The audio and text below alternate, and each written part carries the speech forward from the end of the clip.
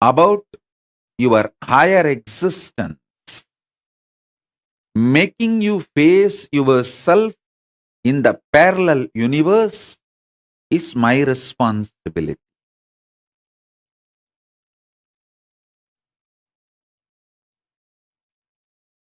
So with this understanding, expand your cognition. You exist in parallel multiverses like Swargaloka, Maharloka, Janaloka, Tapaloka, and Kailasa itself. More than next to Tapoloka is Satyaloka, and beyond the Satyaloka is Vaikunta, the Parandama space. Satyaloka is the space of Parabrahma. Then the Vaikunta, Parandama space. Then Shripuram, Parameshwari's space. Then above all, Kailasa. Above the Kailasa, Maha Kailasa, Paramashiva space. Kailasa is where all the Anga Devatas and Avarana Devatas, everyone lives. People who achieved the Salogya, Samipya, Sarubhya, Sayujya, Mukti with Paramashiva, all of them exist in Kailasa. In Maha Kailasa, he alone exists. In Paramadvaita Swarupa, Paramadvaita Satya.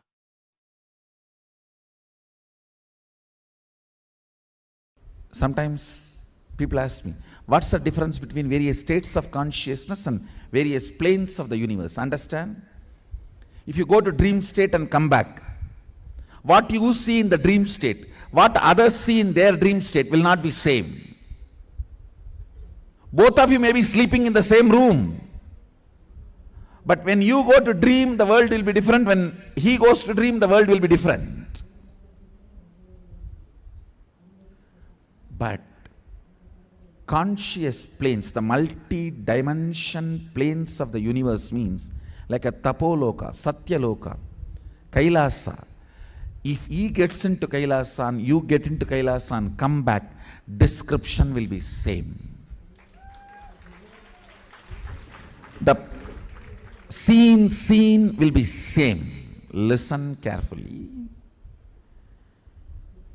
The various states of consciousness is more like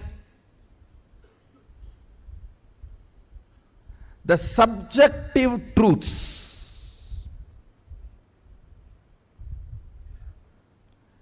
Planes of the universe means subjective truth becoming reality in the universal plane. Understand? How now all of you experience the same in this Jakrat plane. This wall is same for all of you. This mic is same for all of you. The interpretations about the mic will be different. The knowledge about the wall will be different. Perception about the wall will be different, but wall is same. Understand? Truth is same. The facts you derive will be different.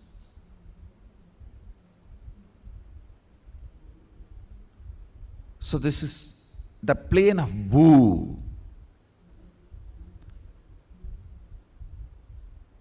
If you enter into the planes of Swa, Tapa, Satya, exploring those planes through the various states of consciousness, I should say, if we need to send a rocket, to Mars, the fuel we need to fill is states of consciousness. If we need to reach Kailasa, we need to fill our being with Turyatita. The fuel is the states of consciousness.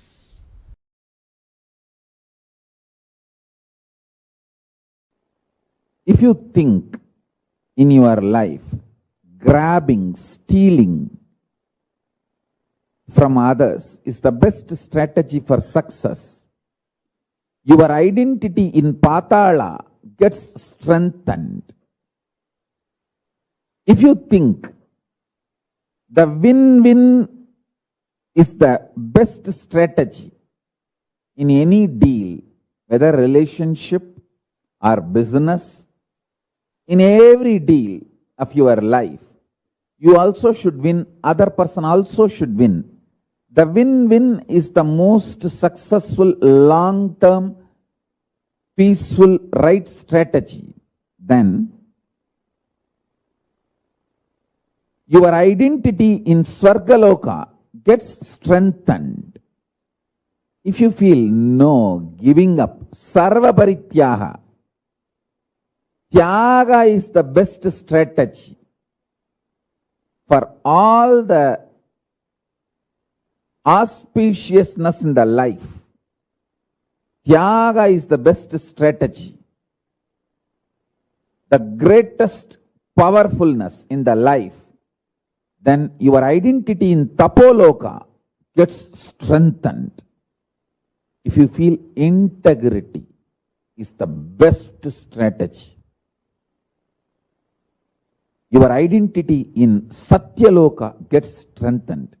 If you feel integrity to Guru and the God is the best strategy. As I say,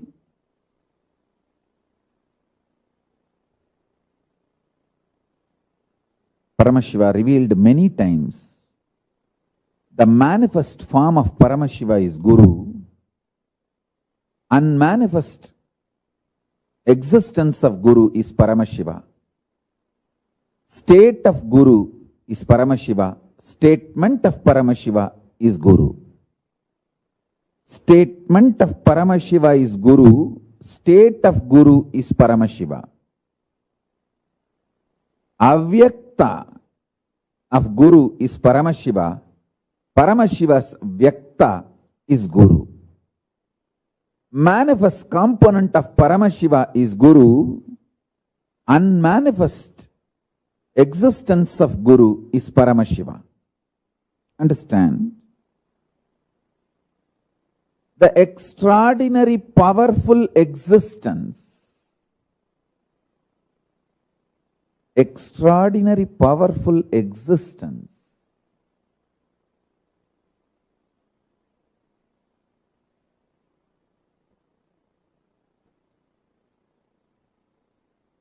of Paramashiva in his avyakta, unmanifest, remains as Paramashiva. In his manifest, he becomes Guru.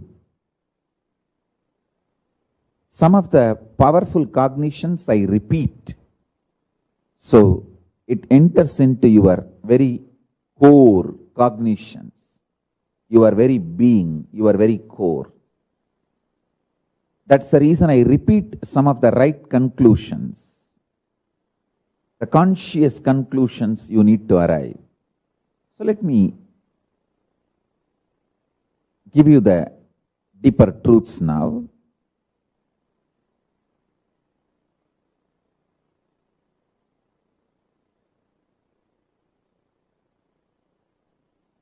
Level by level, understand. About your body.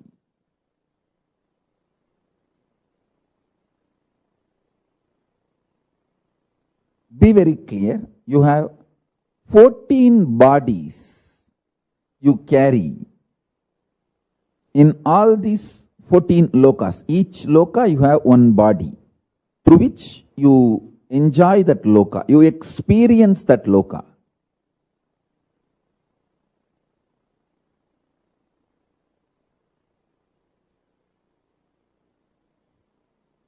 Actually, the body you carry is the base from which you enjoy that loka. So the body you are carrying now in this bhuloka, where you are sitting and listening to me, this body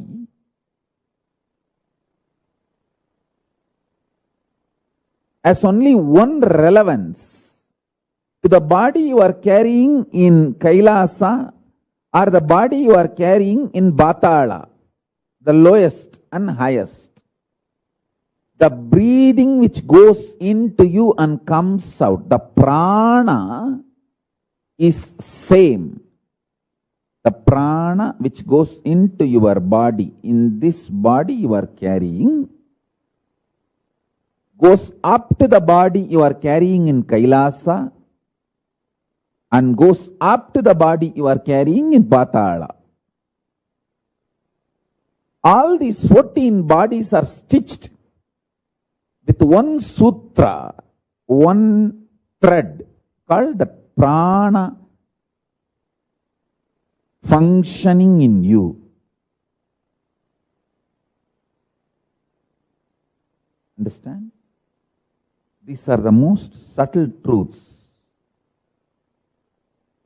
If you start cognizing them, sitting with these powerful conclusions, you will start manifesting powers. Because they are so powerful, they manifest as powers in you. If you understand the breathing you are doing now adds prana, life energy into you, that prana from Batala goes to Kailasa through your body. Understand? Now I am wearing 1 lakh Rudraksha. Little more than 1 lakh, because this 3 Gauri Shankar Mala which I am wearing is each one of them 108, 108. This 1 lakh Rudraksha, this whole 1 lakh Rudraksha is tied through a thread. Same way, the body you are carrying in all 14 lokas are tied through a thread.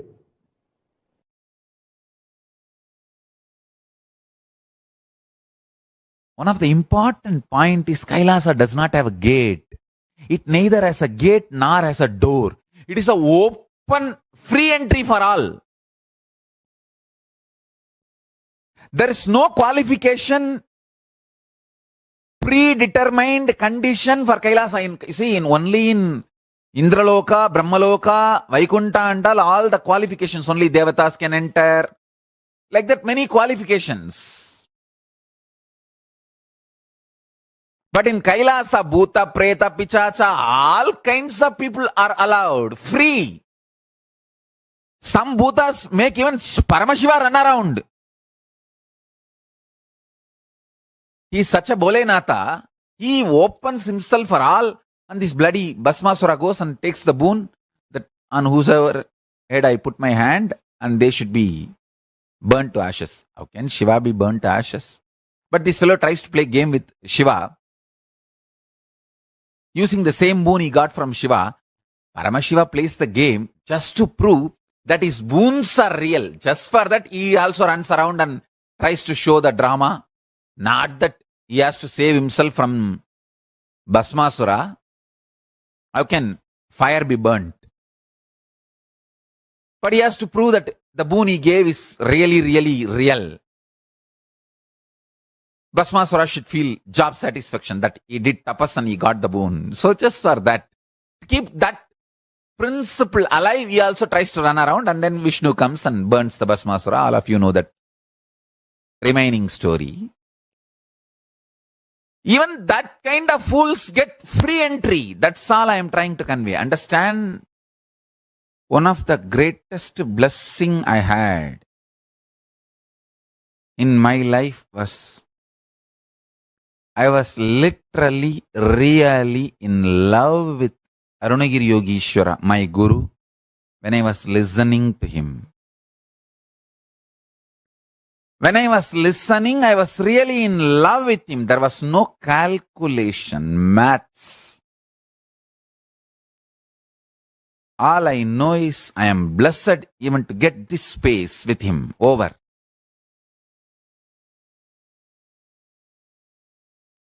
And if my Guru has said, after the end of this satsang, your life is going to end, everything is over, even then I would have decided to be with him. I would have said, that is absolutely okay for me. Take the life, let me be here with you. I was ready to pay my life to have that one sitting with him. I was very clear. My life is too small to pay for his presence. I was absolutely clear. If he demands my life, I will, without even having second thought or any maths, I'll just give him. Because I know the logic with which he was functioning is worthy of paying millions of lives. Understand?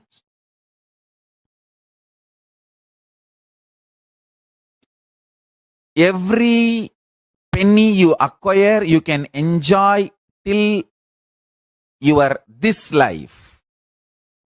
Every powerful cognition you acquire, you can enjoy as long as you exist. Accumulation of powerful cognitions is the most important life purpose. That is the most important life goal. That is the greatest life wealth. Understand? Whenever we are beaten, agitated, flare up, how our energy responds to ourself, world and cosmos and God. If that is based on powerful cognitions, you are living enlightenment. The logic with which my Guru was functioning was absolutely delicious. It was absolutely ecstatic.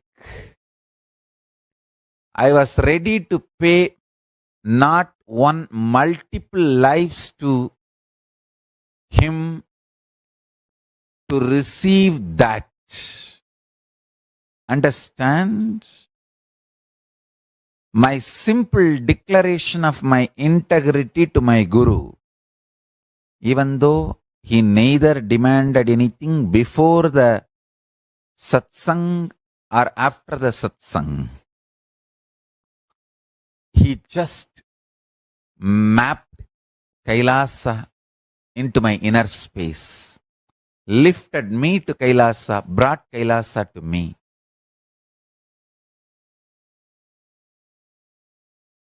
I literally do that to all of you now. I lift you all to Kailasa and bring Kailasa to you. Listen. Listen intensely. You can have 1,000 reasons why you should be integrated. You can have 1,000 reasons why you should not be integrated.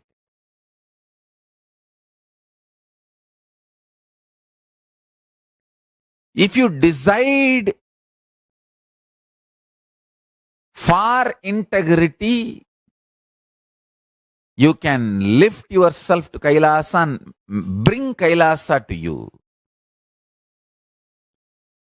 It is all about your simple decision. That's all. Nothing else. Decision. Simple decision. When you make simple declaration of integrity,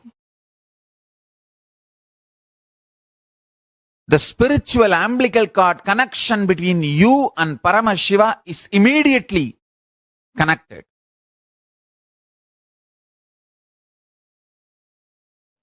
First truth. Tell Paramashiva, I know you are real. Second truth. Not only Paramashiva is my first priority, he is the only priority.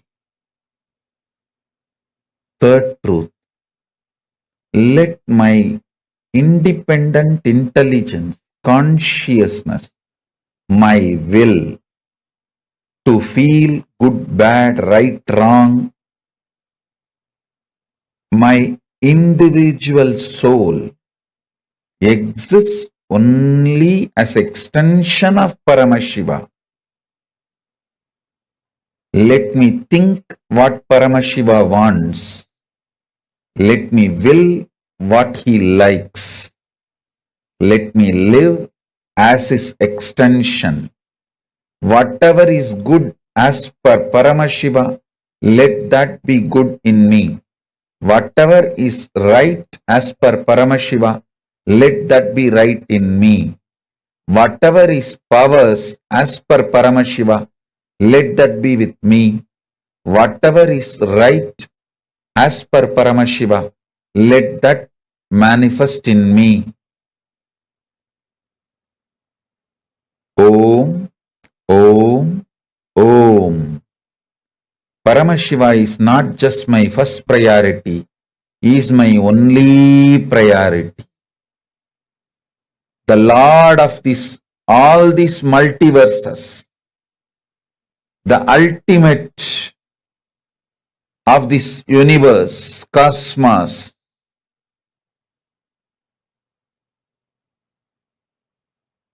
Om.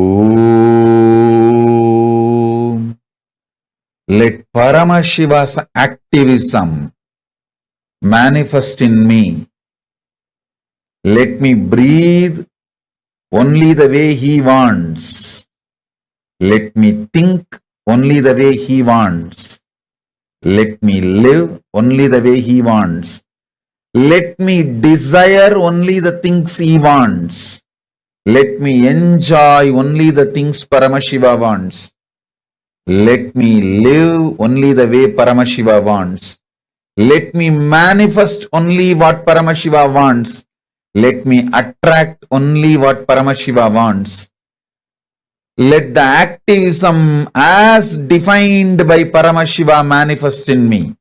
Let intelligence as Paramashiva wants happen in me.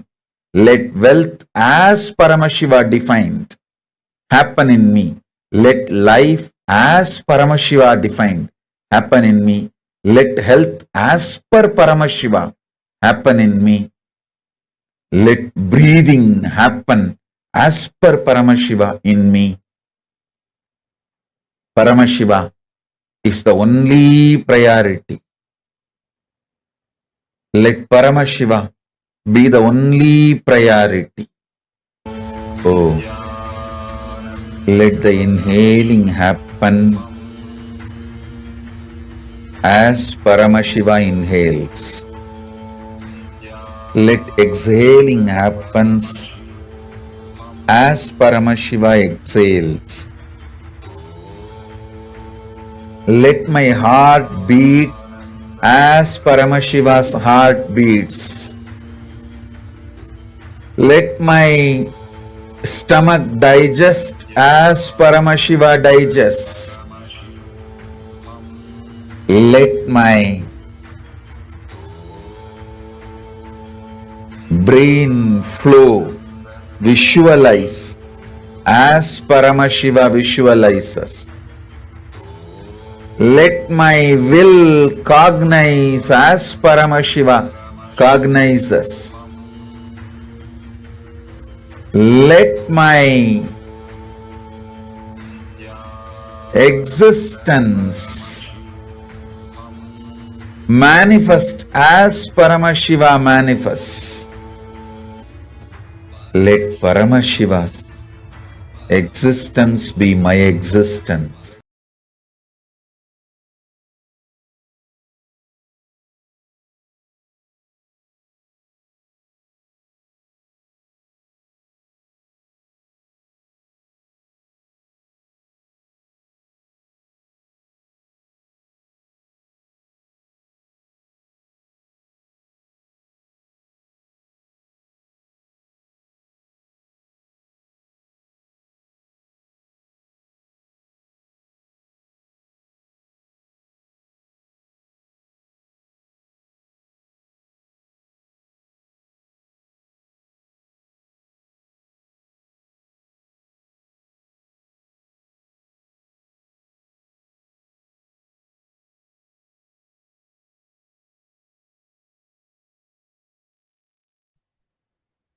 So today traveling to KAILASA is going to be the direct gift from Swamiji.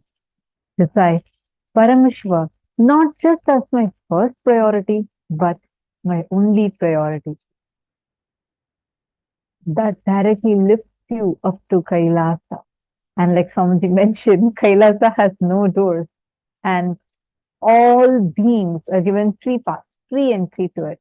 So anyone, you don't need to have a qualification, you don't need to have anything. All you need is just decide Paramashiva is not just my first priority. He is my only priority. And immediately you get lifted to Kailasa.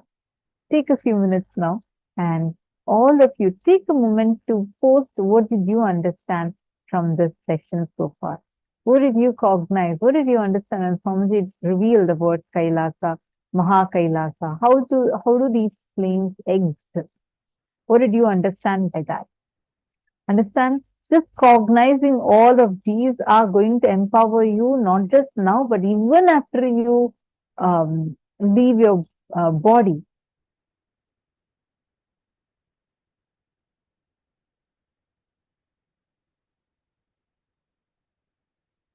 Please take a few minutes and post your understanding.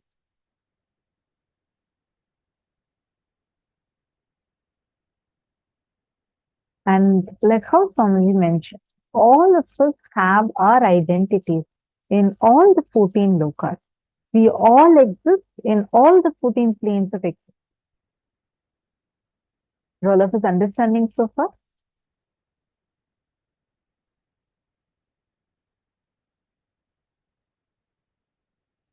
All right. Now this is the 14 lokas.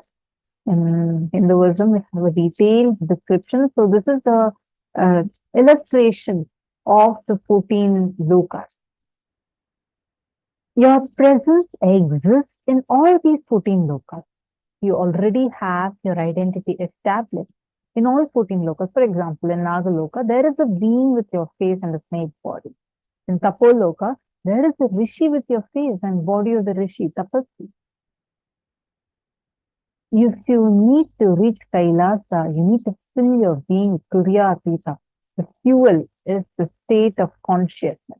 The less demonic activities you do, your demonic personality in Patala Loka is slowly dissolved. He loses his power over you. And you are liberated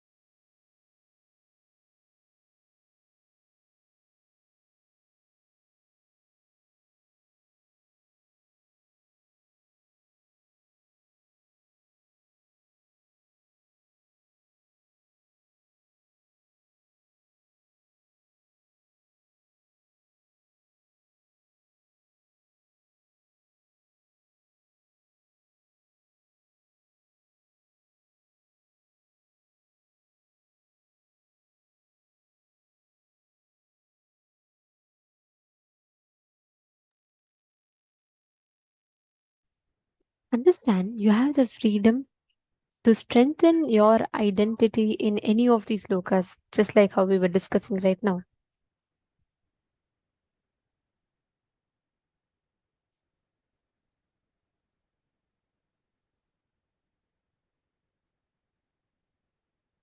But whichever aspect, thought current that you strengthen, that decides the loka that you're going to be empowering. If you constantly strengthen the thought current of grabbing, or if you constantly strengthen the thought current of low, like incompletion based, you will just go to the patala and the lower lokas. If you are strengthening feeling connection based thought current, you will be going to Kailasa. Actually, Swamiji describes very beautifully. Kailasa is one of the most unique aspects of Kailasa is like how you see right now when you see the sky. We all see bright stars and dark sky, correct? Yeah. But in Kailasa, the most interesting part is you will see uh, the whole sky will be golden. Everything in Kailasa will be so golden that the stars will appear to be like, dark dots on the sky. So it'll be completely different, completely the other way around from what we see. See, please understand the happening of Kailasa. You will be able to experience the whole Kailasa Loka, the manifesting of Kailasa in your inner space. When you just meditate on the Kailasa Loka, you will experience the happening of Kailasa. Actually, we'll take you all through a very beautiful process, just a 5 minutes, very quick process where you will hear Swamiji himself explaining, or I should say, defining what Kailasa Loka is. And when you unclutch, you enter into Kailasa. When you unclutch, you just enter into Kailasa. The moment you decide out of your feeling connection that Swamiji, you are only priority in life. Paramashiva is my only priority in my life. Let my independent intelligence, consciousness, my will to feel good, bad, right, wrong, my individual soul exists only as an extension of Paramashiva.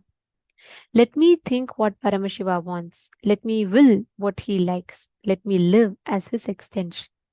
That one declaration will give you the experience of Kailasa.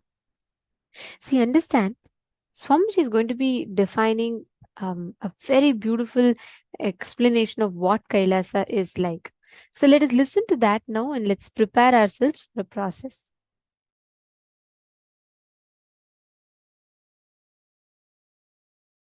I am giving you the most important secrets of life. There is nothing in conflict or contradiction or confusion in you. If you want to do the best things of your life or the worst things of your life, both dimension,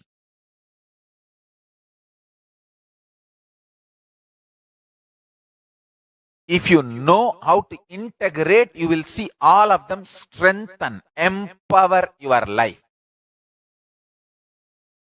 Or they just you create a conflict and make yourself powerless. Becoming powerless because of your multiple thought currents or becoming powerful because of your multiple thought currents is your choice. If you become powerful because of your multiple thought currents, you are Sura. Surangi Sena. You are the Vamsa of gods. Sura Sena. Vamsa of gods. If you are becoming powerless by your multiple thought currents, you are Asura Sena. That's all life is all about. That's all life is all about.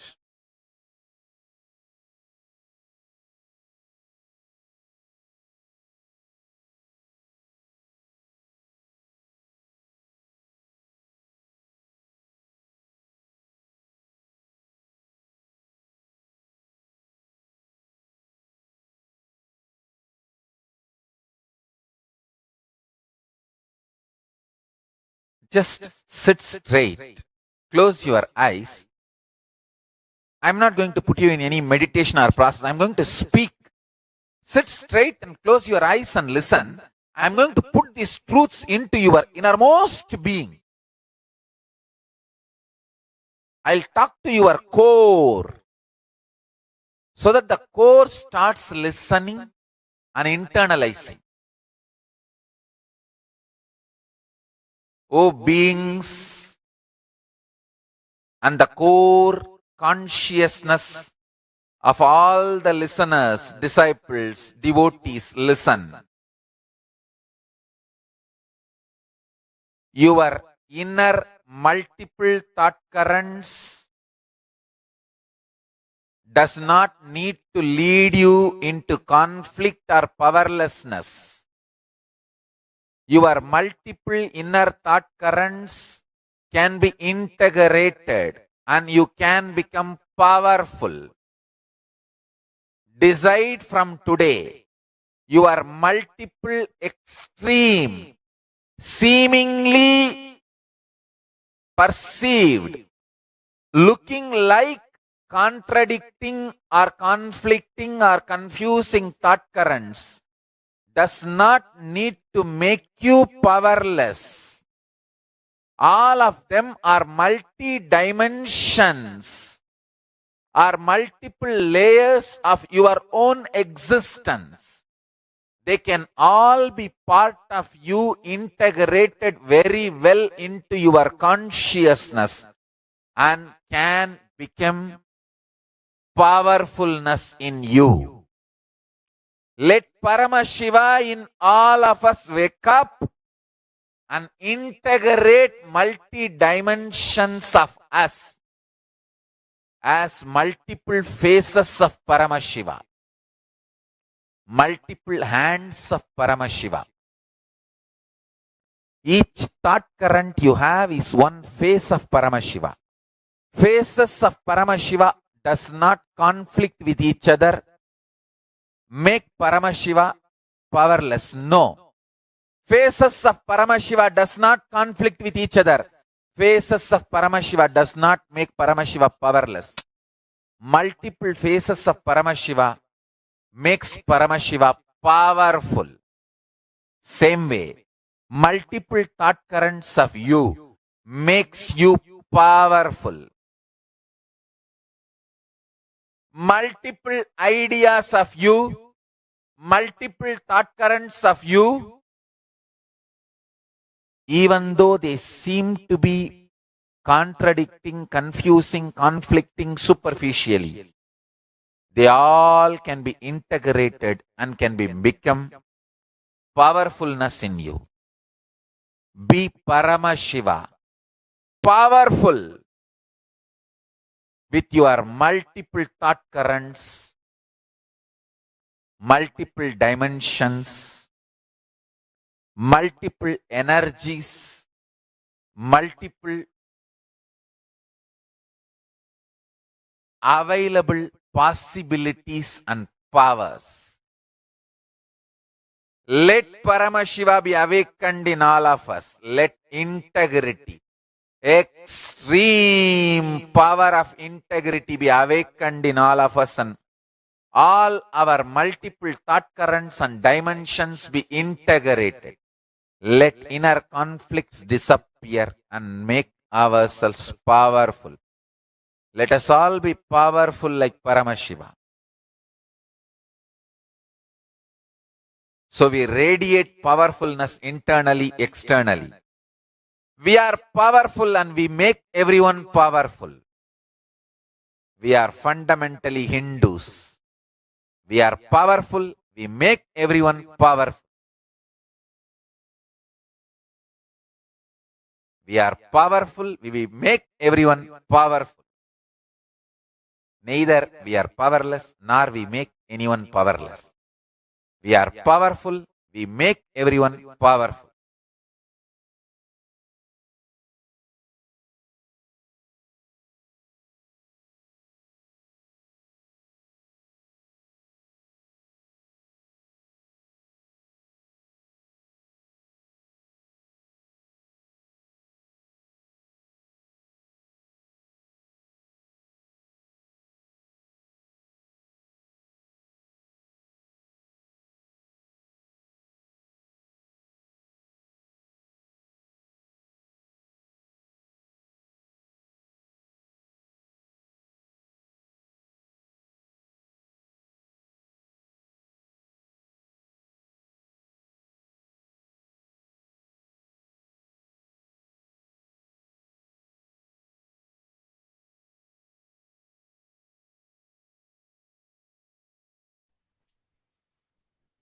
Now, let's enter into the power manifestation session.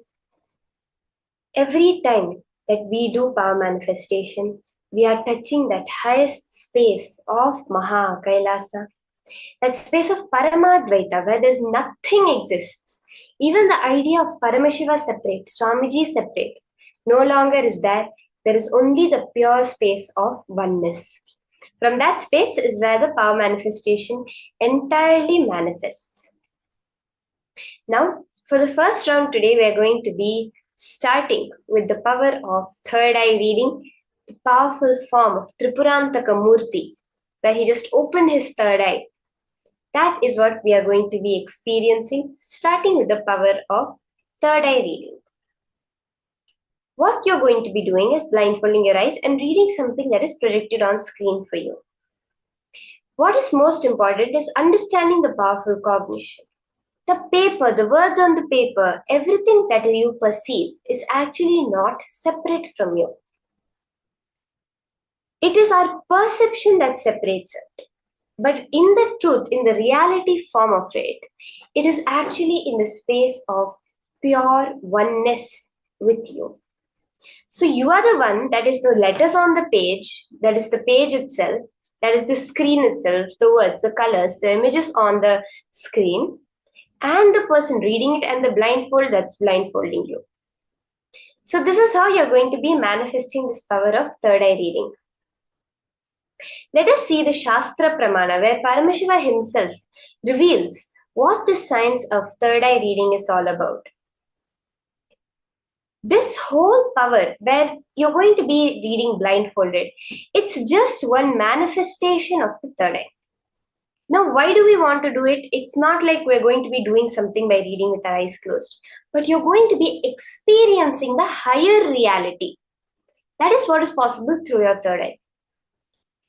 Where even modern science says they are catching up to the ancient Hindu tradition of how you can see through your third eye, you can have a full on sensory experience without your senses, is what they say, through the power of the third eye, which is mapped to the physical organ of the pineal gland.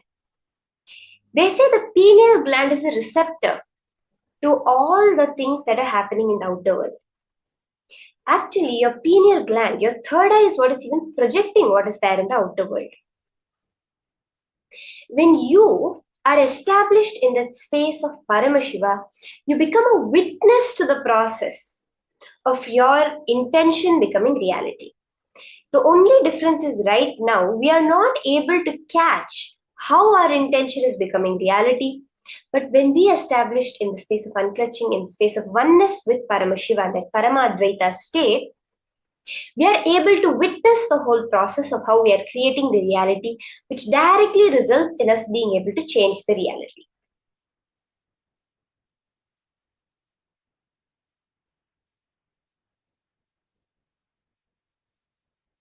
The various levels that Swamiji has given, where we can start with colors, you can start with lines, shapes, ultimately being able to see anything itself, which is like, as you see your reality now, you'll be able to see it with your eyes completely blindfolded.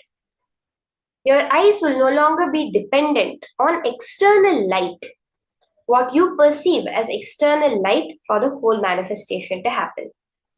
So let's now enter into the Shastra Pramana for this power. The great revelations from Paramashiva on the third eye. Swamiji says that your third eye, your Agnya Chakra, is the cosmic browsing center. It is the part of you can say, that is connected with the entire cosmos. When your will is established, the Agnya literally means will. So when your will is established, anything that you hold immediately just becomes your reality. Swamiji says, what you cherish, every time you breathe in and breathe out on it, you are projecting it into your reality. That means that now when we are closing our eyes, when we're doing anything, everything that is there is actually already known by us. But now we are just taking a few minutes, few seconds to realize that I'm not bound by anything to know the reality. I can know the reality as it is.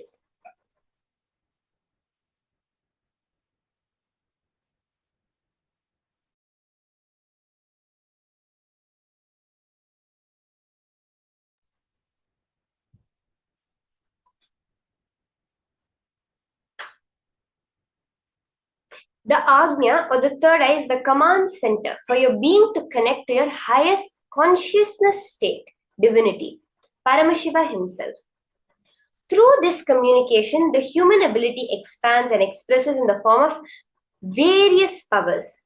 The body scanning power, through which you'll be able to have X-ray vision, third eye reading, which is all what we're going to be manifesting today, being able to blindfold and see anything, remote viewing of places, remote viewing of persons, almost like a CCTV camera, consciousness over matter, being able to move matter just by your consciousness, being able to read another person's mind, clairvoyance, the powers of length, breadth, and depth, length being the power over anything that follows a logical flow, power of breadth that follows anything that follows a rhythmic flow, and the power of depth, powers of sarvajñatva, being able to literally know anything you want in the entire cosmos, and various other powers. The Shastra Pramana for the power of third eye is from the Vijnana Bhairava Tantra, Sutra 34. Kapalantarmanonyasya tishthanmilitalochanaha kramena manasodadhyat lakshaye lakshyamuttamam. Bhagavan Paramashiva reveals, by fixing the mind on the inner space within the crown center and sitting stably without any movement, having the eyes closed, tishthanmilitalochana, in succession by that stability of the mind, Dardhyat, the Manasa Dardhyat, and inner space through the power of the third eye, one directly sees the ultimate goal, Lakshyam, by having the vision beyond the sight that reveals any object, place, attaining the space of oneness with the source, Paramashiva. Just by fixing your inner space without any movement, meaning without any internal movement or external movement, without the movement of the inner space, which is the most important, the thoughts that are constantly distracting you and creating movement, without that, when we are established, we are able to see anything we want in this universe.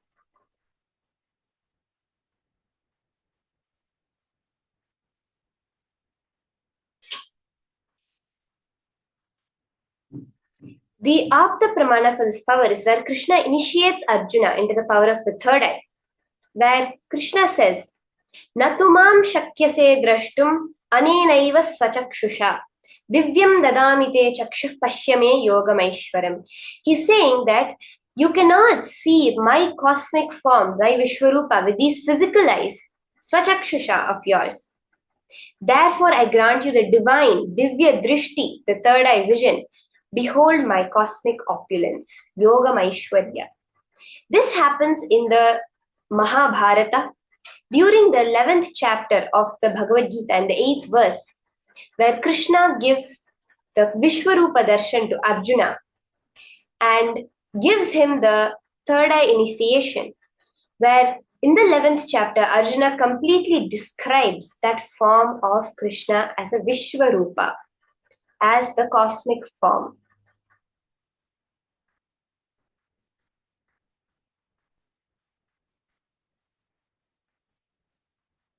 Swamiji himself, the supreme pontiff of Hinduism, describes his first experience of this third eye power. In Swamiji's own words, the first experience was that I was able to see everything around me, above me, the whole 360 degree, 10 directions, below me, everything. I realized not only I was able to see, I was able to feel, experience. I felt that the skin of the stone on which I was sitting and the skin of this body both carry me equally. I exist in both equally. The air, the breeze, the setting sun, rising moon, the whole Arunachala hill, all the plants, bushes, shrubs, trees, everything just became so alive. The idea something inside, something outside was lost. First, I was able to see all the 10 directions. The next moment itself, I realized that not only I'm able to see, I'm able to experience all of that as me. This is so powerfully how Swamiji describes when seeking consumed him, when seeking had completely overpowered Swamiji and he was absorbed into the seeking, the whole power manifestation experience of being able to see the 360 degrees manifested. Now we are all going to also be manifesting this power of third eye reading. So many times we have heard the experiences of people who have seen the power of the third eye. Sometimes it appears as vision. Many times it comes as sounds, feelings, just a click, a sudden momentary click. And I remember one time when I was doing the power of third eye and I was walking in a certain area. And usually when I was doing the third eye, I used to see everything as, I was seeing everything as like, as it is. Like if my eyes are open, how I see it, I would see it with my eyes closed the same way. Suddenly, as I was walking amongst a crowd with my blindfold on, everything disappeared for me. But at that moment, it clearly appeared to me just my next step. When I took the next step would appear. That is how many times the manifestation happens. Because as we learn, right, the whole universe functions in a fractal nature. When you get the first thing that Paramashiva is showing you, that you are witnessing from Paramashiva, go within that. Don't try to move that away and see the next thing. Go within that and you will get the further words coming up. So are we ready? We are going to start this power of third eye reading.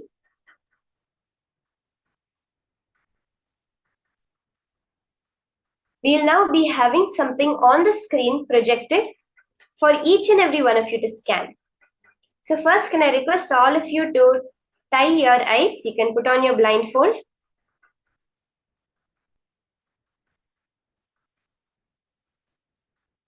We will be having an image projected which you are going to be scanning.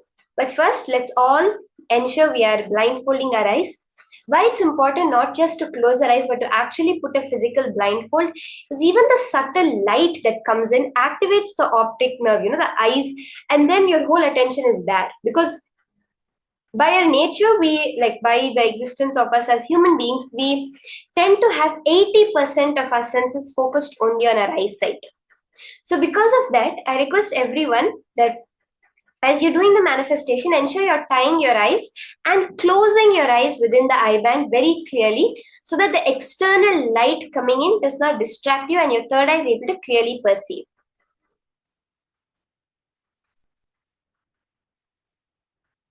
Okay, so let's start now. I hope all of you have blindfolded yourselves completely.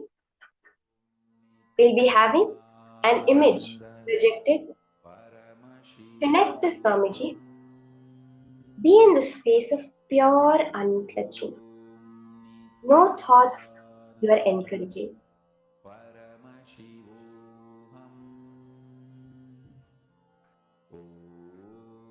Chant the Mahavakya intensely. Just connect intensely to Swamiji.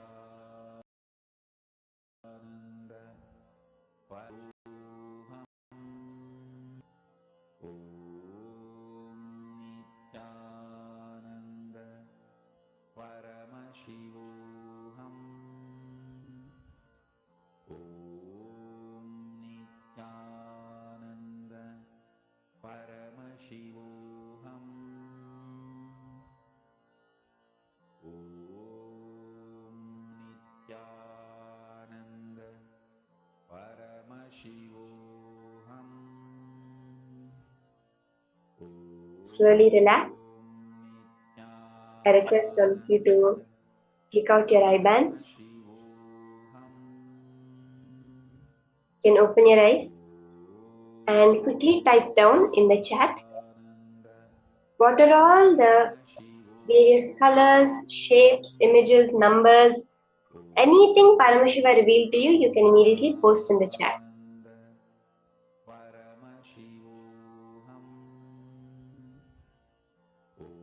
And I request everyone to take a few minutes and post your answers. Whatever Paramashiva is revealing to you, exactly like that, just type it down and post. Mana fan has posted.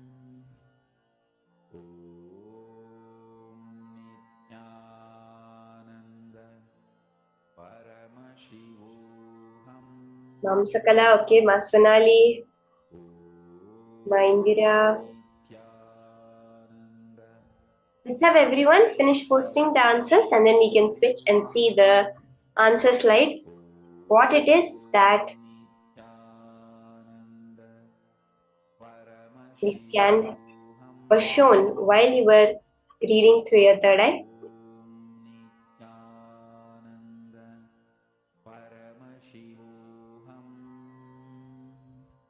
Okay, let's have the answer now and let's verify what all we all saw. So the answer, this is the image that was projected to all of you. The scenery, the sunlight, the hills, the river, the greenery, the white trees, Ma Sadashivamayi. You saw trees, light. Ma Yaninpu, you saw white and blue. 3 triangles. Golden. Wow, we have so many people who have seen the colors, been able to catch the colors, that blue sky, yellow.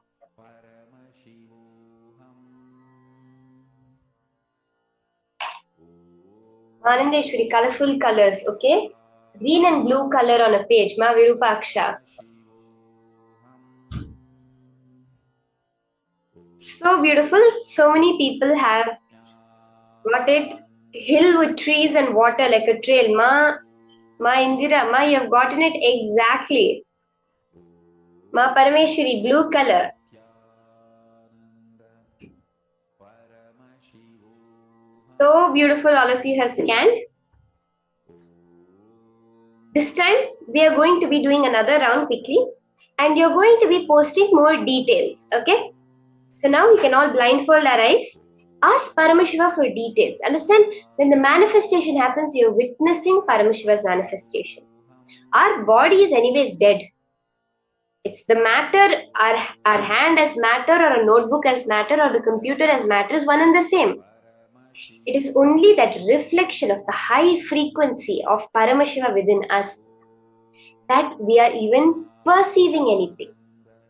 So anything that manifests is only his manifestation that we are witnessing. So from that context, let's enter into the next round. I request all of you to blindfold yourselves, tie your eyes back again. We're going to be having another round of power manifestation of third eye.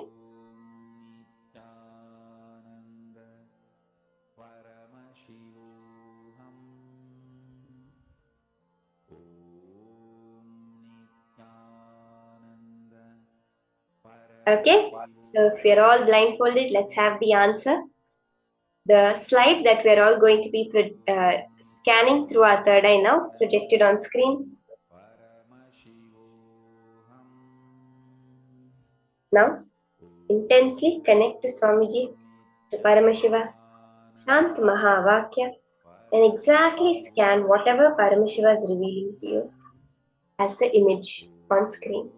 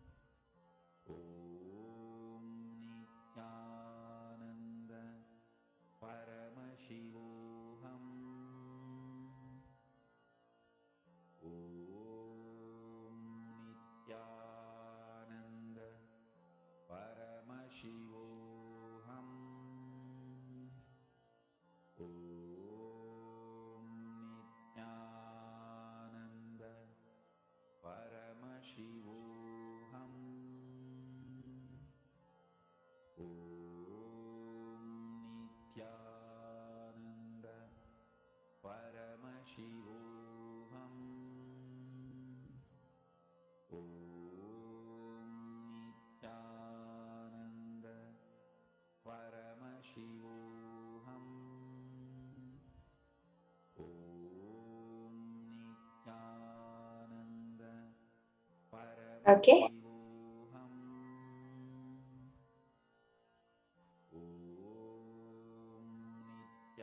Now, I request everyone to open your blindfold.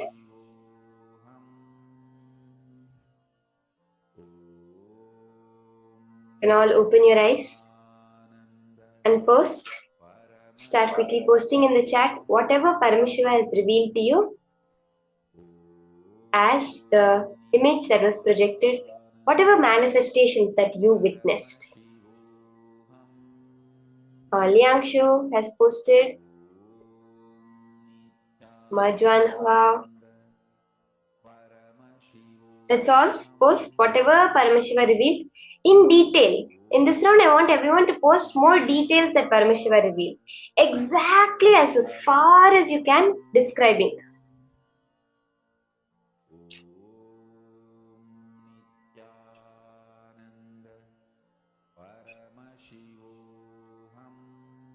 Himasadashimayi, glowing towers.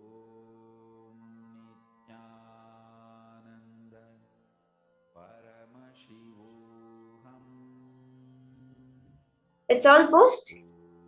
Okay, let's now see the answer for this round. What was the image? The photograph that was posted. It was this beautiful painting of a temple that you can see right now with fully greenery. If you saw trees, greenery, many trees in a forest, Ma Heidi Shlak. That's awesome, Ma. Temple, light coming and going, Ma Sonali Das Gupta.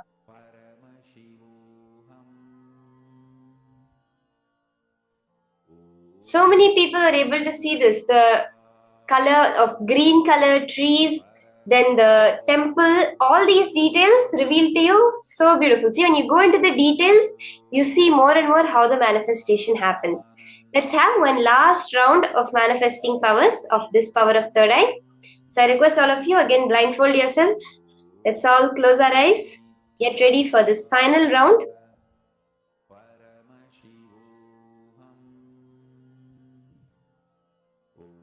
Yes, just ensure there's no external light coming in, that you're completely blindfolded. Now, scan the photograph that is projected on screen for you. What is the image that is on screen?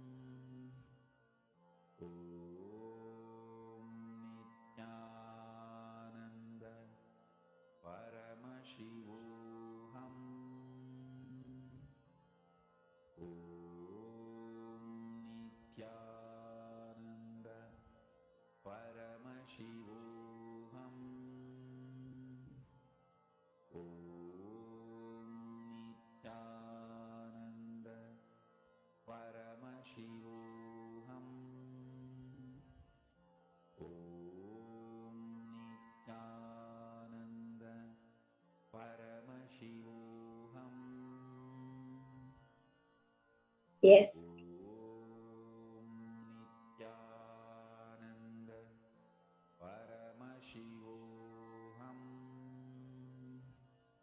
Let's now all open our eyes. You can unblindfold yourself. and start posting immediately. What are all the details that Paramashiva has revealed to you? Colors, shapes, sizes, numbers, any words, sounds that Paramashiva revealed, you can immediately put down and send. You have a few seconds for that.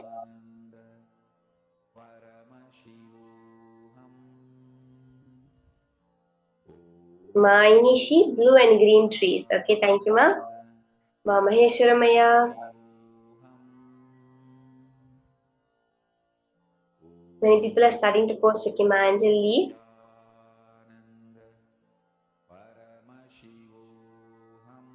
Ma Donna. You have posted white paper, bright colors, colorful bird. Okay. Ma Jwan Ho, Ma. Okay.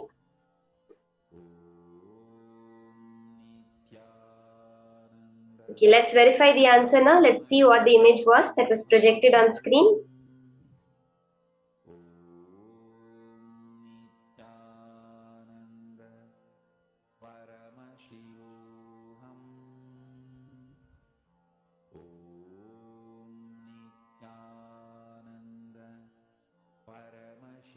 There's anyone left to post? You can finish posting.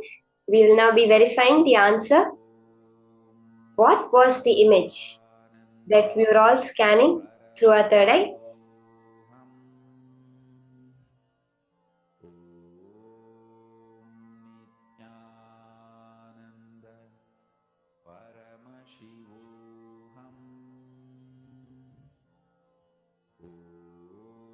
So, Ma Donna, I wanted to tell you, Ma, the image was actually the image of a peacock that was projected on screen. It was a beautiful green, blue, purple peacock, exactly colorful bird you saw, Ma. This is the image that was projected. So beautiful. All of you saw green and blue. I saw someone posting. Literally, the colors are green and blue in this, right? So beautiful. So many people just catching that space of Paramashivatva. Every time you see anything through your third eye, you have to remember and reinforce that it is manifestation by Paramashiva. You are touching that space of your true nature for 9 seconds, Swamiji says, for any power manifestation to happen. So even if you've gotten one color right, it is Paramashiva, it is Swamiji who you have become in that moment. That same thing we are holding for 9 seconds for power manifestation. If you hold for 21 seconds, becomes the space of enlightenment where you never return back. So many people posted blue and green. My Ainishi, you posted it exactly. So now we'll be entering into the next session. More deeper revelations on power manifestation, what exactly it is, and Swamiji says power manifestation is the royal way to oneness. Let us now listen to these higher powerful cognitions from Swamiji himself.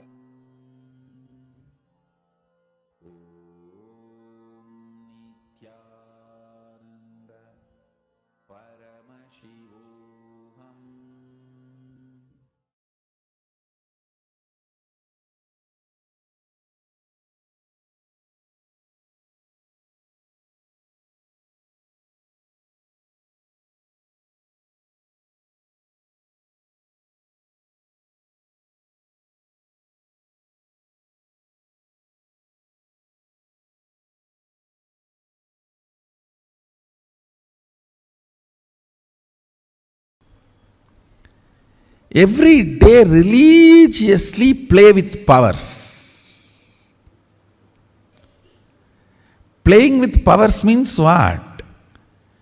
Playing with your oneness. Playing with your ability to be grounded in oneness with Mahadeva, Sadashiva.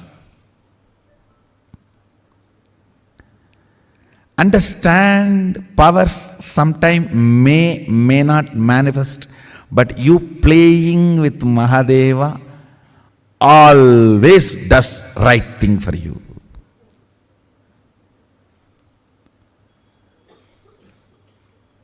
That's the best thing for you. Sometimes the food you ate will be digested, sometimes may not be digested. That does not mean you will stop eating.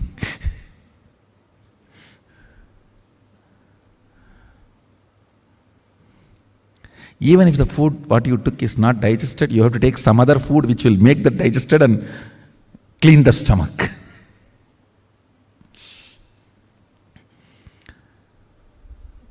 Some people ask me, what is the solution for power not manifesting? Solution for power not manifesting is power manifestation. That's all.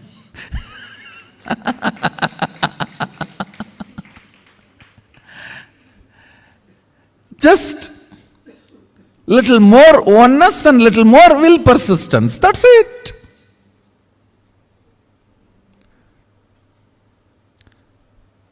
Power manifestation will automatically make you integrated. Man with $1 billion will not lose his integrity for a penny on the street.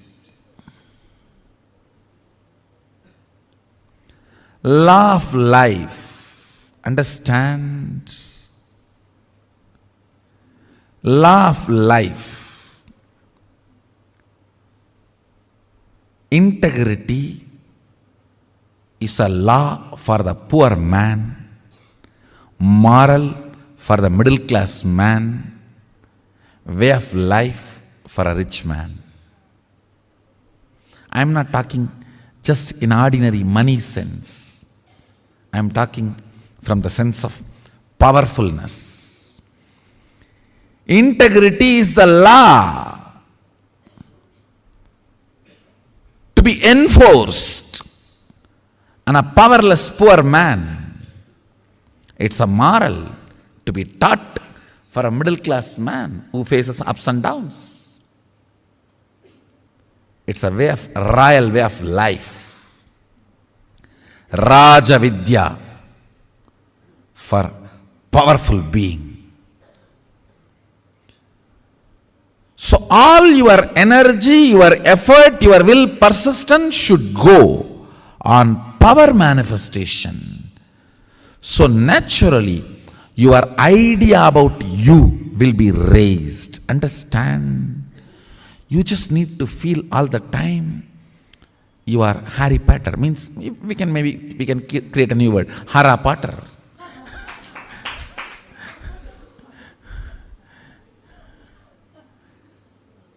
You just should know. You have that oneness. Spider. You can just stretch your hands and that spider will spread all around and you can do what you want. Material. Oneness is the existence. Oneness makes you feel royal. That's the right word, I'll utter. At least attend through online. Don't miss. I'm actually literally going to put this fire and make that aushadha. What I take out of my body to settle my body, if I put that in your body, you will go up. That's all. So that's a simple logic. What I am taking out of me to settle me, I am going to put it in you to raise you. That's it. That's exactly I am going to put it in the Mahastashivoham Aushadha.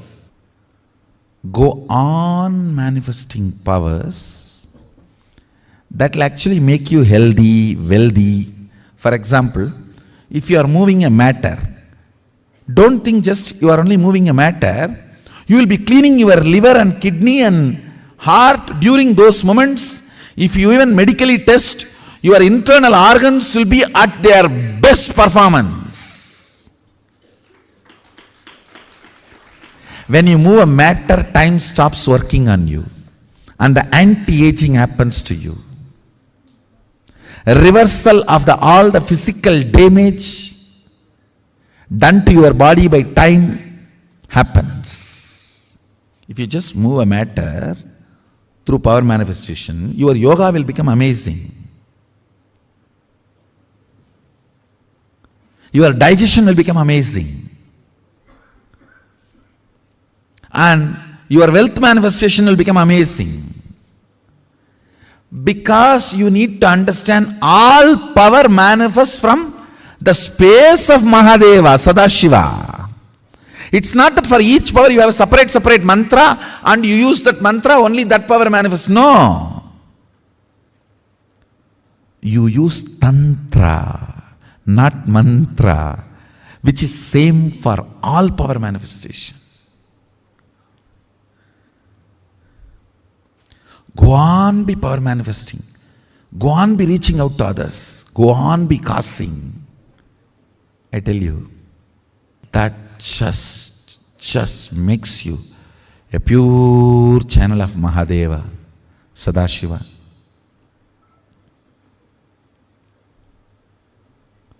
That makes you a pure channel of Sadashiva.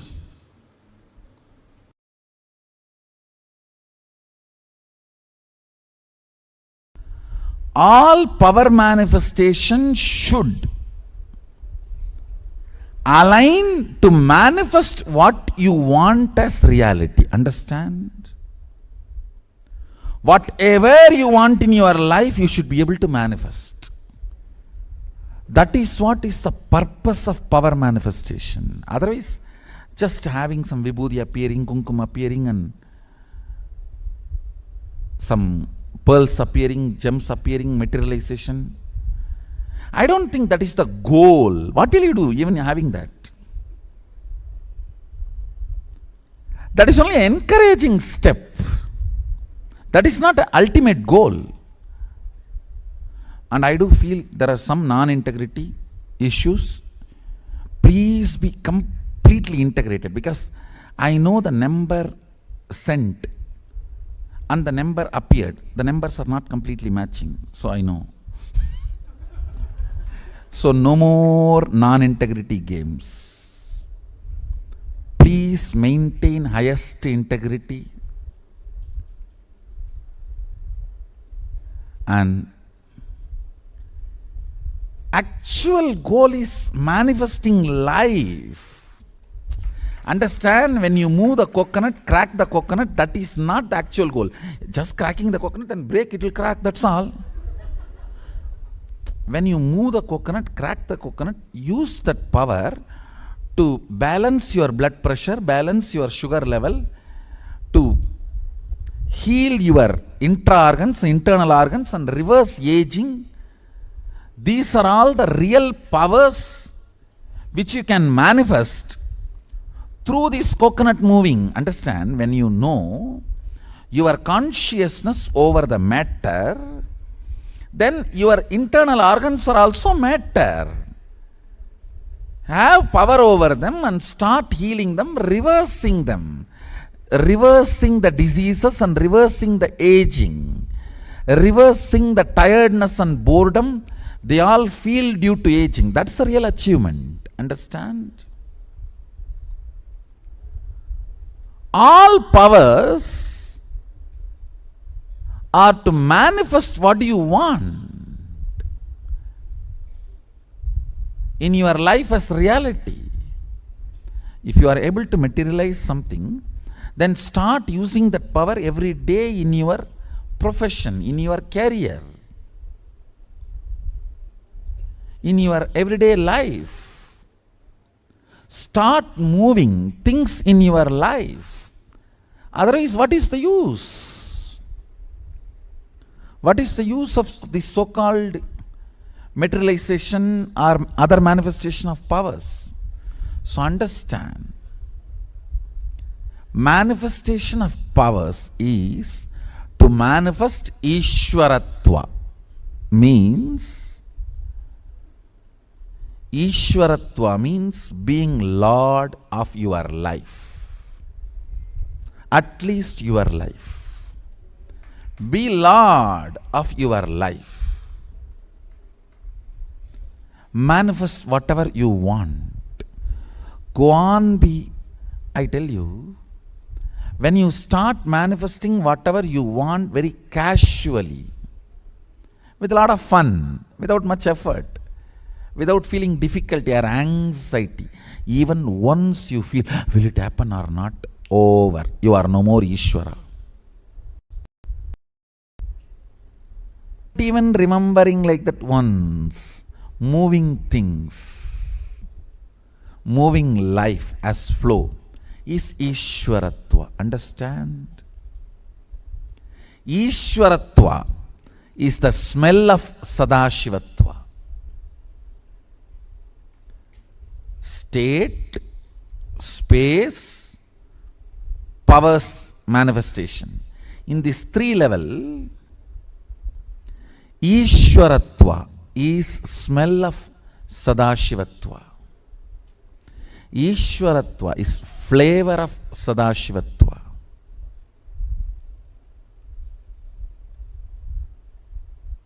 So understand, first thing I want to tell you, no non-integrity business in any power manifestation.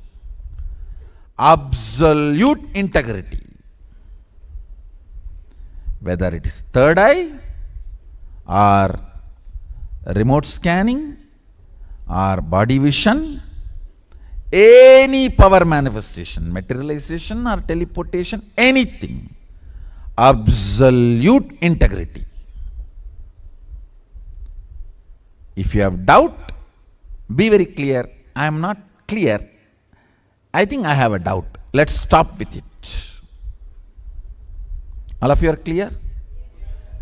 Absolute integrity. Do not try to bring any name or fame by non-integrity. I do not want. I am very clear. Let integrity be our life breath. I tell you.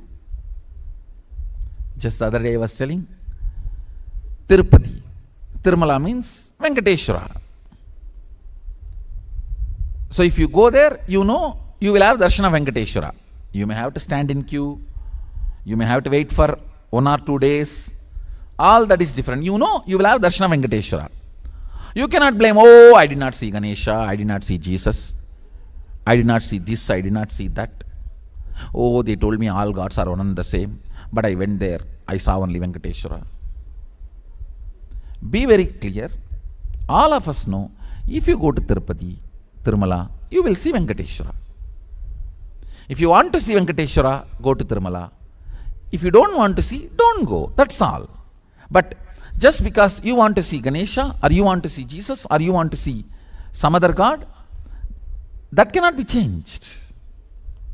Integrity of Tirumala is Venkateshwara. Over. Same way, integrity of our Sangha is integrity.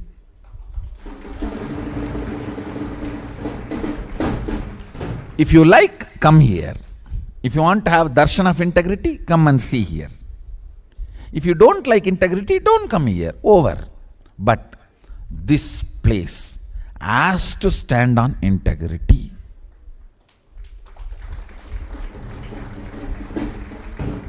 If we have not aligned ourselves to integrity in some corners, some places, there's blind spots. That cannot be the reason to lose integrity in other places. No. The blind spot need to be cleared. Not that you will use that as a reason to build more blind spots or more non-integrity. No. Flag will fly high.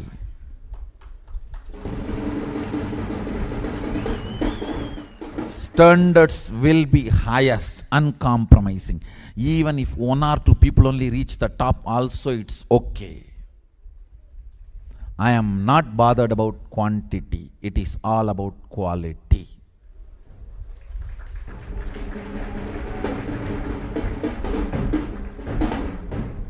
Understand, feel blessed. You have a guru who is uncompromising on integrity.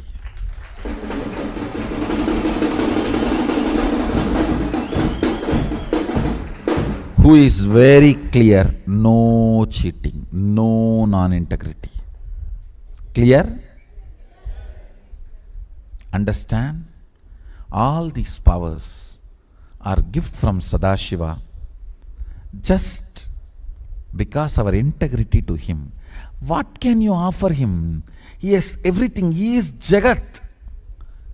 He is universe. The only thing we can offer him is our integrity to him. One of my disciples, she was asking me something. I casually asked, what will you give me if I give you this? She was laughing, what can I give you, Swamiji? I said, you can give your integrity to me.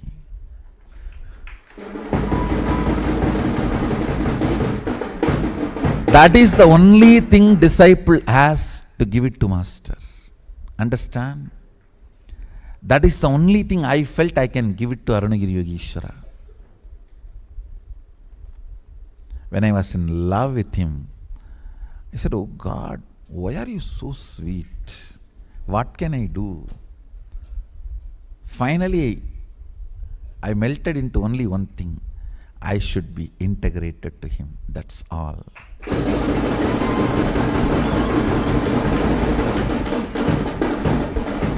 What else I can do? And throughout my life, I know for sure I am integrated to him. More and more the words he gave me, I remember, more and more I integrate myself to it. If I remember today something he told me, it will not take more than 24 hours for me to integrate myself to that. Then, next day he reminds something else. Understand? Everything is pure gift from Sadashiva because we are integrated to him. And this moment, if Mahakala appears, I can tell him, oh Prabhu, I was integrated to you with all the knowledge, energy, intelligence, powers you gave me. Come on, I am ready to be inside you. Take me, I am ready. My accounts is clean. Understand? Being in that space is what I call integrity to Sadashiva. Keep your accounts clean.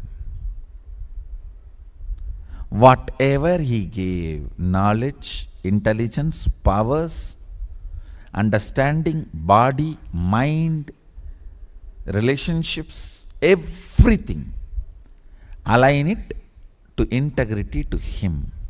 Over. Understand? We have nothing to give him other than our integrity. What else we can give him? You can pour water to clean the deity. You can pour milk to clean the deity. But he is not going to drink it. It is going to come back and you are going to drink it. It's going to come back as prasadam and you are going to drink it. What is the only one thing you can give him? Your integrity to him. When I fell in love with him, that's what I decided. Mahadeva, I'll be integrated to you forever.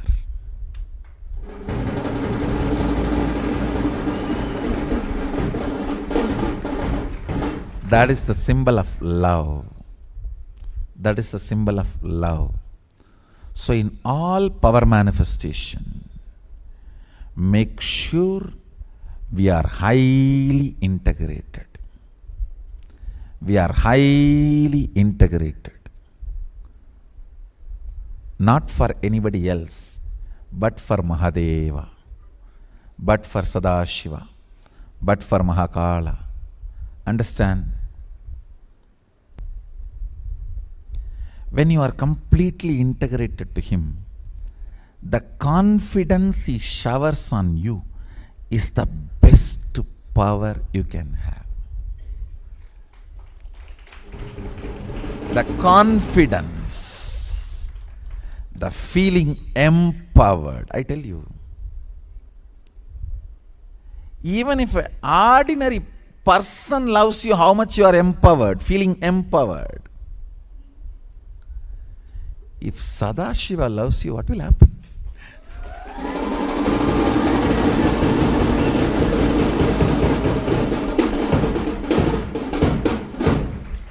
Whole universe empowers you. Whole universe is empowering you. Understand? His love is the most empowering, intoxicating, new word, not intoxicating, intoxicating.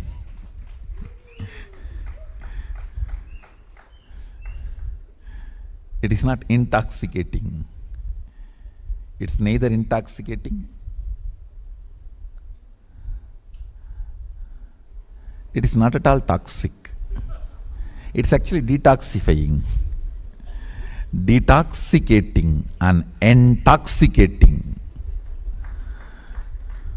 Love, feeling empowered by Him. I tell you, when you are empowered by Him, the only thing you can do is, Prabhu, let me be integrated to you. That's all. Prabhu, let me be integrated to you. That's all.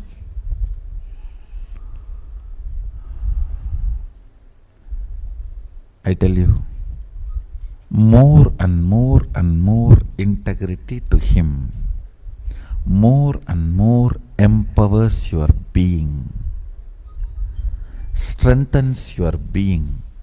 More and more you feel strengthened, empowered. Just causeless ecstasy, causeless joy. Causeless joy and ecstasy manifests as powers and causes your reality. So, essence of today's satsang, use all power manifestations every moment. Ultimately, what is power manifestation? The strength of your oneness with me. That's all. The powerful declaration of your oneness with me. Use that every moment to manifest what you want in your life. Declare what you want in your life, oneness with Swamiji. When the self-doubt comes, complete it. Again declare. It's a war between you and your self-doubt. Till the self-doubt becomes powerless, go on declaring. That is what I call manifesting.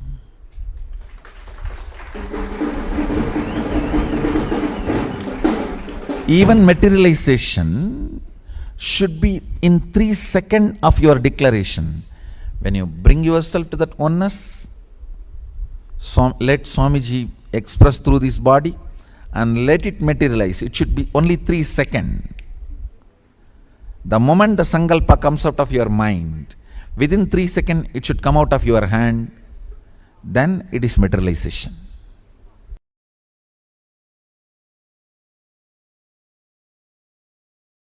I am receiving messages. I am having initiation, Swamiji. I am manifesting power. Sometimes it is clicking, sometimes it is not clicking. It means you are still in the mood of dating, not in the mood of permanent, settled, long-term relationship. Still you are in the mood of, let me see how works. No. Sadashiva is not available for dating. He is available only for a permanent, eternal relationship.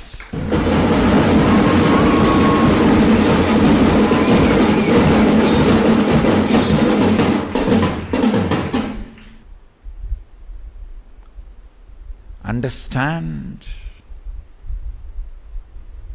this is the country of integrity and stability.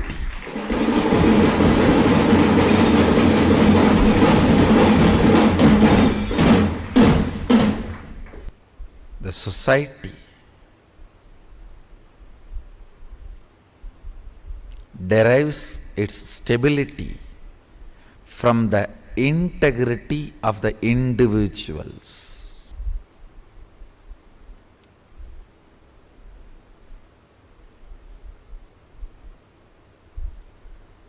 understand, bring responsibility, enriching, you will see the intensity in your power manifestation.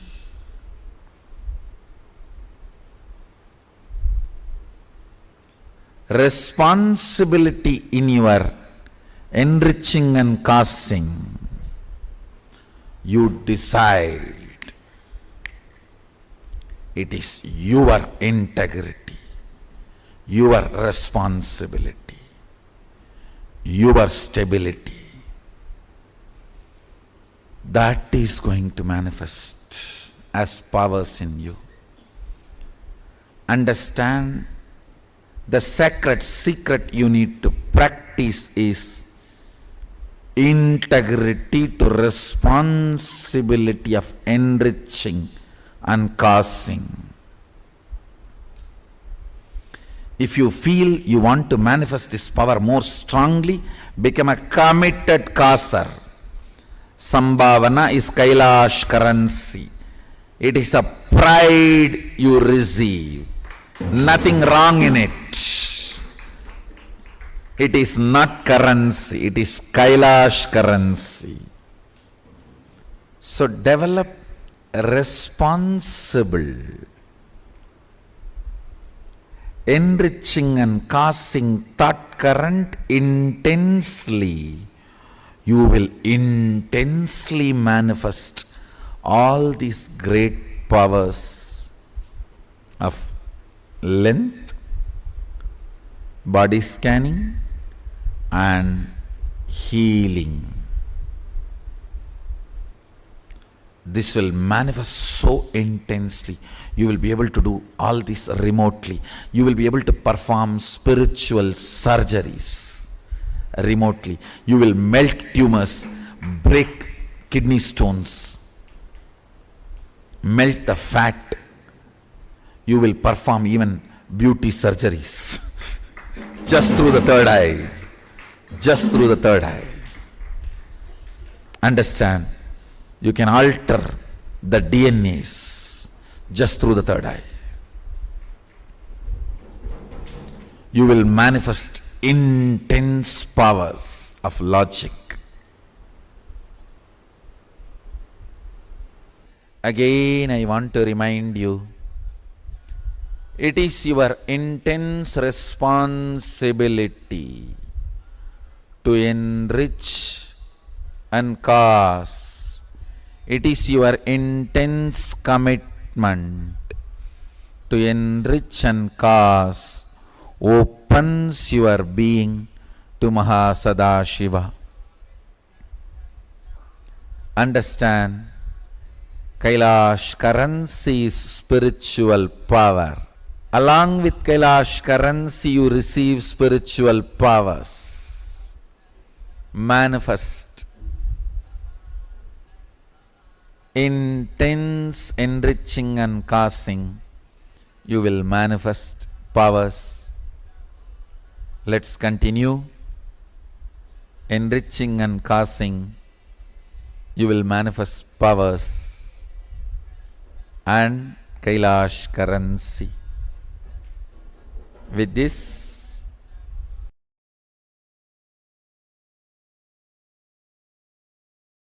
anything which happens as a natural flow, spontaneous flow in your life is powerful cognition in you. Powerful cognition never struggles. That is the law of life. If there is a struggle, some part of you is not having powerful cognition. Whether you want to manifest wealth, health, life, beautiful relationships, enlightenment, joy, anything you want. If you manifest powerful cognitions, if you manifest powerful cognitions, one of the most fundamental thing will happen to your life is a free flow expression. Dharma is a spontaneous natural law manifests due to conscious decision. Listen carefully. But if you consciously decide to practice that cognition with a powerful cognition, the ultimate truth, I am Paramashiva, anything other than this is delusion and pollution in me. When you start practicing this powerful cognition, first it will start expressing in the form of peace. You will find more time you are spending in peace, then more time in bliss, more time in the space of completion, more time happiness, more time settled, more consciousness, more alive, more active, more brilliance. You will naturally manifest all this in your body language, in your biology, in your chemistry, in your physiology, and you will automatically inspire this oozing, powerful cognition in others' life, people around you, a natural, organic, enriching. Natural, organic, enriching always happens just by your free flow with the life. Tirelessly, understand. So now, I gave you one example. Again and again and again infusing the ultimate cognition, I am Paramashiva, into your buddhi. Every possible way you can cognizing it. Every possible way manifesting it. Every possible way living it. Decide from now, let Paramashiva reside in this. Understand, never doubt the power of your powerful cognitions. They are 10,000 years you might have abused your body. Even 10 minutes if you invoke Paramashiva, he possesses you. He owns you. He just manifests you. Understand? He does not bother. Light does not bother whether the room was in the darkness for 10 years or 10,000 years. It just comes and lights up. Paramashiva does not bother. You lived in ignorance 10,000 years or 10 years. He enters and just manifests. Immediacy, instant effect of Paramashiva's powerful cognitions is not dependent on the longevity of the practice, but the quality of ability to cognize.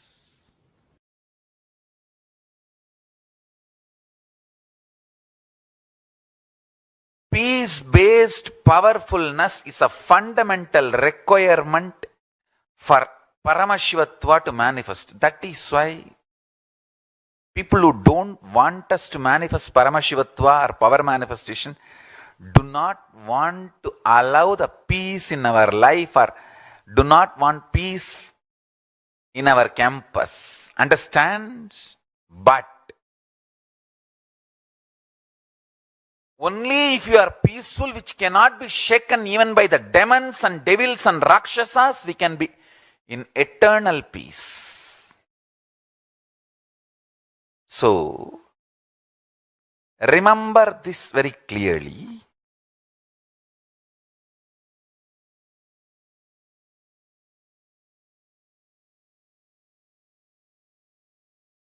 Peace alters the very DNA structure, genetic structure, the core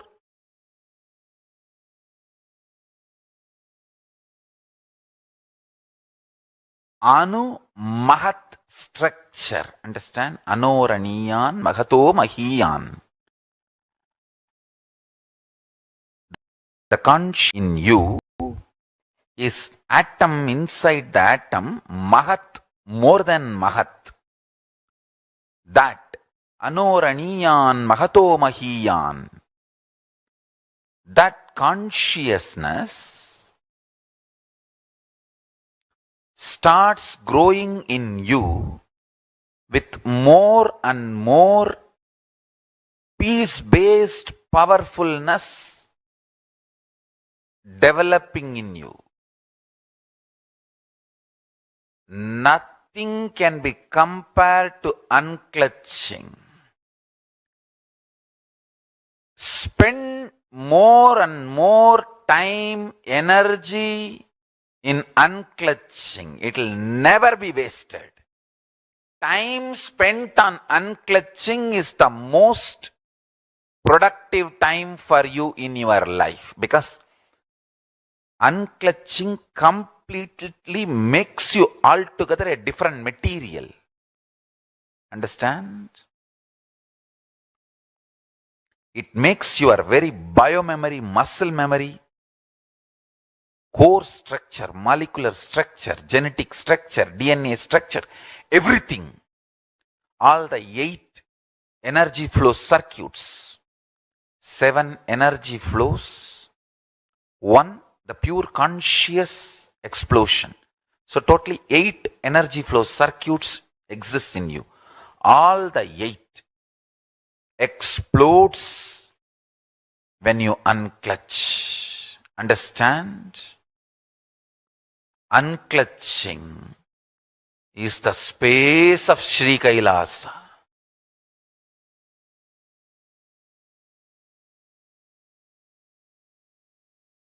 Power manifestation is too simple and really too powerful and too useful for your day-to-day life. It's a most useful spiritual practice. It is intense prayer, intense Advaitic oneness, intense yogic samyama, and intense Shaktipada and Shaktinipada. All put together I have given as one method, power manifestation. Just 3 things. Listen, Paramashiva is inside you, cognize it. And he is endless resource. And he is waiting to manifest for you. And you just need to connect with him, declare your integrity to him, and make Satya Sankalpa. That's it. That's it.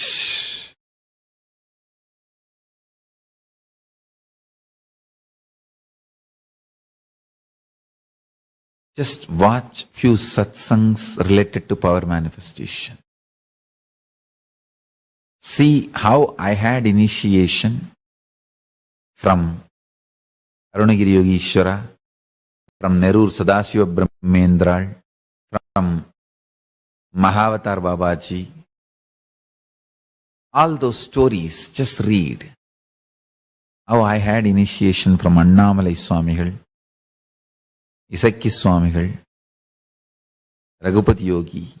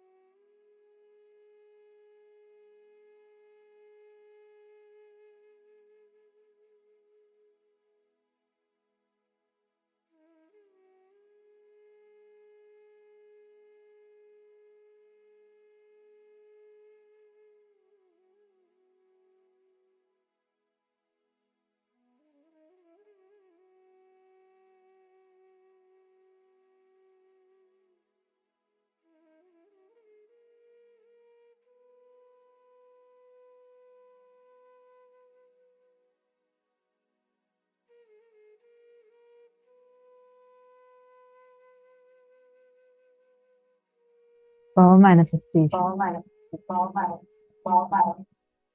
The royal way to integrity and oneness. Very, very beautifully, Swamiji had revealed to us how even casually you need to keep playing with power. Why power manifestation is so important, why power manifestation is the way for us to experience the real integrity and oneness. The very context of this, there are actually many people here. I'm noticing that, like, moment we think of power manifestation, there's like almost impossibility we start to cherish. Understand power manifestation. Every day, religiously play with powers. Playing with powers means what? Playing with your oneness. Playing with your ability to be grounded in oneness with Paramashivam. Power manifestation and powerful cognition manifestation makes you integrated. Manifestation of powers is to manifest Ishwaratva. Now take a few minutes and please pen down all the places where all you feel integrity, authenticity, responsibility, and enriching as a binding moral rule, as a rule that is suffocating. Take a few minutes and pen it down.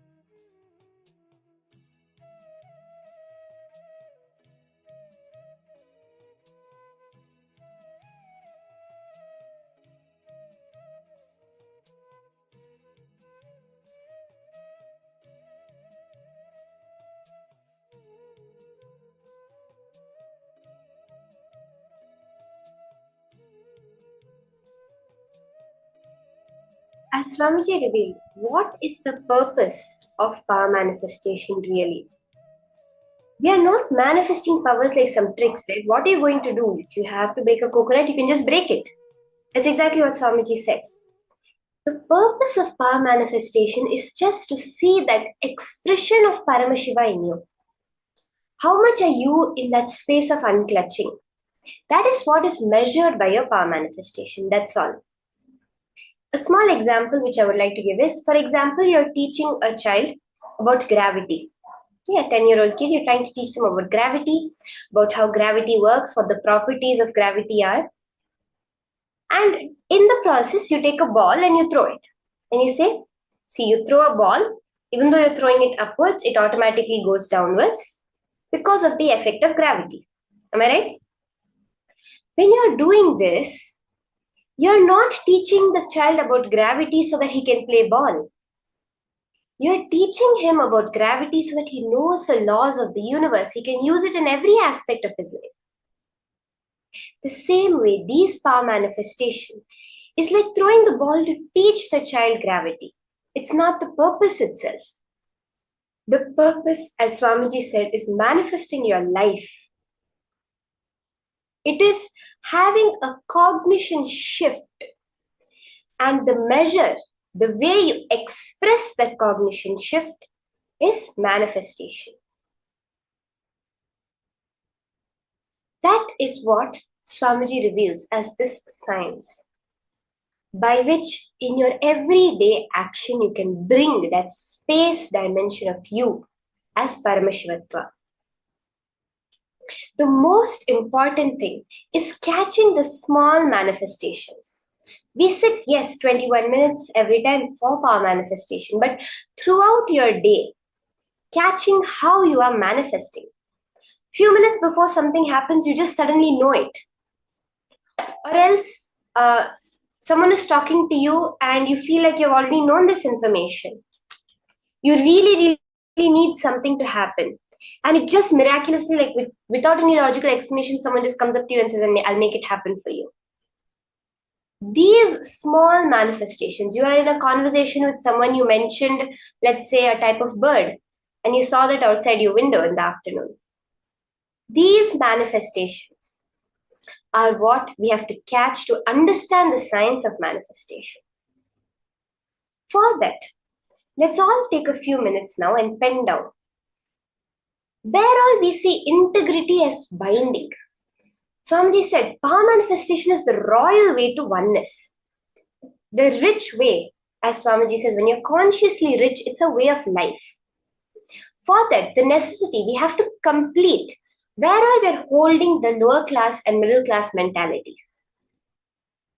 For that, identifying in each and every part, in our integrity, whether it's when you give a word, you feel bound by the word. Let's say you tell someone that when someone is talking to you, that asking you when can be, you're on the call and your boss is, let's say your boss is asking you by when. You do want to give a timeline, you really feel like you cannot keep it, but you feel bound to give a time, 2 days. And then at the end of 2 days, you feel bound by that integrity to the word. You feel like, I have to keep it up. Why do I have to keep it up? It's such a force, it's such a pain. Or else in your authenticity, let's say when you're going to the gym, you know you can push yourself more, you can make a breakthrough in how much you're doing. But for some reason or the other, you feel like, why should I do so much? Why can I not just be comfortable and do it the way I want to do it? Or responsibility. When you see, for the most simple example, the trash on your street, you feel bound. Why do I have to go pick it up? Why can't they just do it? Or else enriching, sharing, causing. In all of these aspects, without editing, just for yourself, you're not going to share it with anybody. You don't have to post it anywhere, nothing. Pen down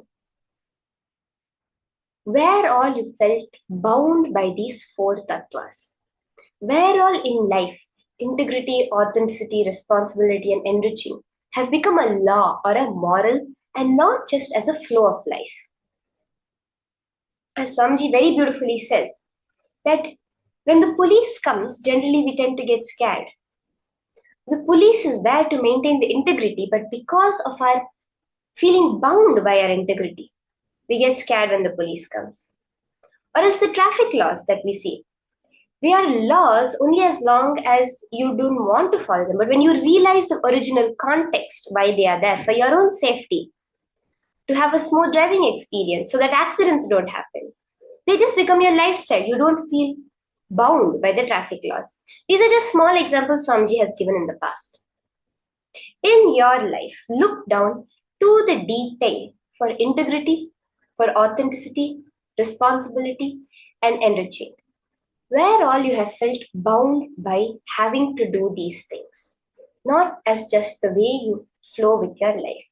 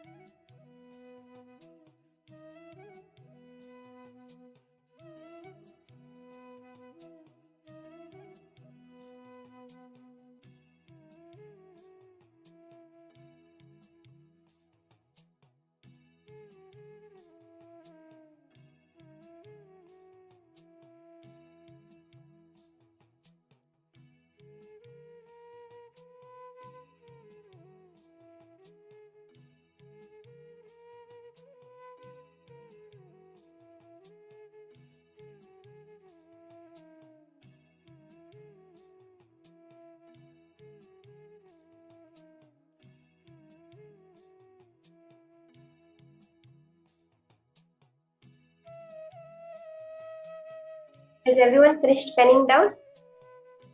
Just as much detail as you can, whatever you're able to immediately see within you. The integrity, authenticity, responsibility, and enriching, where all it's suffocating. These are all the spots within you that are blind spots. These are only incompletion. See, at any point where you feel the not Paramashivatva, you are not Paramashiva, you are not whole, that is where the incompletions come.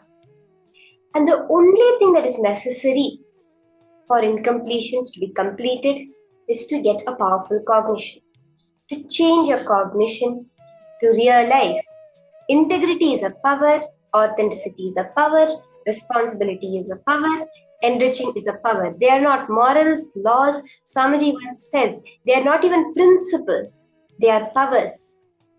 Integrity is the power of words, the Vak Shakti. Authenticity is the power of thoughts, Mano Shakti. Responsibility is the power of feeling, Prema Shakti, and enriching is the very power of living itself. When you cognize these powerful cognitions for each and every step, for example, Swamiji gives the example. Let's say you find it very difficult to wake up in the Brahma Muhurta because you feel more powerful sleeping during that time.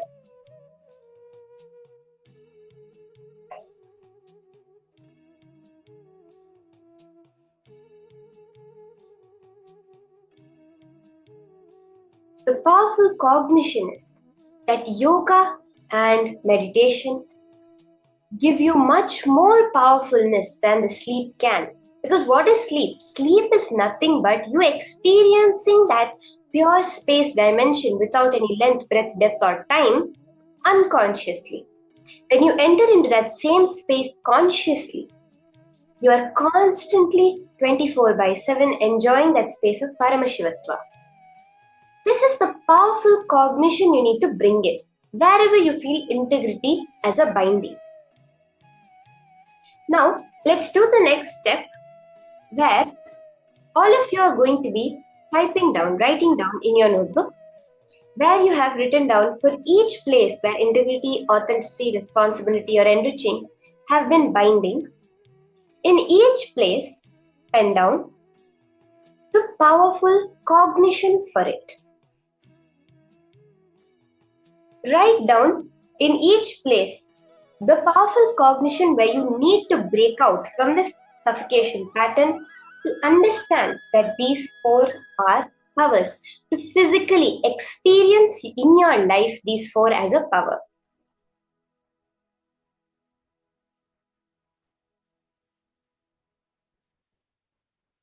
This is the second step of this process.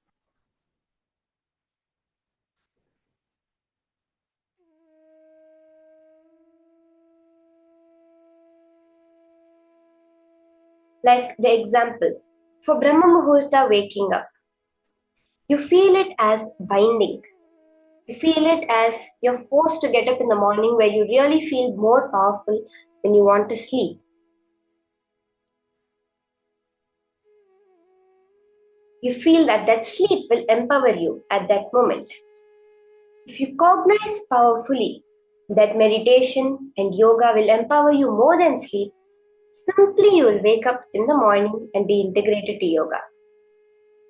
Like this, for each and every point, pen down the powerful cognition you're going to use to break out of that suffocation pattern. As Swamiji says, when you know that you have to go for yoga, when you've come to a certain conclusion, but that conclusion is not becoming reality, at that moment, all you need to do is load yourself with powerful cognitions. The only reason your conclusion will not become reality is when you don't have the powerful cognitions about it. When we do not understand the conclusion of integrity, authenticity, responsibility, and enriching as power, when we're not manifesting these powers, it is because somewhere we need to add the powerful cognition into each and every one of them. So now, pen down the powerful cognitions for each and every one of these suffocation patterns.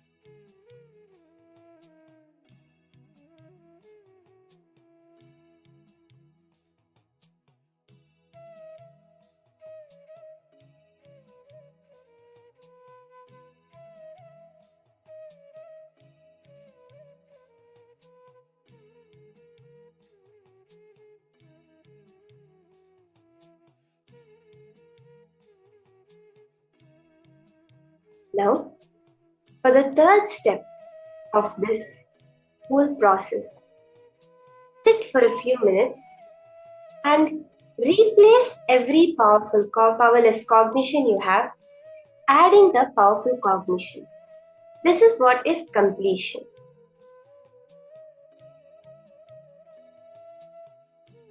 Realizing that your integrity, authenticity, responsibility, and enriching is a power, not a bondage, is living enlightenment. So now, let's take a few minutes, bring yourself to the space of pure, powerful cognition and experience that pure completion.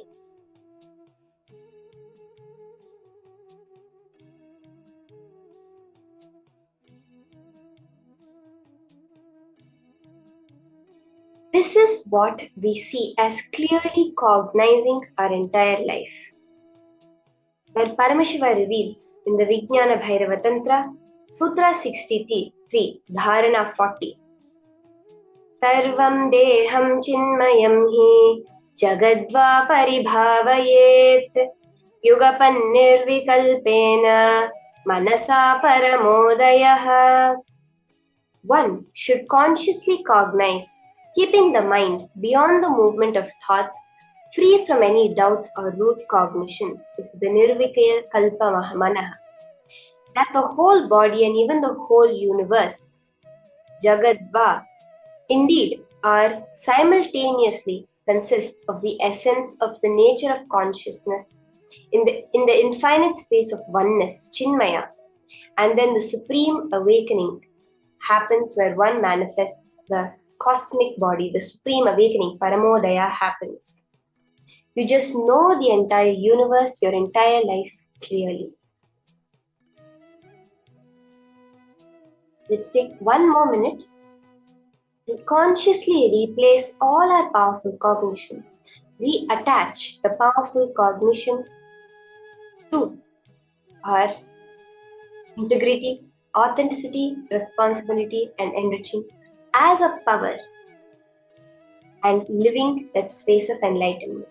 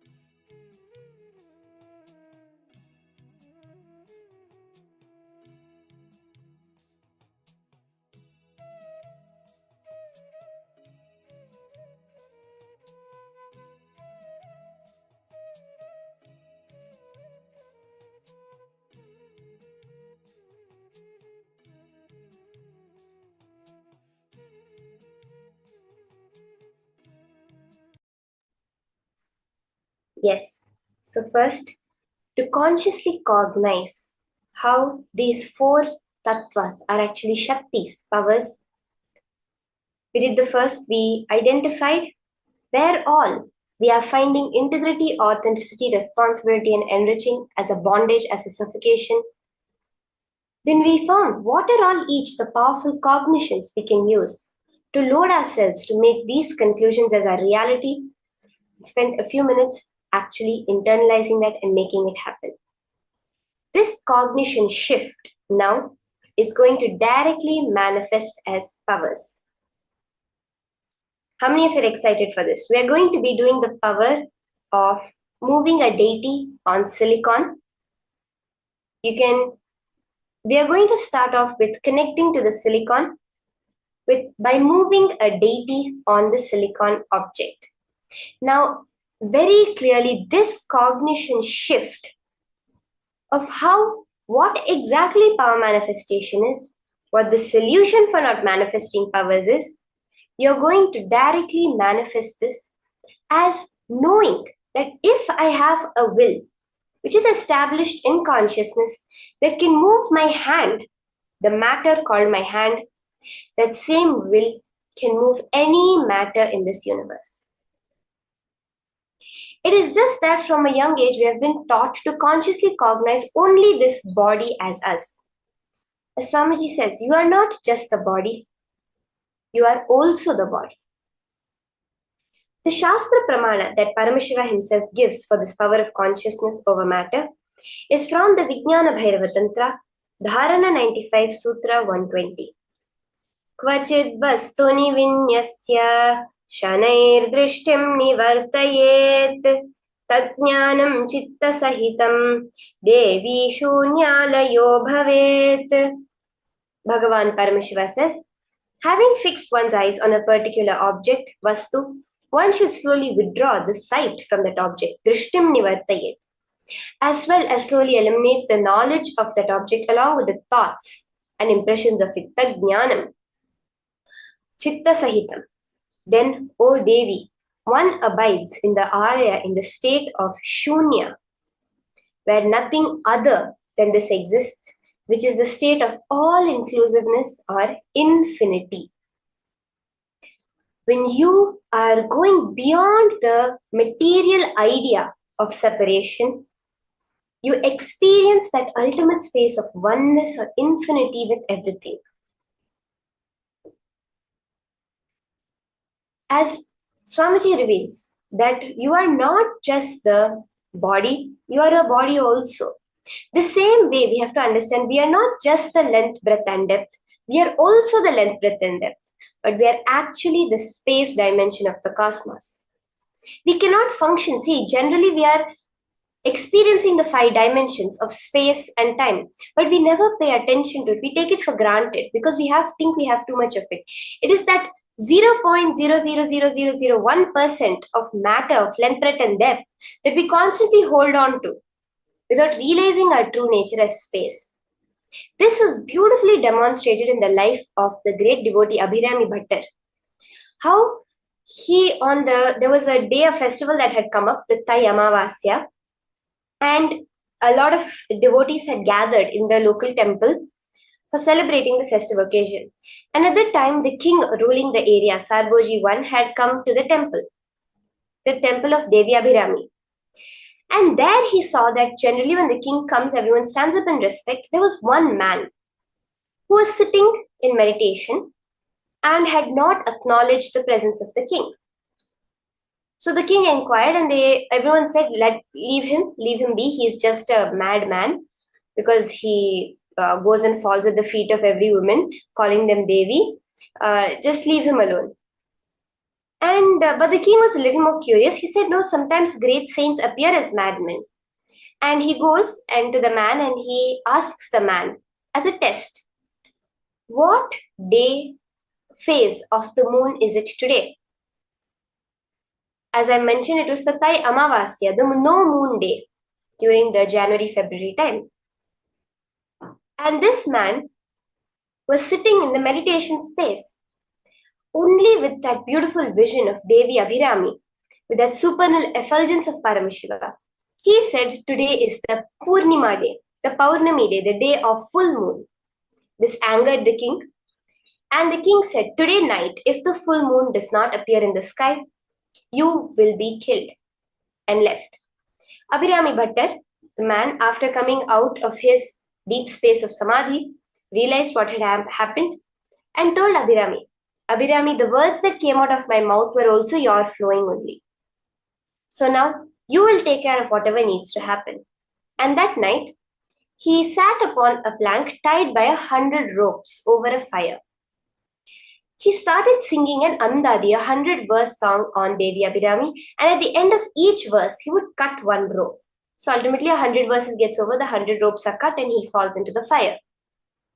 But precisely at the 79th verse, Devi Abhirami appears, gives her darshan in the sky, and throws her earring to form the full moon on an actual no moon day.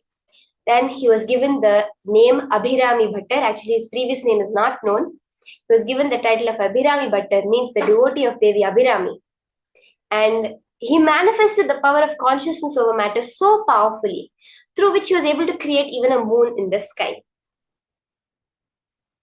We have a very beautiful incident where Swamiji shares how he manifested this power of consciousness over matter. Let's now listen to this. How Swamiji, with his guru Raghupati Yogi, manifested the power of just by moving his hand, making an entire boulder roll down the hill.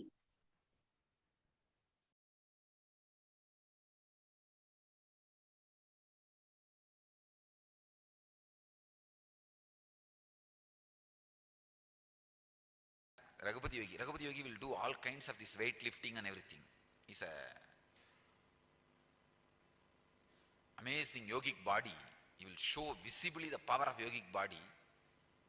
He will tie the iron rope in his chest and break it, blast it just by breathing. And lift any size rock, just like that he will lift, or he will roll. There is one huge rock in Arunachala hill, which has rolled and at least some 200 feet it has rolled and stopped. Nobody knows how it happened. I know. It's Raghupati Yogi's work. One day we both were sitting and talking, and he was explaining on Yoga Sutra, when you feel one with nature, nature listens to you. I said, how can that be? He asked me to feel one with the rock. I just contemplated, meditated, and I was feeling one with that rock. Huge boulder. When I was in that ecstasy, he just moved my hand. Suddenly, without telling me, he moved my hand. I literally saw the whole boulder rolling. I did not touch, there is no physical contact with that rock, boulder. Just that feeling one with that rock, when he moved my hand and that boulder started rolling, I started shouting, oh, what happened, what happened, what happened, what is happening? Stop, stop, stop. Then he stopped my hand and the boulder stopped. I think from that time only I started shaking people.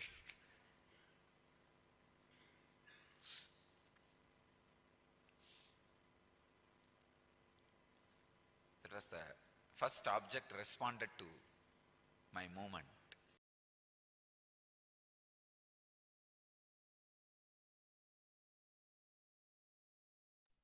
So beautifully Swamiji shared, the key point being that space of oneness you hold with that object. Now, I request everyone to get a deity which you're going to be moving upon a silicon surface. So you can get the deity, set it up, and ensure that there is no, you can keep your Atmalinga also if you do not have any deity, and any other object also, but preferably a deity which you feel very connected to, your Ishta Devata or your Atmalinga you can keep. You're going to be moving it on the surface of the silicon. Ensure there is no fans around. Sometimes the fan itself moves the Atmalinga especially. So make sure that you don't have any fan or any external source of movement. Let it be completely authentic so that your mind knows that you have manifested, that Paramashiva is real and power manifestation is real.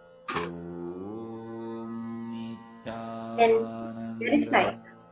Paramashivoham is saying that the object is not moving. Nithyananda Paramashivoham Om Nithyananda Paramashivoham Om Nithyananda Paramashivoham Om Nithyananda Paramashivoham Om Nithyananda Paramashivoham Om Nithyananda Paramashivoham Om Nithyananda Paramashivoham Om Nithyananda Paramashivoham Om Nithyananda Paramashivoham Om Nithyananda Paramashivoham Om Nithyananda Paramashivoham Om Nithyananda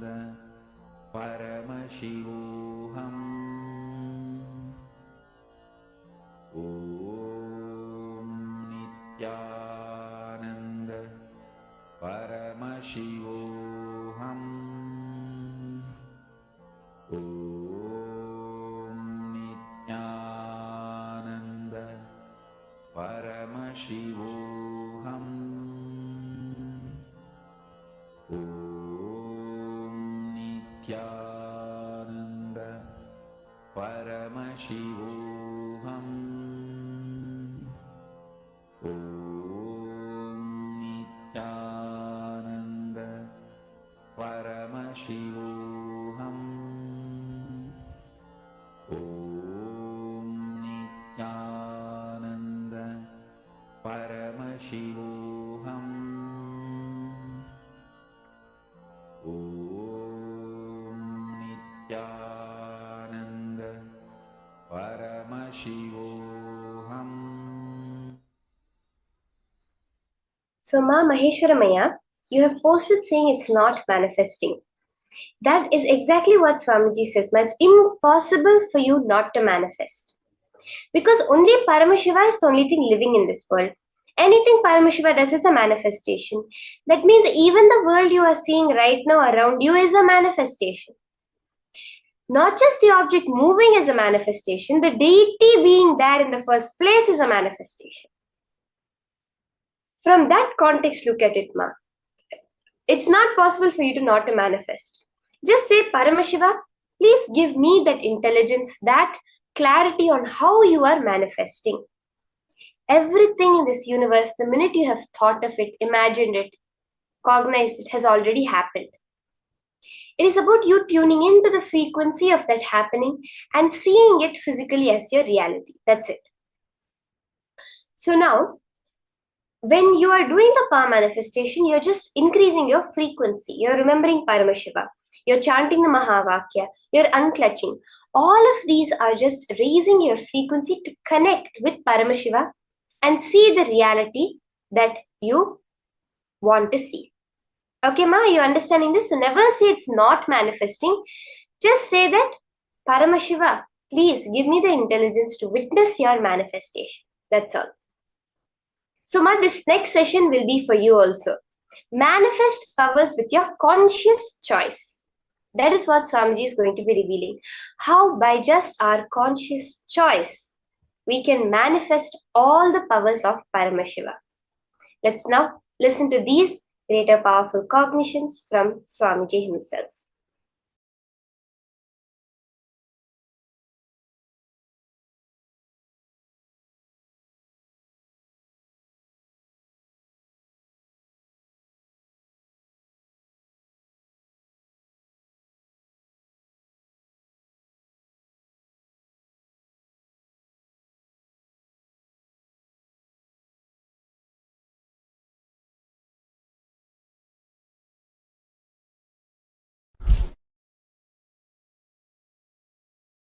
Understand, I will reveal three important words and the truths.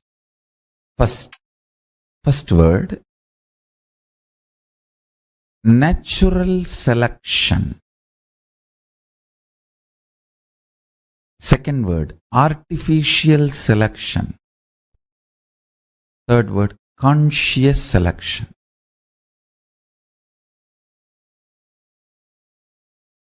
In evolution of life, fish becoming tortoise is an example for this conscious natural selection process. Second, conscious artificial selection. Example for this is human beings breeding various types of dogs, various breeds and varieties of dogs. First,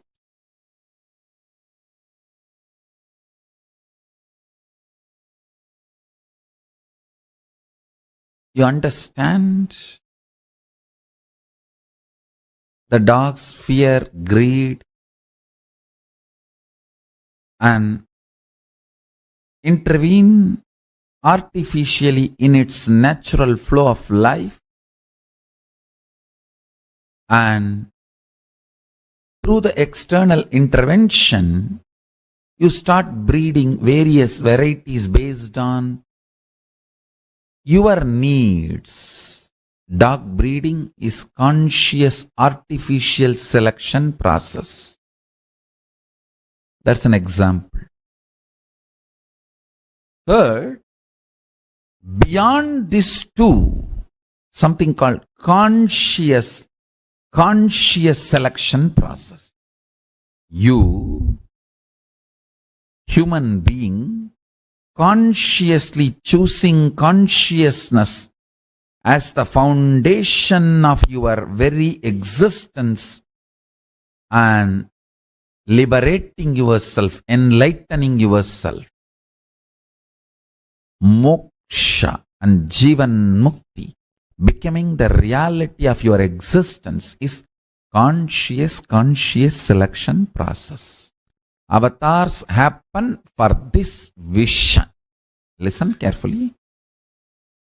For your DNA to choose consciousness and will persistence as a way for evolution, to do the conscious selection, your DNA need to be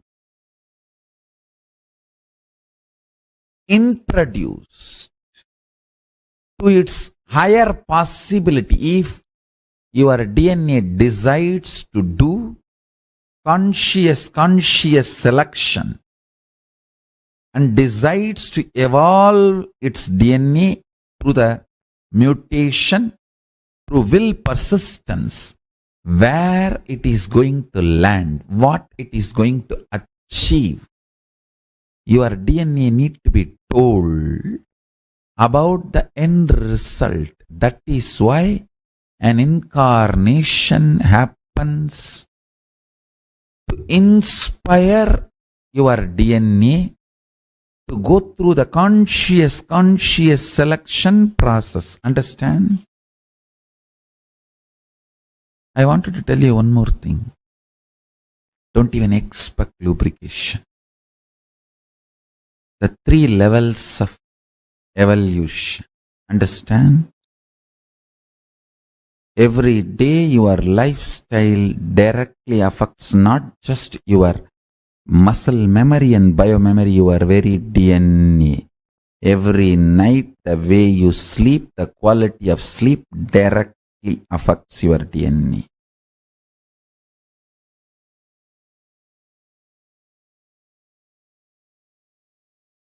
You need to understand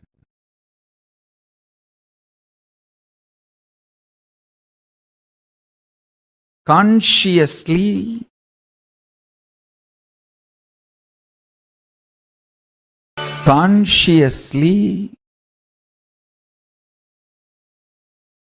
day in and day out, choose to manifest Paramashiva. Understand? The lifestyle of Kailasa, Charya Pada of Paramashiva, which I am proposing, whether vegetarian food or Brahmacharya life or yoga, is all for this purpose, I tell you.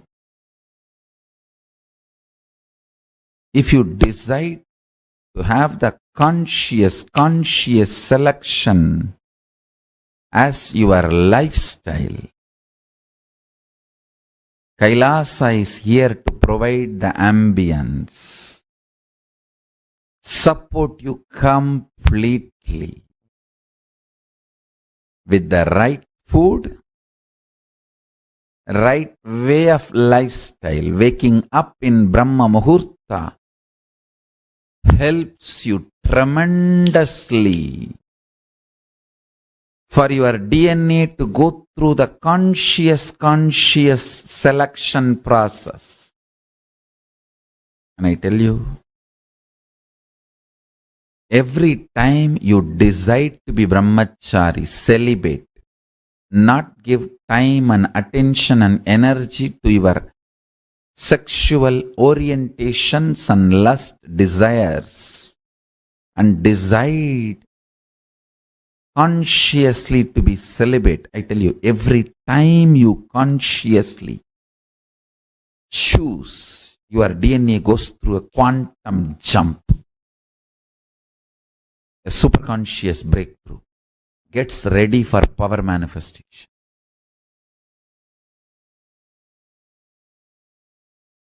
Especially with this powerful cognition, with this understanding, if you choose, I am choosing now Brahmacharya celibacy because I want my DNA to have a conscious selection process and go towards Paramashivatva, Paramashiva. With my will persistence, I am proceeding.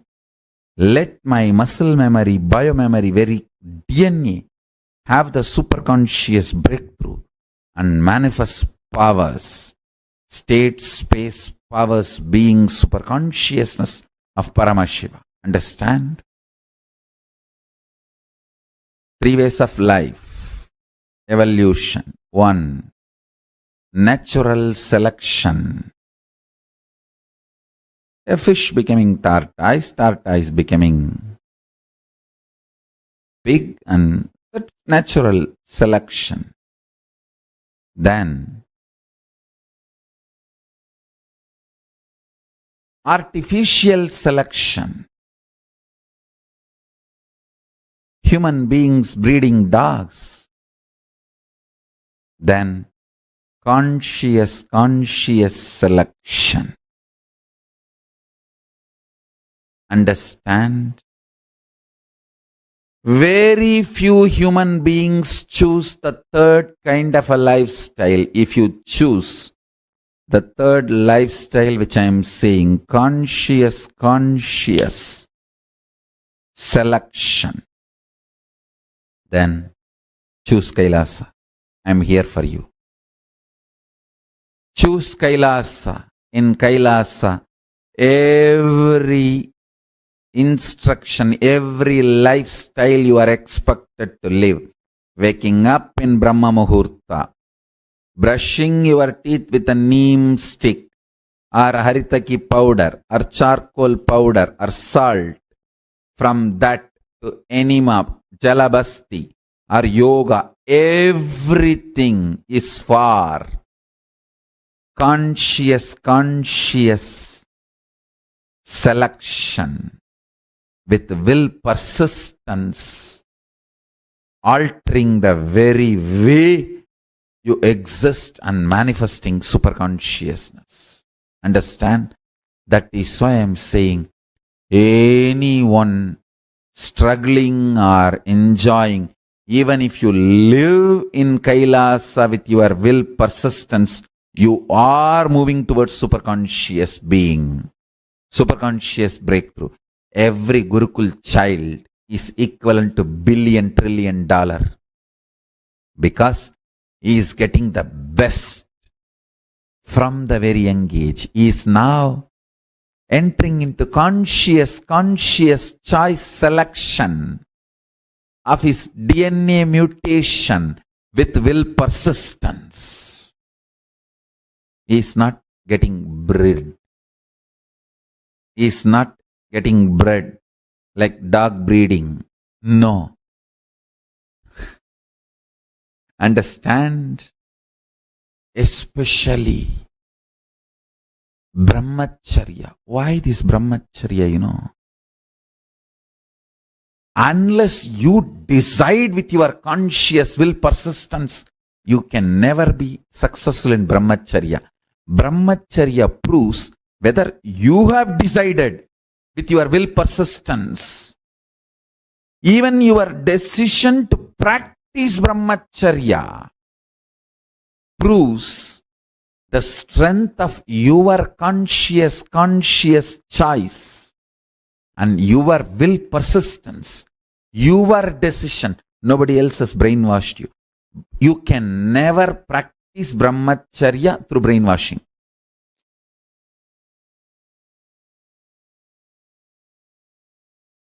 Can leaders be created? Are they born? Listen, both.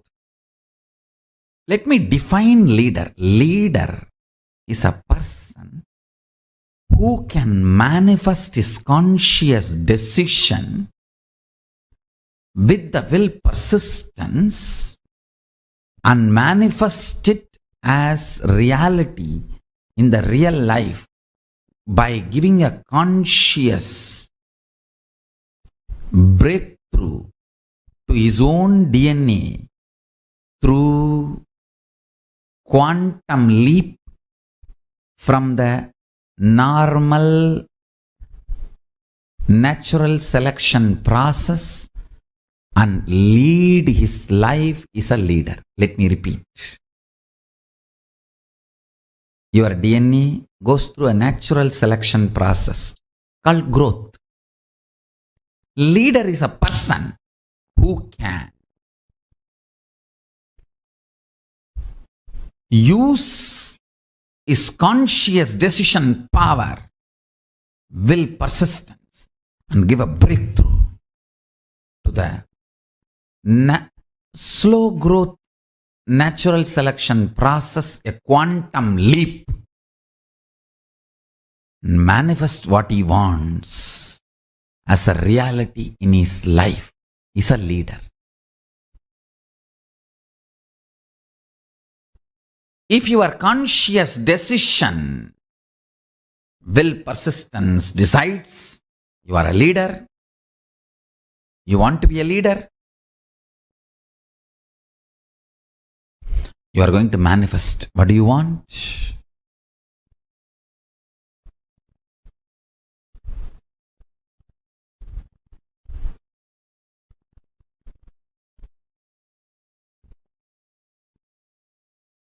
I tell you,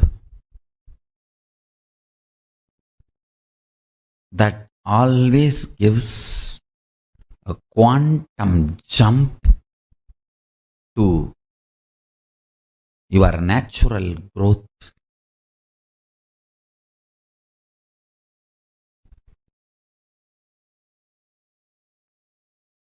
Natural selection process.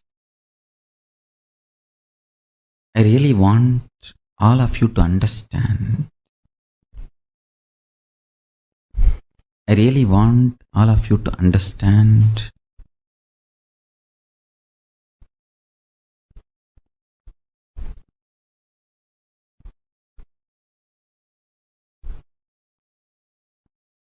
the natural selection process which your DNA goes through.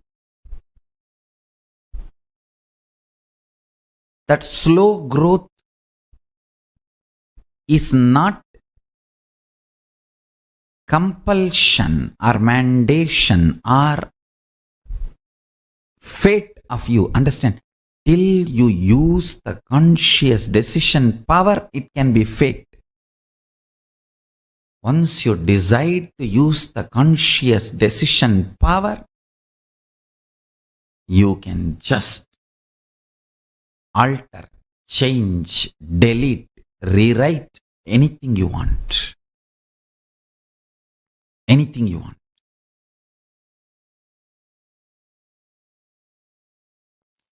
That's too much. You need to know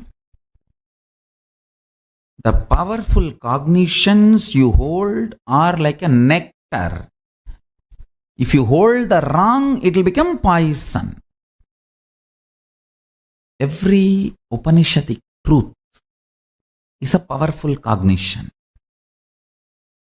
If you hold the powerful cognition, you are Paramashiva, ultimate oneness space, where you are free from everything, completely unclutched.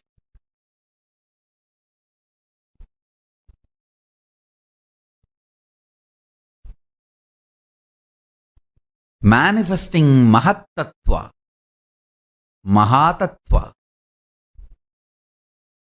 manifesting macrocosm,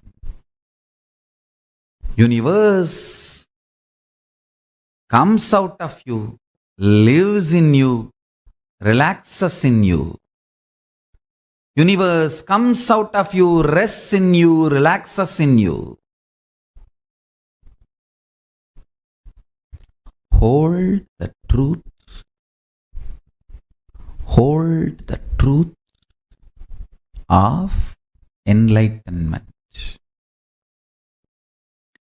Hold the truth of enlightenment. Hold the experience of powerful cognitions in your being. I tell you, when you hold the powerful cognition in your being, I am Paramashiva, use that consciously and break your tiredness, boredom, sadness, depression, blind spots, reasonless guilt, reasonless feeling low, all this stupidity.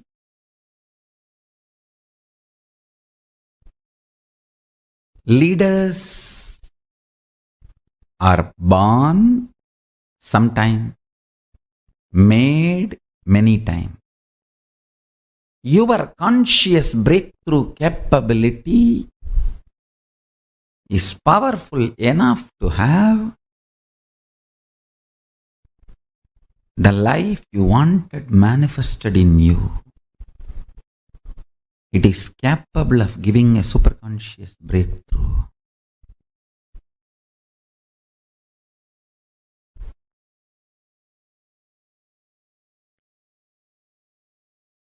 Understand our Vedas and Agamas, Dharmashastras. In every level, they teach you how to hold the powerful cognition and manifest leadership consciousness in you.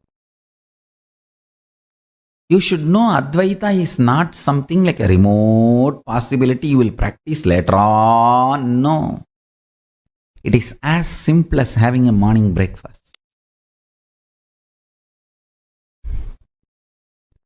You can get enlightened by holding the powerful cognition before your next breakfast. How the death is possible every minute, enlightenment is possible every minute.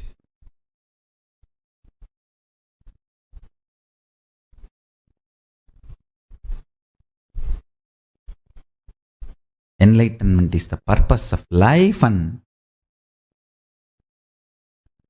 listen carefully. He is such a good person,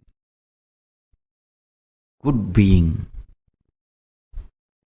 Real non-violence comes by powerful cognition. I want all of you to hold on to that powerful cognition you are Paramashiva. Even with you, behave as Paramashiva. Even when you are alone in your bedroom, talk to you as Paramashiva. Behave with yourself as Paramashiva. Demand yourself to be Paramashiva. You will be so integrated to His principles, His vibration.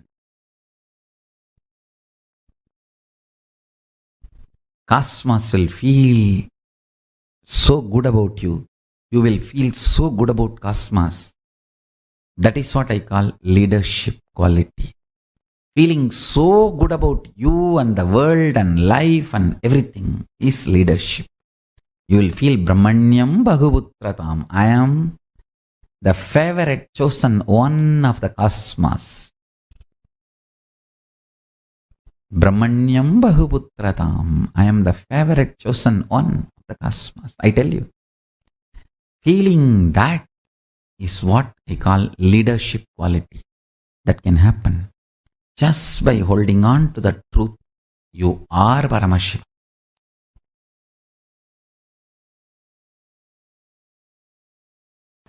Actually, the way I was manifesting powers, we got little stuck. Why, most of you guys are already corrupted by the Western logic Vatavarana. So you just started translating all my initiations into a small utility value and started looking only into that and started focusing only into that instead of focusing into oneness. Understand? I am not alternative lifestyle for you. I am oneness for you.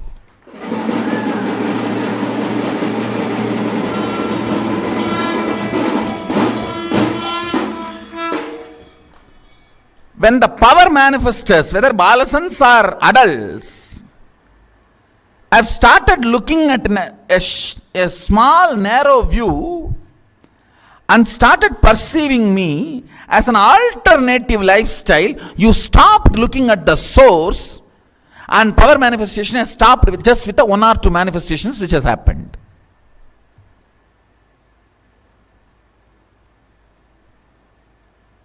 I don't know how many of you are understanding. A tree is beautifully coming.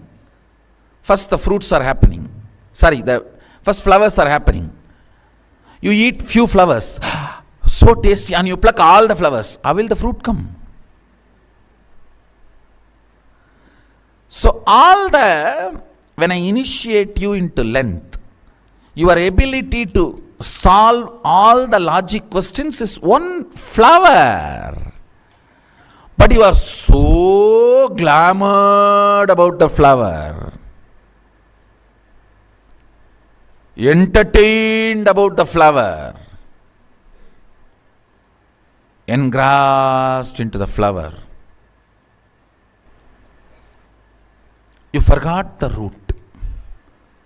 When you forget the root and remove the flower from the source, how can fruit happen? Now my job is getting you back to the original length dimension, not just logic. Logic is one aspect of length. Chemistry, biology, geology, all are part of the length dimension. Through the length dimension power manifestation, you can tell how many drop water is in Ganges now. From Tapovan, where Ganga originates, until Ganga Sagar, where she merges into ocean. You can count and tell the drop. Understand? I am not telling you stories.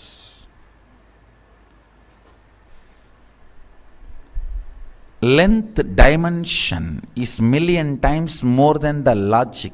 But when you started manifesting one power logic and your head started going crazy, cranky, whether you understood or not understood, whether you accepted or not accepted, you got oriented on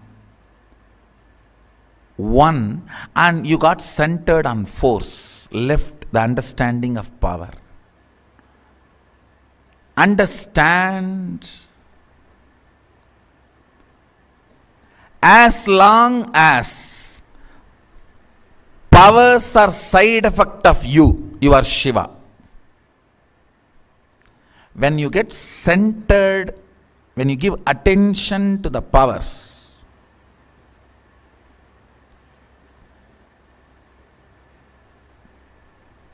gone. Then they get converted into force. All struggle is when you put your focus on the force. I think power manifestors should know now. This is one of the important click. Whether you manifest or not, focus should be on the source. More and more on oneness, more and more on rotation, swapradakshina, your existence, your reality.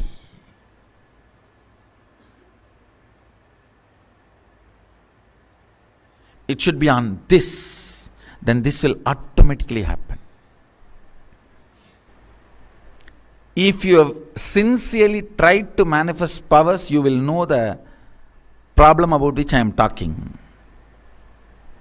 And you should crack this code today. You will see power manifestation happening. Anybody who thinks very strongly, power manifestation is not for me, means you are completely centered on force, logic. You don't know the logic of power. Or you think, I will not be able to know, which is also not right. How can you not know the logic of your existence when you are still alive? If you are dead and you say, I don't know how my heart is functioning, that can be accepted. But you are alive and your heart is functioning, pumping. How can you say, I don't know how my heart is functioning? No. When you are alive, you may not know. You can't say, I will not be able to know. How many of you come to the conclusion, power manifestation is not for me, I cannot manifest? Now drop, today understand. Focus on the happenings of inside when you declare oneness. The fears rising, anxiety rising, inability rising, all your past failures rising, frustrations rising. Focus there, bring more completion there, bring more oneness there, bring more trust there, bring more understanding there. You will crack the code.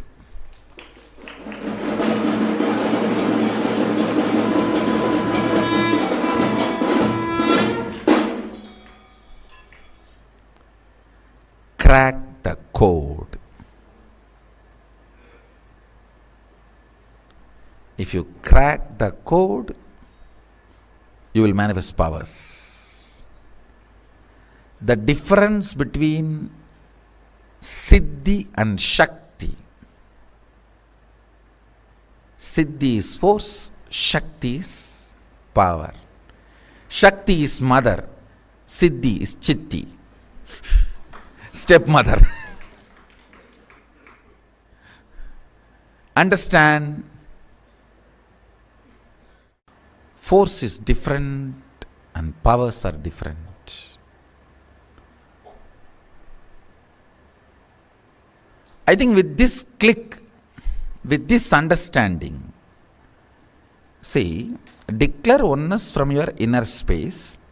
Whatever comes out, attend to it, complete with it, work on it, and again go for oneness. You will see powers manifesting left and right.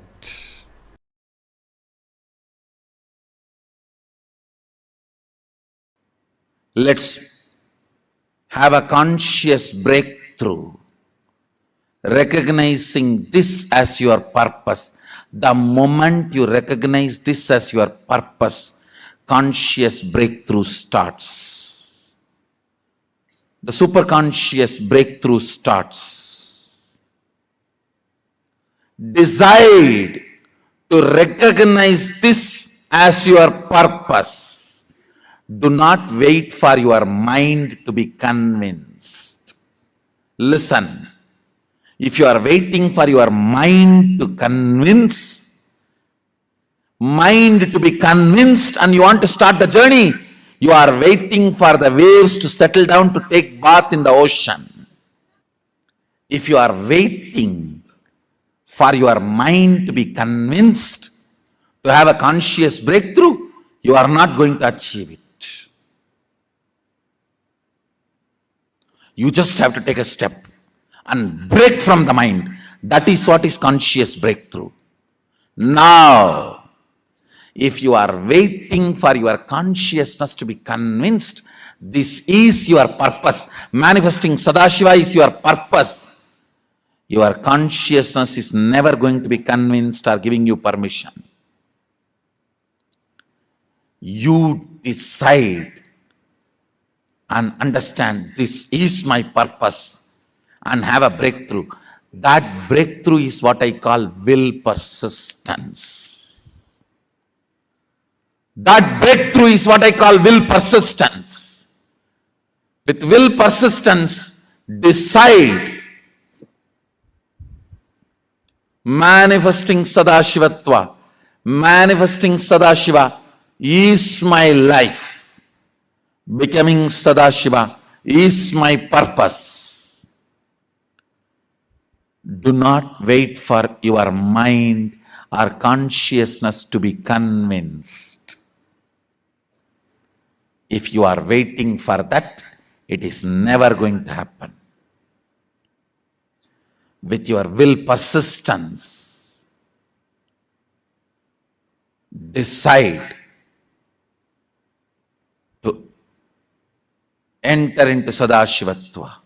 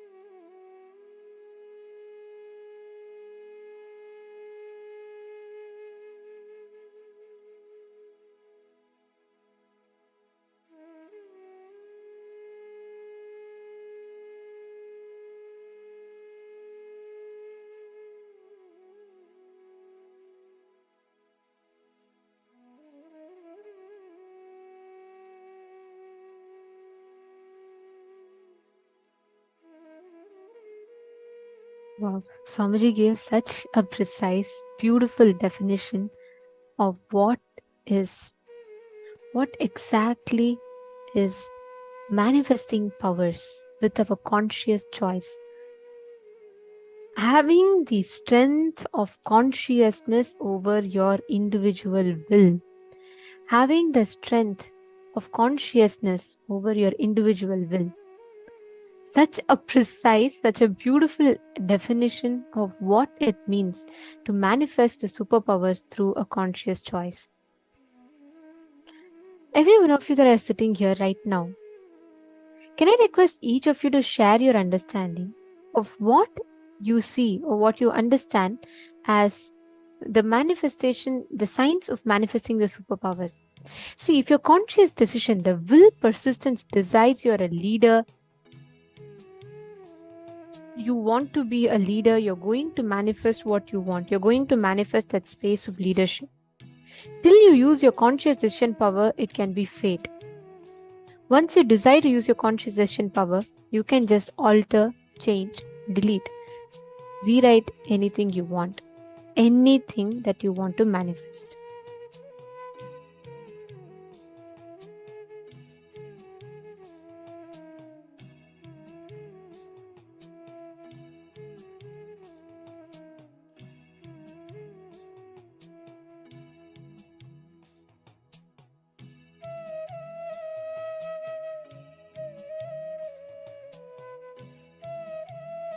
Yes. See, understand, Swamiji revealed a very important truth. There are multiple choices that life lays in front of us. You can choose to be a leader, or you can choose to fall a failure with all the options that life gives to us. See, every time you get stuck in dilemma, right? Every time you get stuck without knowing what is the right, whether it is something is right for you or wrong for you, the more and more you empower the thought currents that puts you into a lower frequency of life,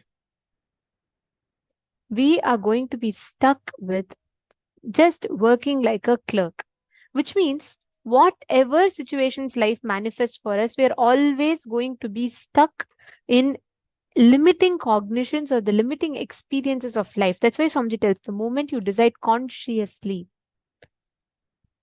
you can get anything that you want. Anything, like anything that you want can be manifested the moment you make a conscious decision inside of you. When you choose, when you make a conscious decision, understand you have the ability to alter whatever you see as reality in front of you. Are you all understanding? This is a fundamental key to that leadership consciousness that Swamiji explained. Just manifesting the space of complete completion inside of you, and also understanding that life is a manifestation of your conscious choice. You may wonder, what do you mean by conscious choice? Does that mean even suffering is all conscious choice? Yes, it is. If your conscious decision, the will persistence decides you're a leader, you want to be a leader, you are going to manifest what you want. Till you manifest the conscious decision power, it can be fate. Accidentally, you may become a leader. That is why many times we think, oh, suddenly it was all good. I don't know why I lost it. Swamiji explains very beautifully that there's a thing that happens with celebrities. Once they reach the peak of their success, right? At one point, they will start feeling so depressed. They'll start turning towards alcohol, partying, many times drugs, all of these. You know why? Swamiji gives a very precise explanation about it. I mean, think about it. It makes total sense. When you start working, you get fame, there's a certain high and experience you get out of it. What starts happening then is they're not able to cope up, they're not able to go back to that. When there's a, let's say, when there's a low, when there's a flop, or when the fame is not as much, they are not able to cope up with that. So they start turning towards something else from the outside that will put them into that temporary high. Are you getting it? See, all of us have this exact same thing that happens inside of us. Once you decide, once you use a conscious decision power, you will be able to alter and change anything you want. But till you use your conscious decision power, you are going to be stuck in the same loop where you put yourself into powerlessness again and again and again. One of my most favorite lines that Swamiji tells is this. Swamiji tells, the same boiling water makes the hard potato soft, makes the soft egg hard. The boiling water is same. Even a hot, even a big hard potato can just get cooked and become soft. Even a very small soft egg can become hard. Now, life is that boiling water.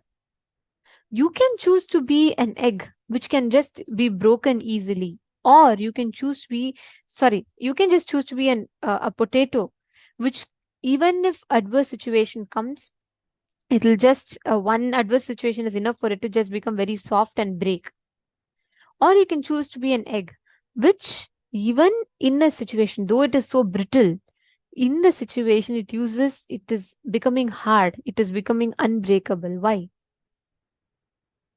This simple thing here is, what cognition do you use to deal with life?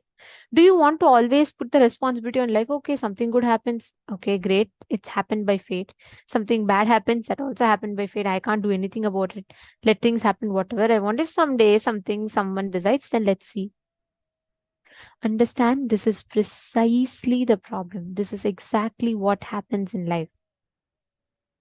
The moment you decide, the moment you start making all the decisions, the veto power to make your decisions, the moment you start giving it to outside, to the life, to external situations, you start collapsing, you start losing. The moment you take control of your life, the moment you decide, okay, let me take things into my control. I consciously decide what I want to manifest.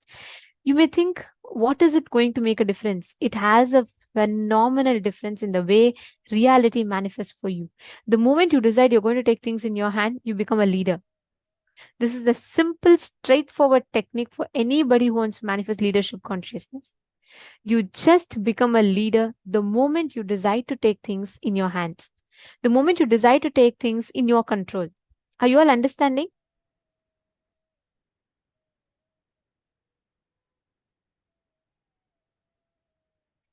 Can I request each of you to post your understanding?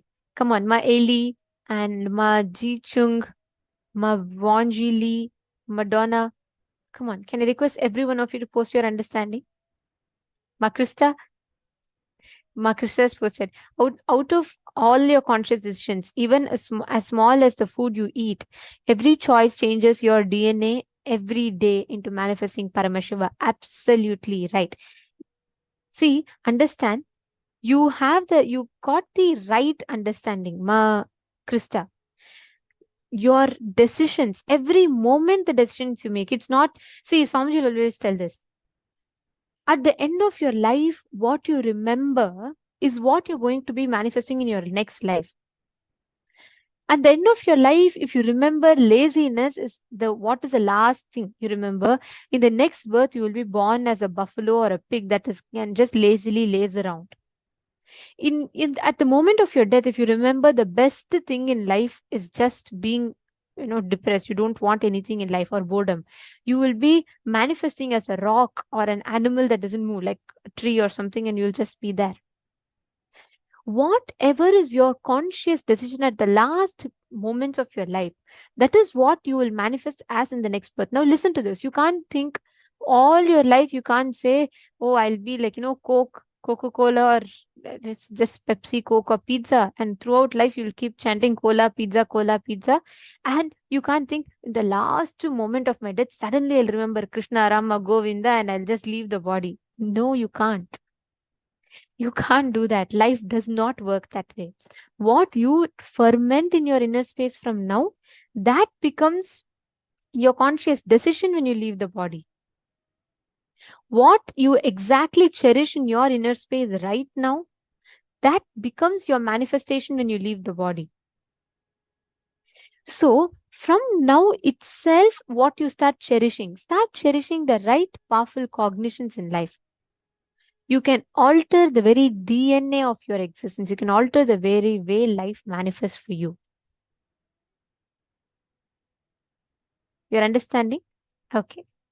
Now, make a list of all the decisions you're going to take to manifest the reality you want. With your will persistence, declare consciously, as Paramashiva, I am declaring to manifest the reality that I want. Whatever reality that there is that you would like to manifest, decide it. Make it like a conscious decision inside.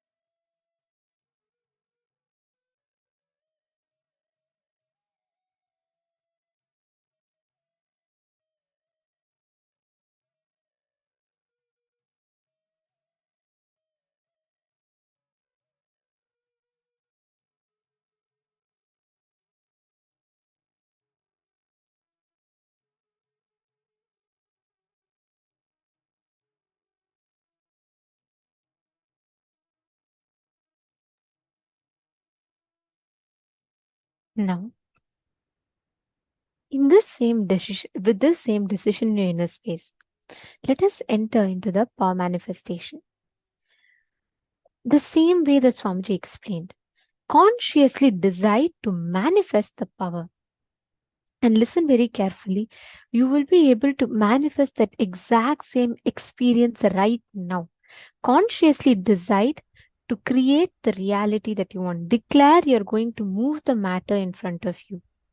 Make this as a conscious decision in you. And you will see how the whole matter will respond to you.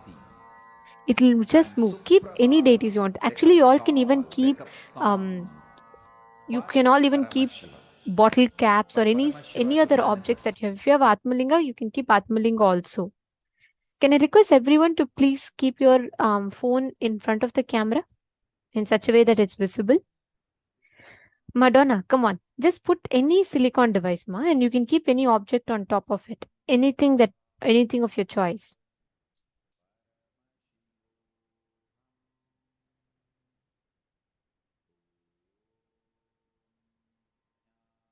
Come on, can I request everyone to put a device in front of your camera? Place any object in front of it. Ma Fatima Dehastani, intensely connect to Swamiji, declare and manifest. You will very easily see the reality simply manifesting for you, ma. Just sit now. Each of you just sit, put the device in front of you. See, the whole thing is about conscious decision making. Consciously decide. You can just alter the reality that you see in front of you. Just declare that the object has to move. And one thing, continuously please chant the Mahavakya inside you. See, what Mahavakya does is, it energizes your whole inner space literally. It'll, if any self-doubt comes, automatically the Mahavakya will make sure it is removed. Nithyananda Paramashivoham Nithyananda Paramashivoham Nithyananda Paramashivoham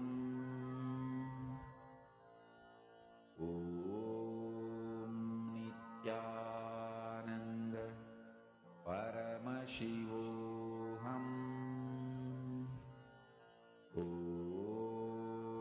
Nithyananda Paramashivoham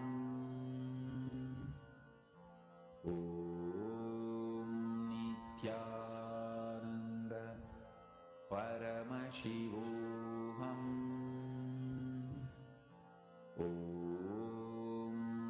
Nithyananda Paramashivoham Nithyananda Paramashivoham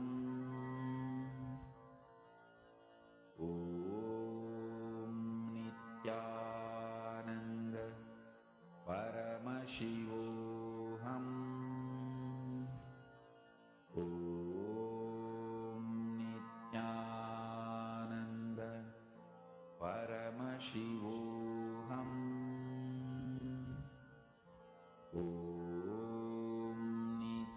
Nithyananda Paramashivoham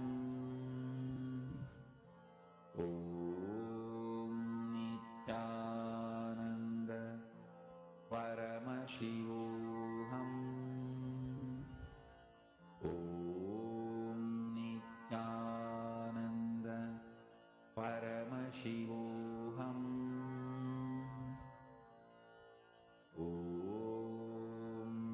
Nithyananda Paramashivoham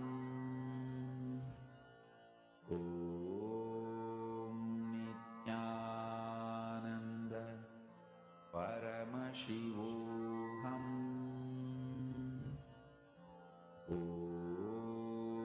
Nithyananda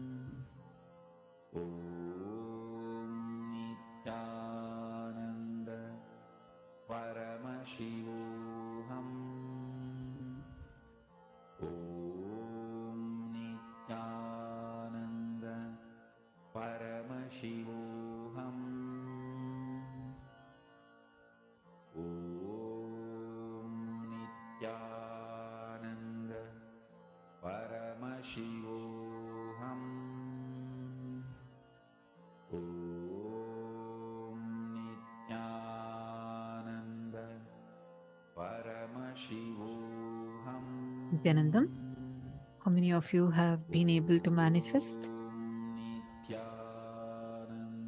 Take a few minutes and please post it in the chat. Who all were able to actually do the power manifestation? Sunil Yadavaya, continue. Good. Don't stop. I was just going to say continue. See, persistently manifest. First do it on your palm, then you do it on the silicon. Do the Atmalinga rolling on your palm first, and then you can do it on the silicon. Very good. Do 3 times on your palm, and then you can continue. See, the persistence with which you sit, that matters the most. Okay. Now we all are going to be entering into the next session, where Swamiji is going to be revealing to us about the leadership consciousness, Ishwaratva. So let us all listen to that revelation now. And right after this, we are going to be discussing about what exactly is Ishwaratva. And each of you are going to be sharing with us. So listen intensely and take down note if you want.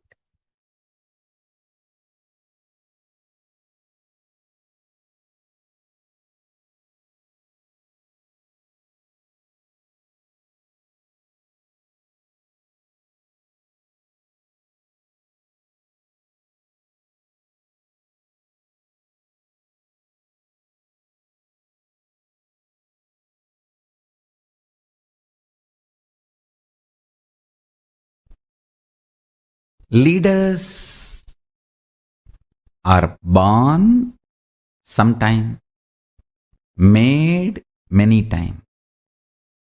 Your conscious breakthrough capability is powerful enough to have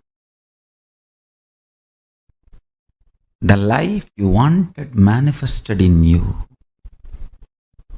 It is capable of giving a superconscious breakthrough.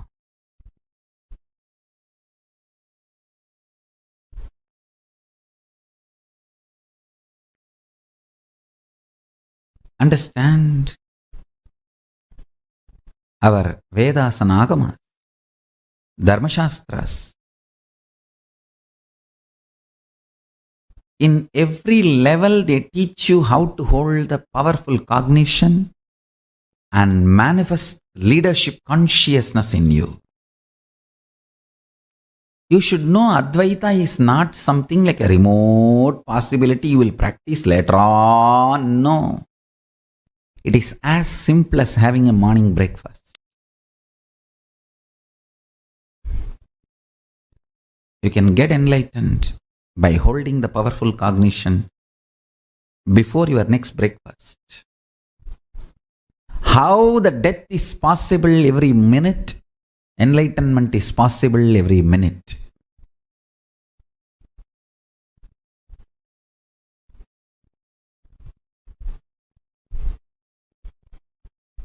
Enlightenment is the purpose of life, and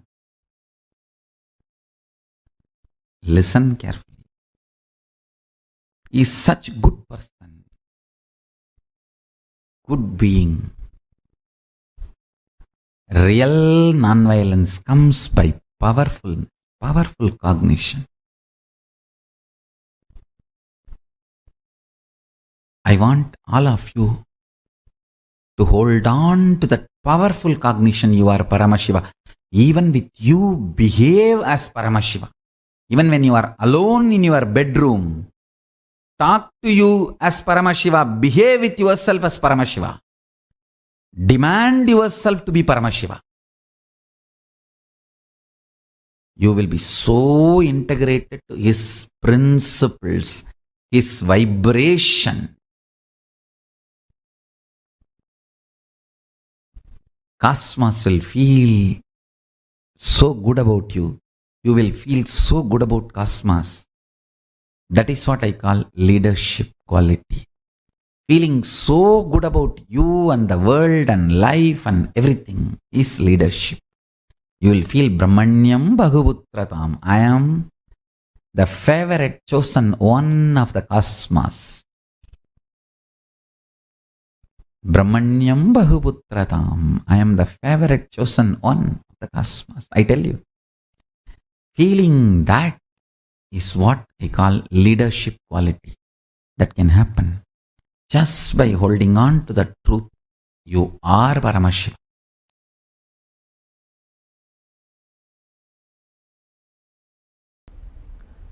Intense but subtle. Listen.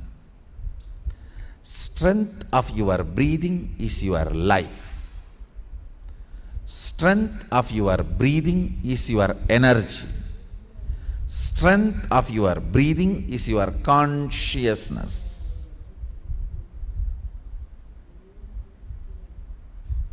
Strength of your breathing is your attention span.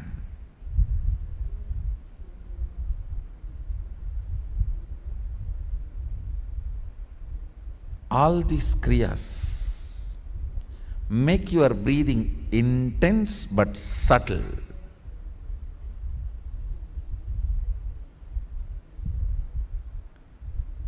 When your breathing is made intense but subtle,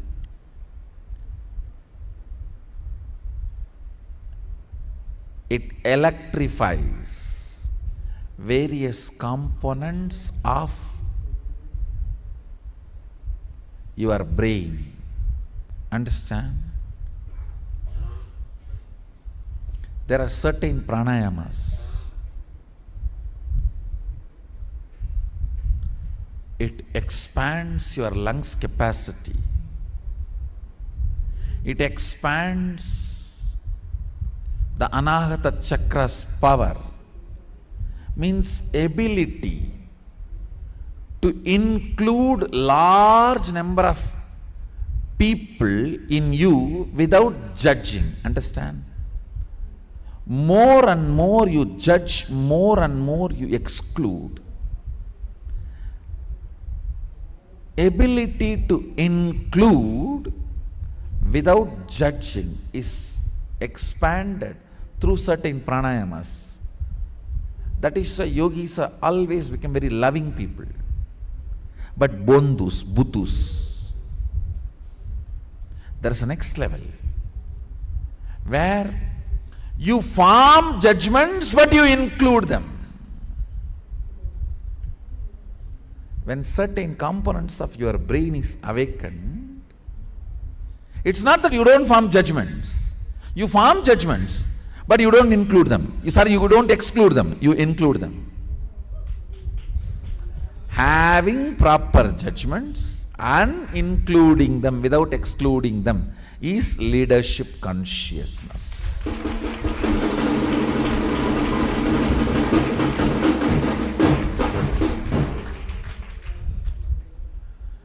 Not having judgments, just including them. You become such fool. Foolishness is not Bholenatha, understand? Sadashiva's name Bholenatha does not mean he is fool, no. He is in such space, never excludes anybody, but he has a right judgment about everybody.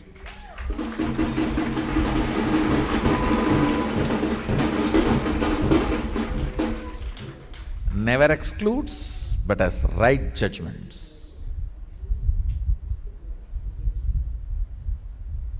If you exclude because of judgment, you are violent. You will be lifeless. If you include without judging, you will be fool. getting exploited, cheated, finally destroyed.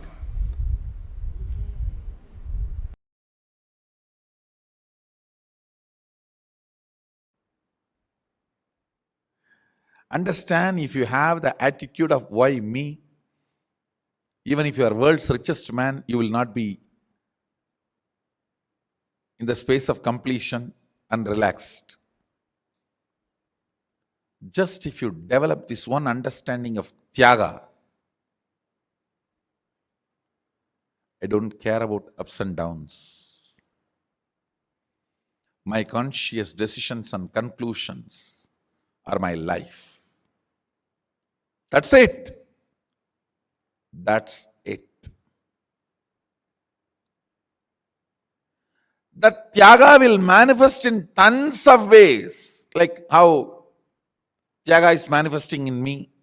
I have decided to be ferocious with me and decided to go and be in the temple.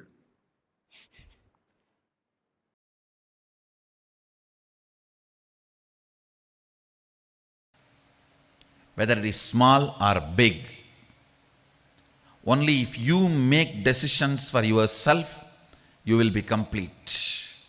And you making decision for yourself should happen from the space of you fitting into the shoes of your responsibility. You deciding to become responsible about your existence.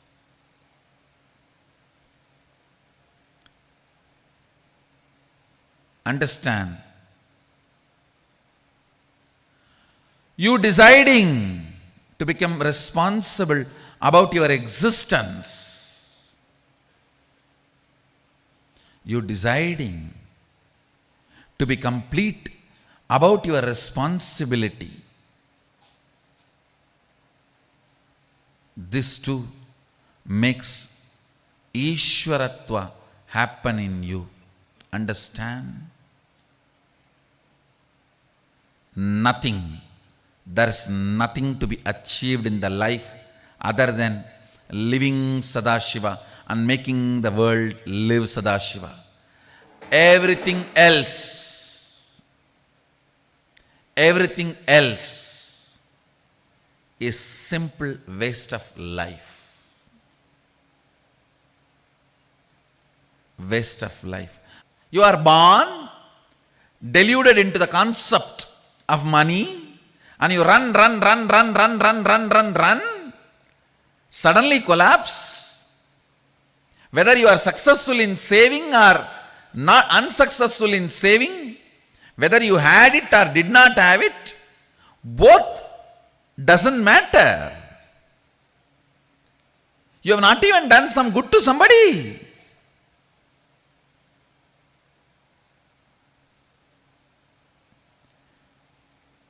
Delusion covered by delusion. Understand? Money is great if you use it to fulfill your purpose, if you generate it to fulfill your purpose.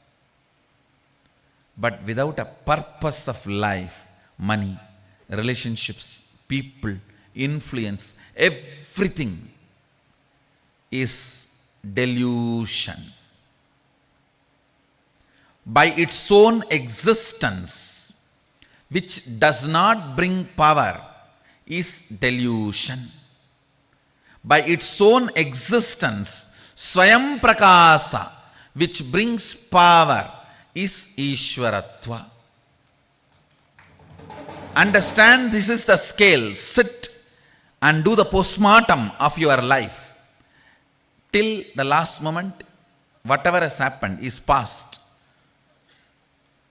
Sit and try to do postmortem of your life. What is the component of me which does not empower me by its very existence? What is the component of me which empowers me by its existence? Purpose always empowers you by its existence. Infrastructural support never empowers you by its existence. It can empower you only if it is added to the purpose. Purpose is the one, everything else is zeros. All zeros will have value when the purpose is added to it.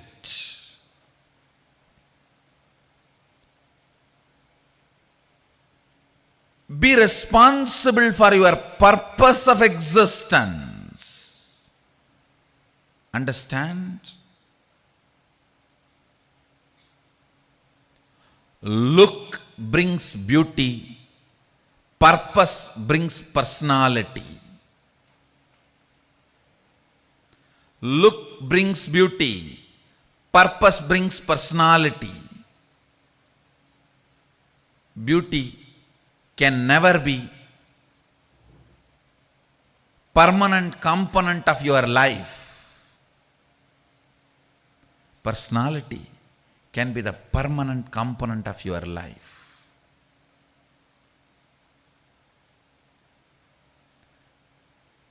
The relationships which are built because of your personality are the most stable, permanent, empowering relationships.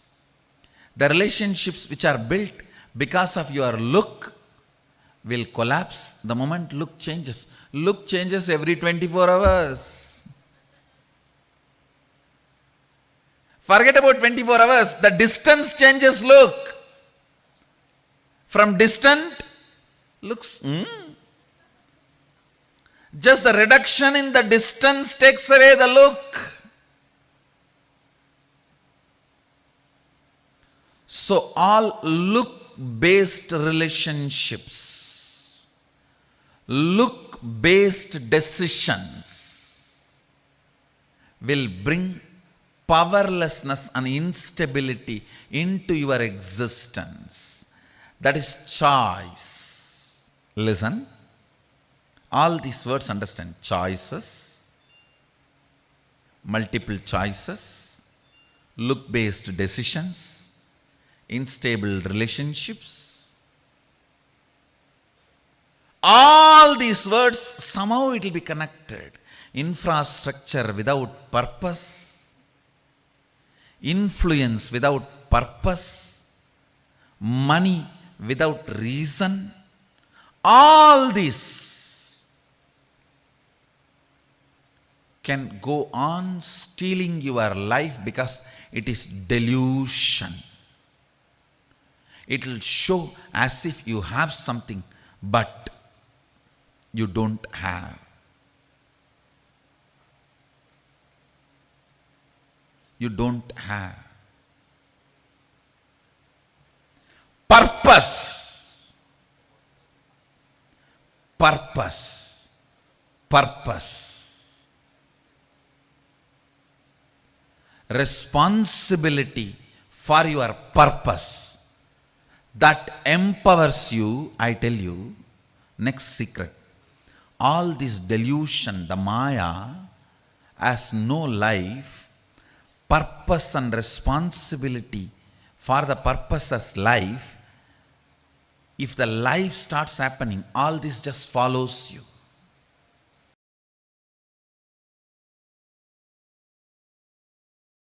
The horses in the army which runs in the front always wins and comes back. Which are in the behind and gets pulled, dies before even going to the war field.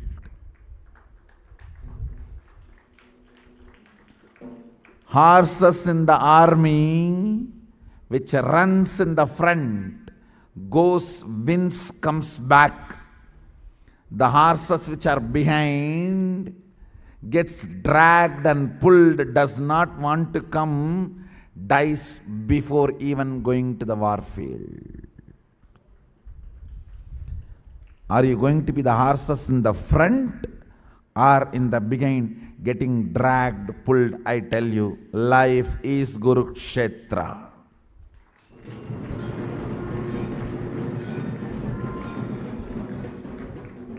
If you decide to be responsible, you are the frontline horses. Go, conquer, win, achieve, be victorious. manifest Shaktis are be there getting dragged. Naturally, rope is in the neck.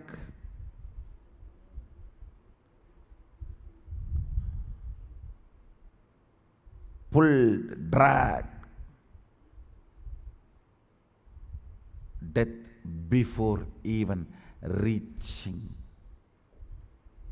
the warfield.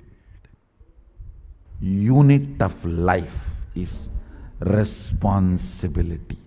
Based on the responsibility you cognize, powers are manifested in you. Understand? Not the cheating. In responsibility also you have an inner image responsibility separate, outer image responsibility separate. Outer image responsibilities, everyone should become Sadashivatva. Inner image responsibility, let's have a big beach house and vacation house and sleep.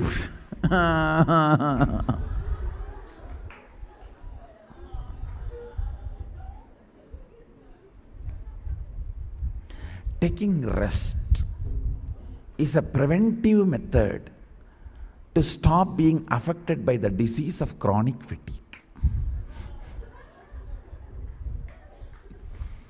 So before the tiredness disease attacks me, let me take preventive measurement of taking rest.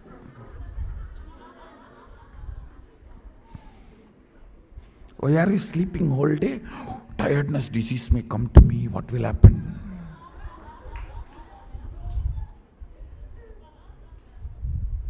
Let me take rest and stop tiredness coming to me.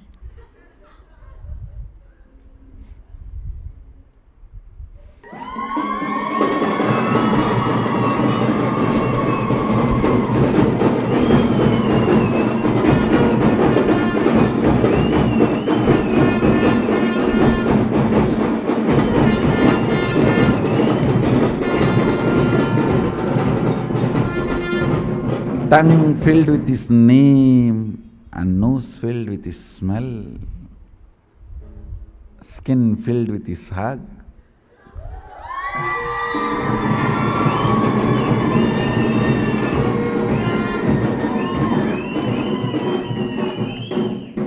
Emotions filled with emotions.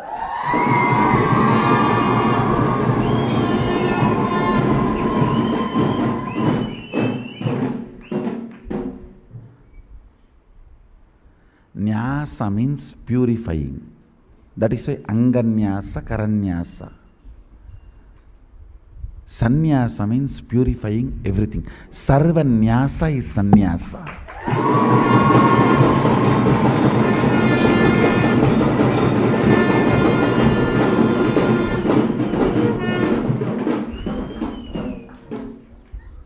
You invoke the sacred sounds to purify the kara and anga, hands and parts of your body.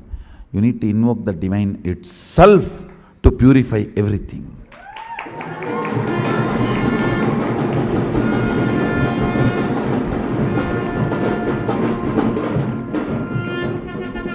Your will filled with His responsibility.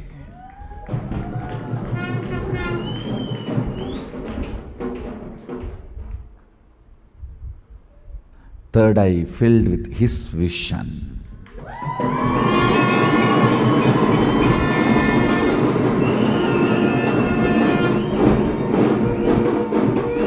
Two eyes filled with His vision. Third eye filled with His vision. Two eyes filled with His vision. Third eye filled with His vision.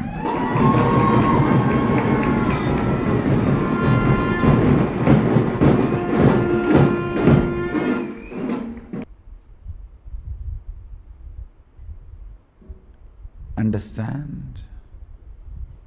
Essence of today's satsang. Responsibility makes Shava into Sheva. When Shava flows as Shakti it becomes Sheva.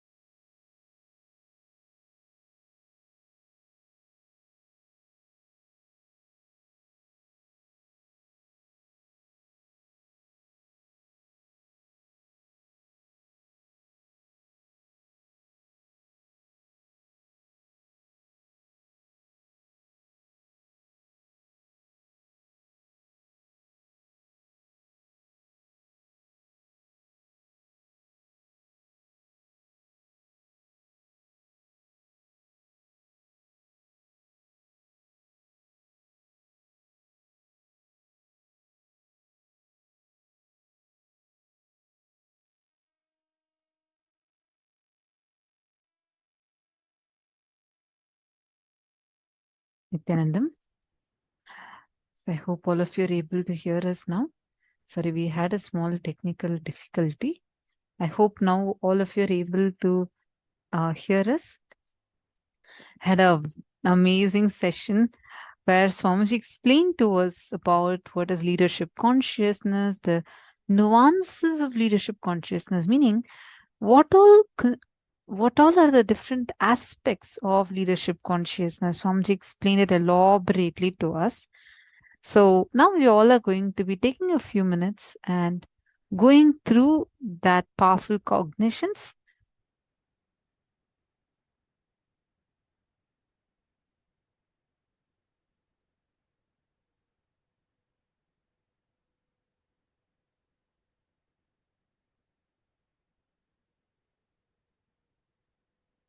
First and foremost, like how Swamiji mentioned, leaders are born sometimes, made many times.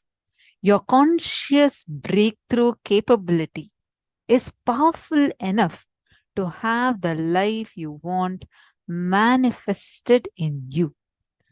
Just as one statement, can I request all the participants to post it and please share with us what exactly you understood from this. Please take a few minutes and please post what exactly you're understanding just from this one statement.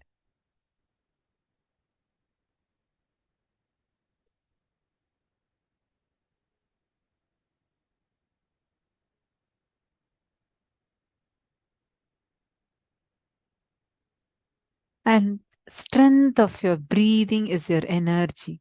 It is your consciousness. Strength of your breathing is your attention span. I request every single one of you, please take a few minutes. Say, I do see some of you already starting to type. I see many of you not yet typing. Can I request all of you to please type what exactly you understood so far from today's sessions?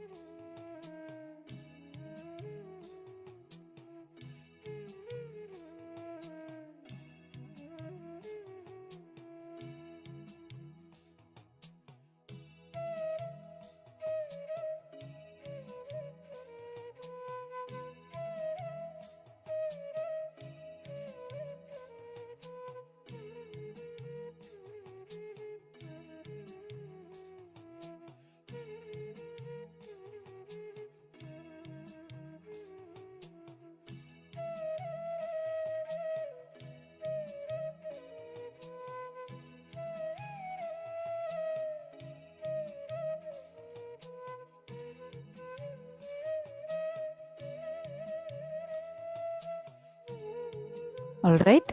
Now, all of us are going to be entering into a very powerful Kriya. All the participants that have any heart issues or medical conditions that may prevent you from doing this exercise, we request you to kindly avoid doing it. And every one of you that are here, all of you can, whoever can do it, you can be a part of this.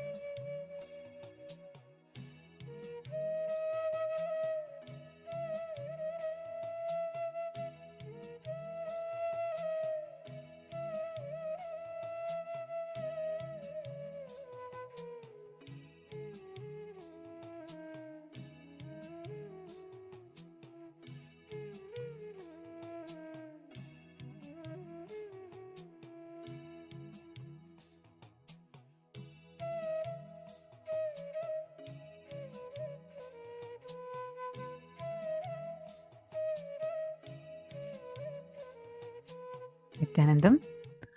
Yes. Sorry, we were having a small technical glitch. I hope now all of you are able to see me and hear me. Okay. Now we all are going to be entering into a very powerful Kriya. Like what Swamiji explained, right? The strength of your breathing is your very consciousness. The Kriyas, especially the Nitya Kriyas, are designed to make your breathing intense but subtle. When your breathing is made intense but subtle, it electrifies various components of your brain. Ability to include without judging is expanded through certain pranayamas. And that's exactly what all of us are going to be doing right now. So I just want to also announce the disclaimer. This technique is not intended to be a substitute for professional or medical diagnosis or treatment. Individuals with any type of medical condition, the elderly, children below 14, women who are pregnant or suspect they may be pregnant are advised to seek professional medical advice before practicing this technique. Viewers who are not on two-way video conferencing are cautioned that they are practicing these techniques at their own risk. And this includes all the participants who are not on camera. I humbly request all the participants to please kindly come on the camera. Now, this method, you need a strong awareness to work with this method. First thing, catch a place for you. Be completely relaxed. Don't be tensed, but don't lie down or sleep. Just relax. You can sit in a chair anywhere. Just be comfortable. You can sit on a chair. You can sit on ground. Anything is okay. You're going to be closing your eyes and tying the eye band. Please get an eye band and come and settle down. Sit in a very relaxed way. Release all the tension. There should be no tension, especially around your navel area. Make sure your navel region is completely relaxed.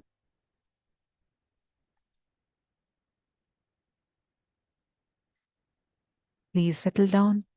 I request everyone to kindly settle down. We're going to be starting the Kriya now. Please tie your eye bands.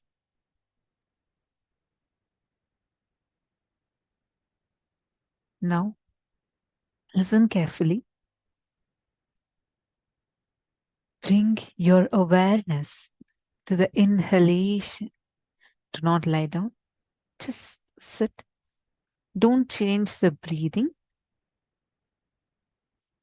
Don't try to, like the moment you put your awareness, you may start trying to breathe more, breathe less. Do not try any of that. Just be aware of what is happening.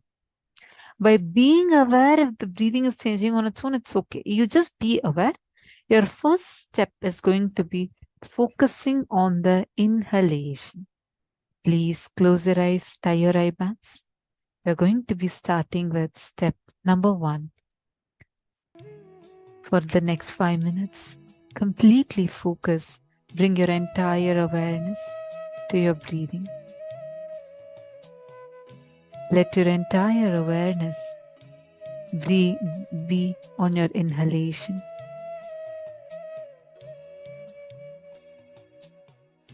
Just tie your eyes and inhale. Bring complete awareness to your inhalation. Do not tense yourself, just relax and do it.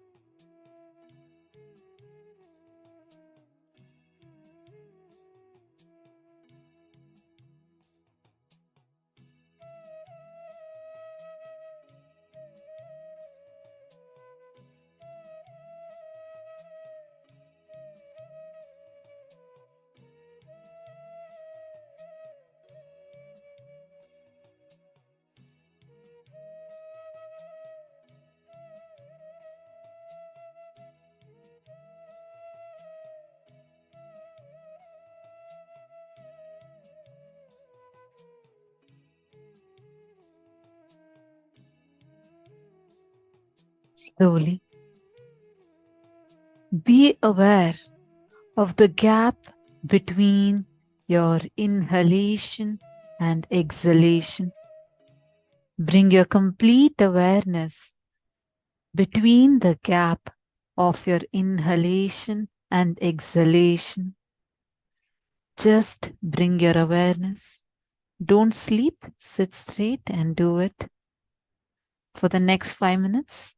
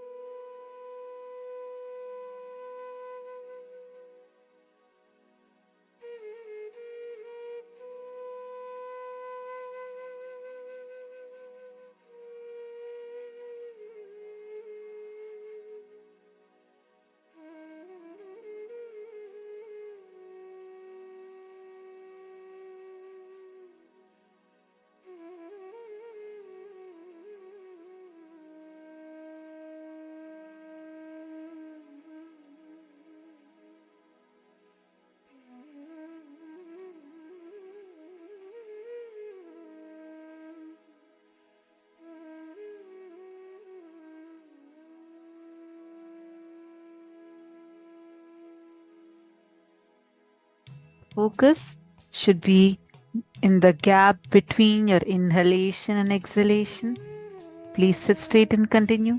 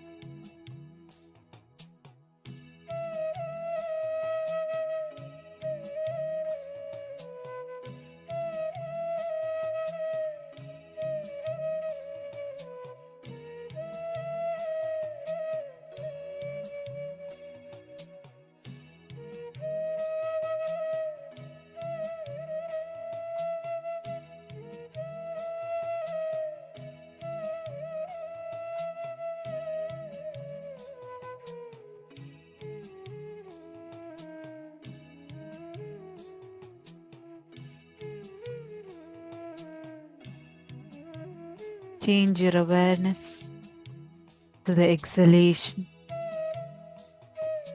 Bring your complete awareness to your exhalation. Your whole awareness should now be completely on your exhalation. Please sit straight, do not sleep. Focus, bring your entire awareness to your exhalation. Relax and sit. Do not tense, just relax, and same way, don't sleep.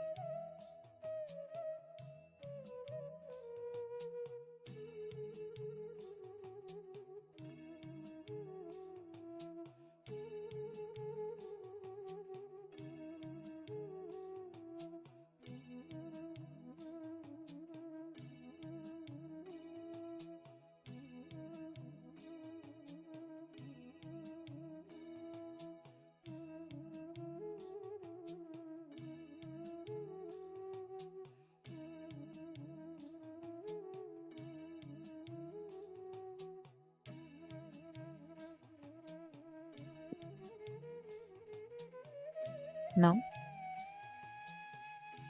slowly bring your awareness to the space between inhaling and exhaling, and feel the spreading of prana all over your body.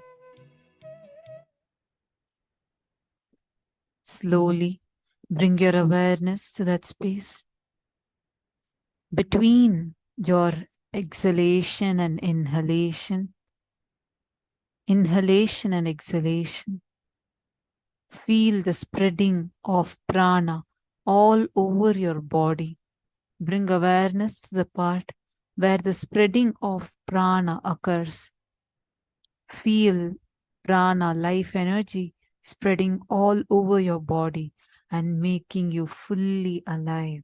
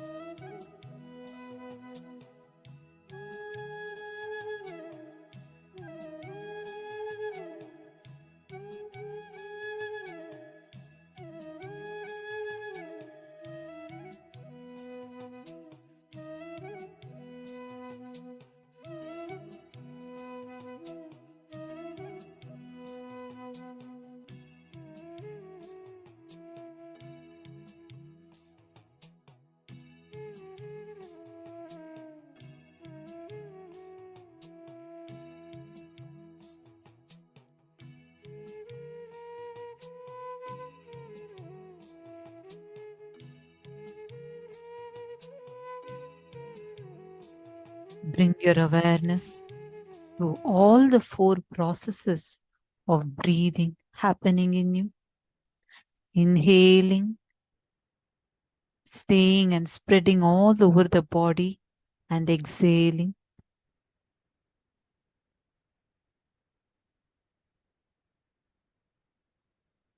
Don't sleep, sit comfortably. Bring your awareness to all the four states. Inhalation and the breath staying in you, and the breath, life energy just spreading all over your body, and exhalation. Bring awareness to every step. Inhalation, the breath staying in you,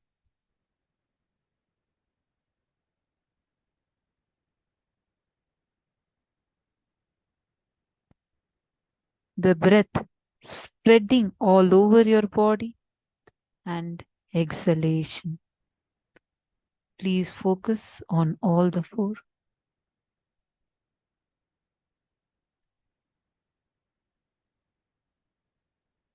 Just relax and do.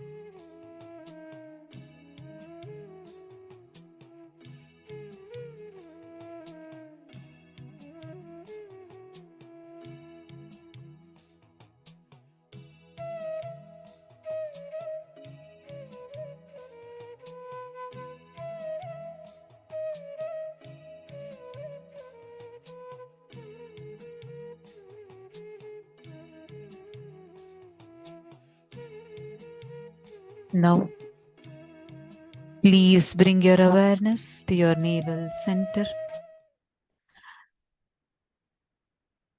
Bring your complete awareness to your navel center.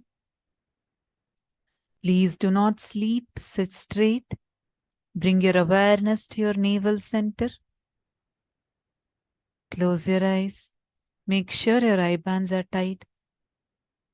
Let your whole awareness be in your navel center. Do not tense yourself, just relax. Bring complete awareness to your navel center.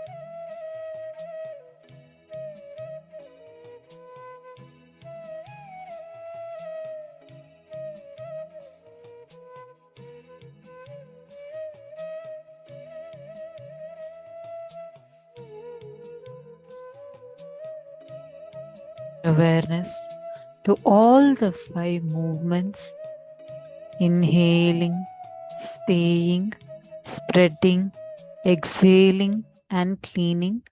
All the 5 movements that are happening in you. Bring your awareness to the inhalation, the staying, spreading, exhaling, and cleansing. Just bring your complete awareness to your breathing in all these 5 levels. Inhaling, the breath staying, spreading all over your body, exhaling, and cleansing.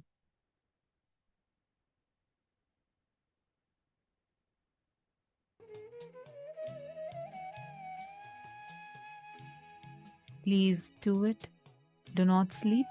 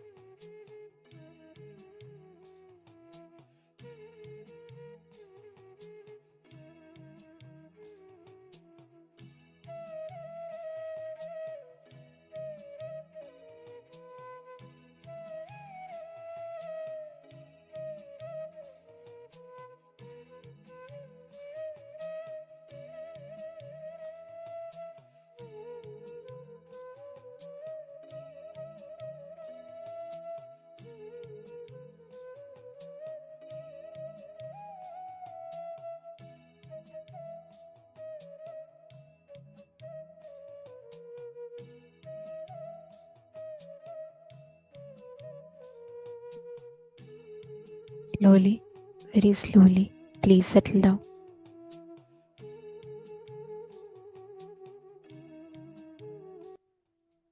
Now, please relax. Om Nithyananda Paramashivoham. Relax, settle down.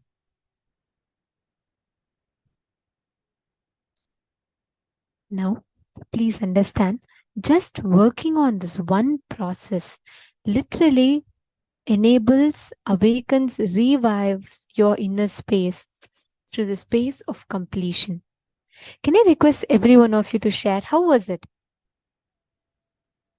Mahajada Kama has posted, I want to do many completions, live completely, enthusiastically and enriching. You're in the right track for that, Ma. Don't worry. Through this process, you'll experience that complete completion.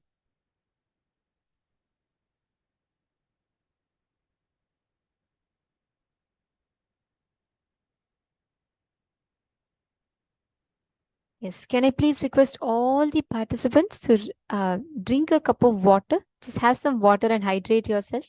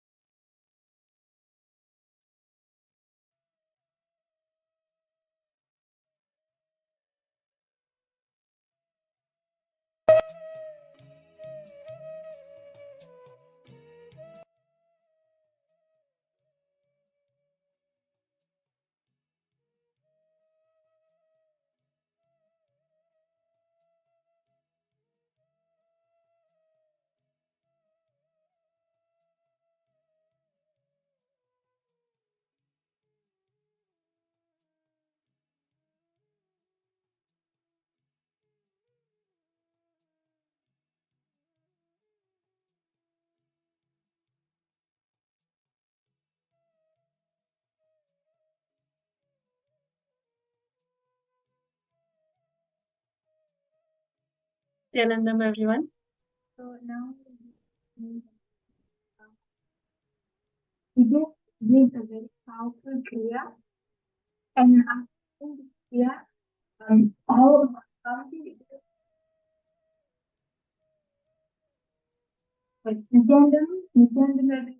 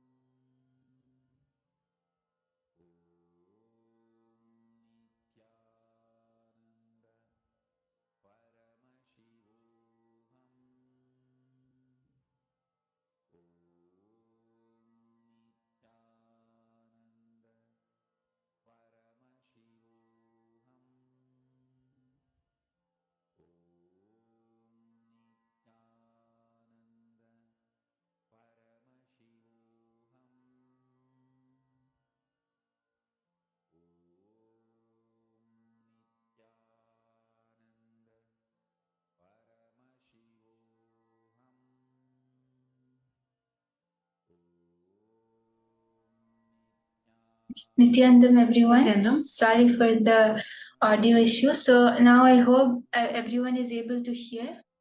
So now we are going to be entering into the power manifestation. We just had a very powerful kriya, and as Swamiji told in what the satsang which we listened to, each kriya you do, each process you do, it always helps in bringing up the energy level and making your system more powerful. So now all of us are in a very nice space to manifest powers because your full body is very powerful. So now we are going to be entering into the power manifestation. So what we are going to be manifesting in this power manifestation is the power of charging a silicon device. It can be anything. It can be a phone, laptop, tablet, or any device which you have. Just make sure that you have your device in front of you and see the amount of charge which you have before the power manifestation. So you can even take a screenshot or a picture of it. And the technique which we are going to be using to manifest this power is, Swamiji actually very beautifully says that this power is, the whole circuit is connected through our Hara center, which is below the Swadhisthana and above the Manipuraka. it is in between the Swadhisthana and Manipuraka center. So this, even if any of you feel that, oh, I'm not able to manifest third eye yet, or my third eye is blocked due to some reason, it can be either, the chemicals which you're having or anything which makes you feel that your third eye is blocked. Swamiji says that even if that is the obstacle which is stopping you, this power is something which you can still manifest because the whole circuit is plugged in through the Hara center. So you just have to focus on the Hara center, which is in between your Swadhisthana and Manipuraka center. And using that technique, you can just charge your silicon device. You'll see that this is a very, very easy power to manifest. And it is not that you have to sit, focus, and make sure that your third eye is unblocked, do completion. There's nothing of that sort. You just have to connect to Swamiji, and you'll see that this power will just flow through you. You'll just be able to manifest it. Please understand, Swamiji says, silicon listens to the consciousness. So let us all, and I'm sure all of us after this very powerful Kriya will simply manifest this power. It is one of the most easy power. So I'm so excited, and I wish all of you to please come sit before camera and do the manifestation. So I request everyone to get ready with your silicon device. It can be anything which you want to charge, your phone or your tablet. Make sure you have it in front of the camera, in front of you. And even in the satsang which we listened and understood just some time ago, Swamiji explained how the strength of your breathing is your energy, and the strength of your breathing is your consciousness. So using that same powerful cognition, we are also going to manifest this power now. Just by holding your device in your hand, you breathe in the prana, the life force, and you breathe it out as electronically charged particles. And this happens when you keep your full awareness on your Hara center. The air, the prana which you breathe in, gets converted into electronically charged particles when you breathe out. And also using the powerful cognition that the strength of your breathing is your energy and consciousness. All you have to do is just connect to Swamiji and request Swamiji to flow through you. And you'll see that you'll be able to manifest. So if all the participants have your devices ready, you can sit with it in front of the camera. You can even post in the chat if you have your devices ready.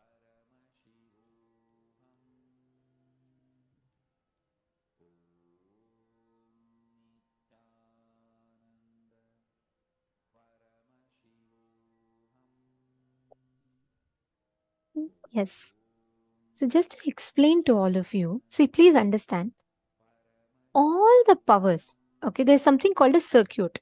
Like, for example, we all have these electrical circuits in our house. So you have a separate circuit for your fan, you have a separate circuit for your light. Am I right? Each of us have these different circuits, correct? Now, did you all know, for power manifestation, when you're all actually manifesting the power, it's a science. It's not you just close your eyes and it happens. Even that happening is because of a clear science. There's a way in which it happens. There's a path for that connection to be established. Are you all understanding? Are you all catching it? Okay, so I'll explain this exactly. Swamiji has given a phenomenal science of how exactly this power manifests. Okay, listen very carefully. This is very, very interesting one. See, just like how you have a separate circuit for a light, a separate circuit for a fan, a circuit for a TV, or any plug point based connections. Similarly, inside us, we have different circuits, energy channels through which the Kundalini Shakti flows for us to manifest powers. I'll give you all an example. When you manifest the power of third eye, when you manifest the power of length, breadth, and depth, what happens is you are manifesting the circuit which passes through the third eye. But this particular power that we're all seeing This does not pass through the length, breadth and depth. Okay, so this particular power, the circuit passes through directly through the Mooladhara, the root center. So even if you think, I don't have a third eye, you don't know, all of you can manifest, but I can't manifest third eye. Even if you think you have the most corroded, eroded third eye, this power will work for you. Okay, Swamiji tells the only qualification you need to manifest this power is you need to be alive. Anybody alive can manifest this power very easily, because this is directly your consciousness over your matter. Are all of you understanding? Okay, now the circuit for this particular power is directly connected to the Hara center, which is what Ma Brahma Yoga was just explaining to all of us, right? As you all can see in the picture here, this is the Hara center. Do you all see the part which is right below the Swadhisthana chakra and above the Manipuraka chakra? Sorry, it's right below the Manipuraka chakra and right above the Swadhisthana chakra. So the point below your navel center and above, just above the whole perineum region, this is the Hara center. Are all of you clear which point is the Hara center? You all can put yes if you all have understood. Yes, I see a thumbs up from all of you. Okay, great. So understand, this power is something that you can manifest very, very easily. We all have the silicon device, right? See, why we call silicon device? Basically, any electronic gadget is a silicon based one, because the base of phone, tablet, laptops, all the silicon, the silica material that we collect is from the earth element. So now, the silicon, the circuit is applied for anything you visualize, you can download it, and it is through the Hara center. So for example, without touching the device, you can send message to another person. And sending, or for example, you can just look at something, click the image with your eyes, and you can download it into your phone. For all these powers, you can use the Hara center, the circuit, to manifest the result that you want. Okay, understanding? So we're going to be manifesting different levels of each of this power. And in the first level, what you're going to be doing is, you're going to be connecting to Swamiji, and you're all going to be keeping the phone. Let's start with something very simple, okay? Let's start with, maybe to make it simpler, we'll start with first unlocking the phone through your third eye. Something very simple. You're all going to be connecting to Swamiji, and you're going to be establishing this circuit, and you're going to be manifesting the power. So basically what you're going to be doing is, you're going to be unlocking the phone. You're going to be keeping the phone locked in a place, and you're going to be unlocking it through the third eye.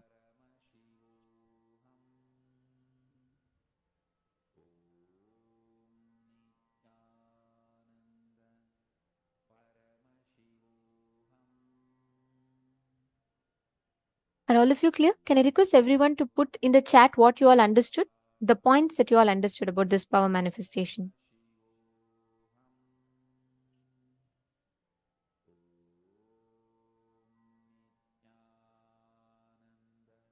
Okay, you're all going to be keeping the phone in the table. You're not going to be touching the phone.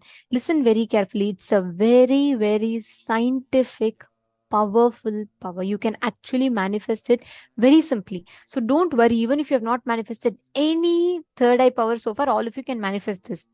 Come on, Sunil Yadavji, Samuel Ayya, Daniel Kurataya, Nithyanandam. All of you, please sit now. Put the phone.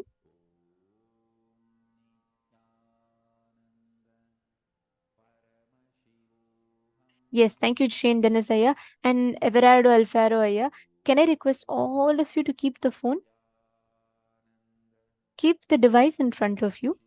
It is a very simple power. See, if you understand the software of it, manifesting will become very easy.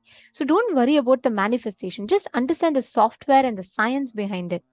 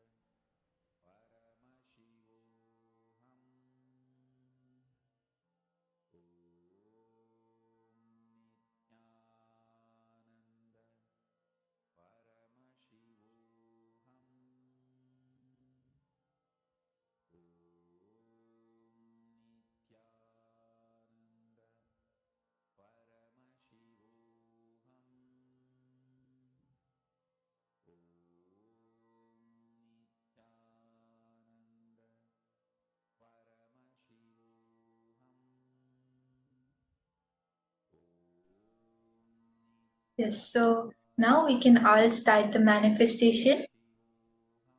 So I can see all of you have posted that. Okay, yes, so now all of us are ready. We can start the manifestation. So I request all the participants to keep your device, your silicon device in front of you, and just connect to Swamiji and chant the Mahavakya. And just put your full attention on the circuit which goes through your Hara center. Put your full awareness on that, on the Hara center, and just visualize the breathing. As you breathe, visualize that the prana, the air which you breathe in, gets converted into electronically charged particles as you breathe out. And just breathe out into the phone as you give a command to it.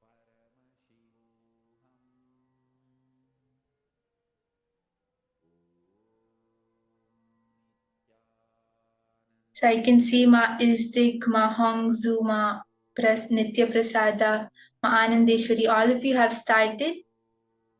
That's great. So just as you breathe out, give the command that you have to unlock the phone now. Just give the command to the phone.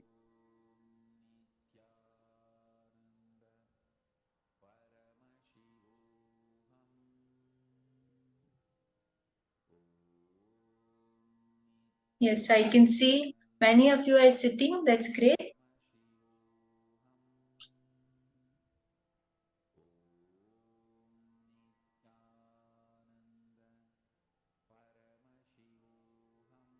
So just reminding all of you to please keep your phone locked. In this power, we are going to unlock our devices. The technique is same. Let's follow the same technique. Just breathe in intensely, take deep breathing and focus on your Hara center. You will see that when you are aware and just breathe out with the intention that electronically charged particles are going and hitting your device, just with that command of consciousness, the device will switch on.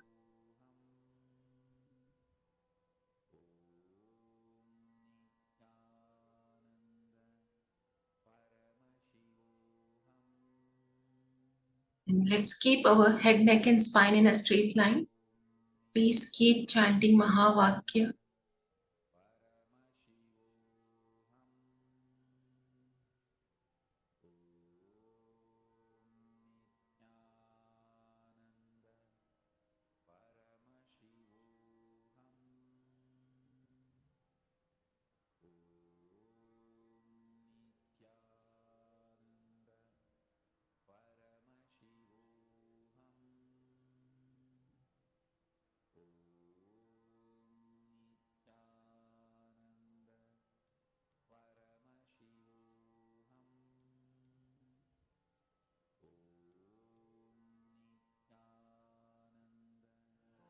Paramashivoham. Om Nithyananda. Paramashivoham. Om Nithyananda. Paramashivoham. Mahavagya, spiritual lullaby for samadhi, and Suprabhatam, wake up call, wake up song for Paramashiva. This Mahavagya is spiritual lullaby for you to fall into samadhi. Suprabhatam, wake up song for Paramashiva to wake up in you. Just remember this one powerful cognition. This Mahavagya puts me in samadhi. This is spiritual lullaby for samadhi, and Suprabhatam, wake up song for Paramashiva in me. For Paramashiva to manifest. with this one spiritual powerful cognition, chant this Mahavagya.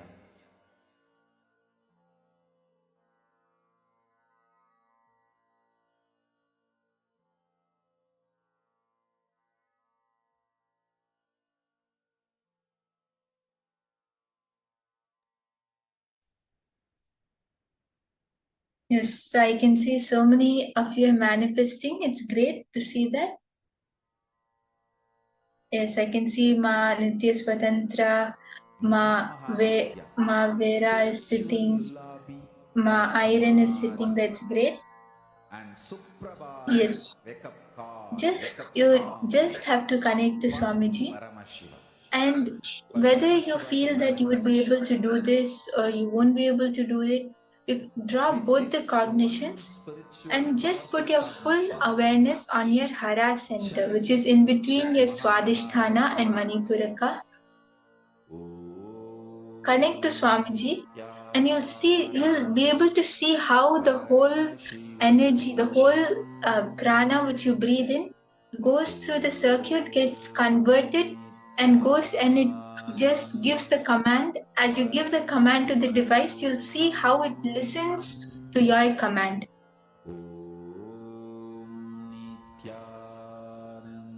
So I can see Ma Nitya Swatantra, you're sitting and manifesting. That's great, Ma.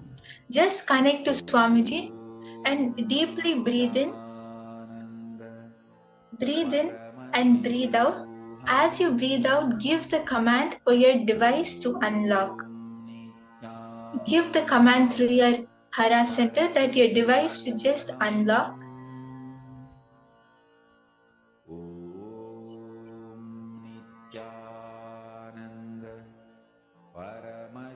Yes, I can see Ma Fatima is also manifesting. That's great. Ma Fatima, if it's possible, I request that you can sit straight.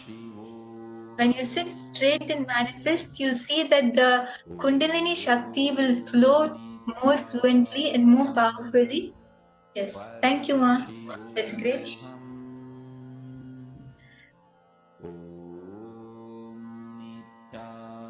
Yes, so many of you are manifesting. It's great to see that.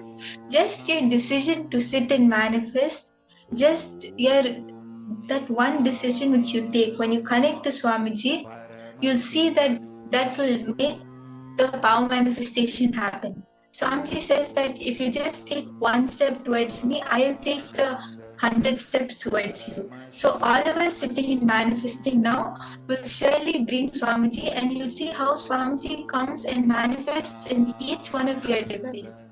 All of your devices will get unlocked, and you'll see how the power just manifests so nicely.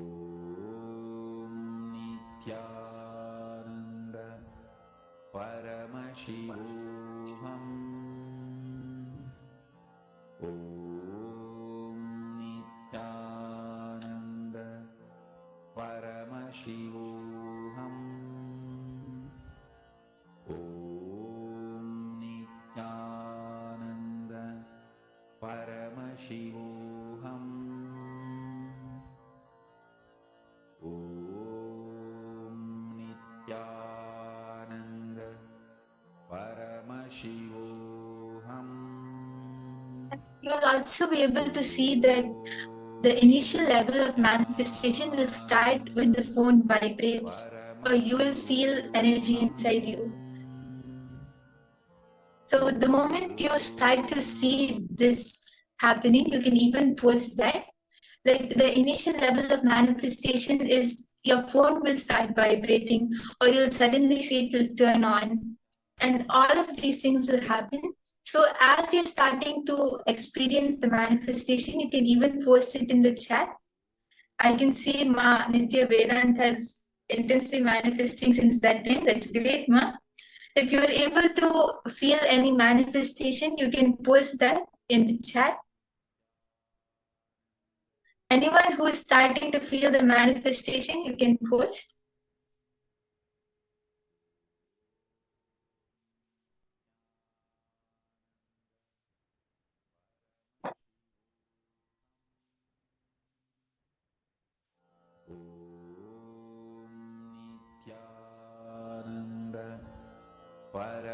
Paramashivoham. Om Nithyananda Paramashivoham. Om Nithyananda Paramashivoham. Om Nithyananda Paramashivoham. Om Nithyananda Paramashivoham. Om Nithyananda Paramashivoham. Om Nithyananda Paramashivoham. Om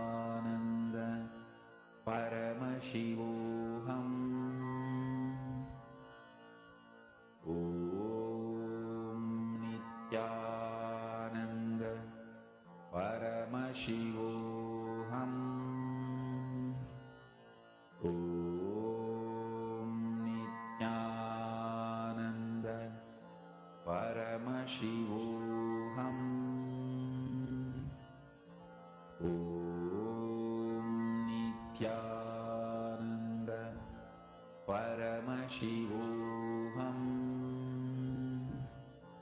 Om Nithyananda Paramashivoham. Om Nithyananda Paramashivoham. Om Nithyananda Paramashivoham.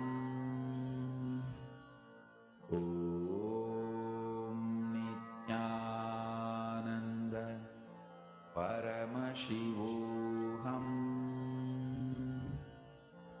Om Nithyananda Paramashivoham. Om Nithyananda Paramashivoham. Om Nithyananda Paramashivoham. Om Nithyananda Paramashivoham.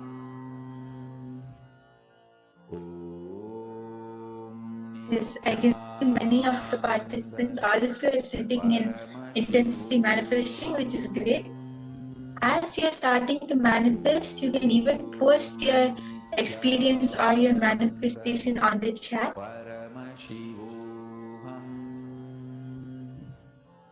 Om Nithyananda Paramashivoham. Yes, Ma Anandeshwari, you were able to manifest. I can see that you were intensely manifesting throughout the whole thing, sitting with your back straight, which is great. And many of the other participants also were manifesting. Ma Anusuya, Ma Jayanti, Ma Vijaya Manusami, all of you were manifesting. It's great. Ma Isabella, were you able to manifest anything yet? Are you able to feel the manifestation happening?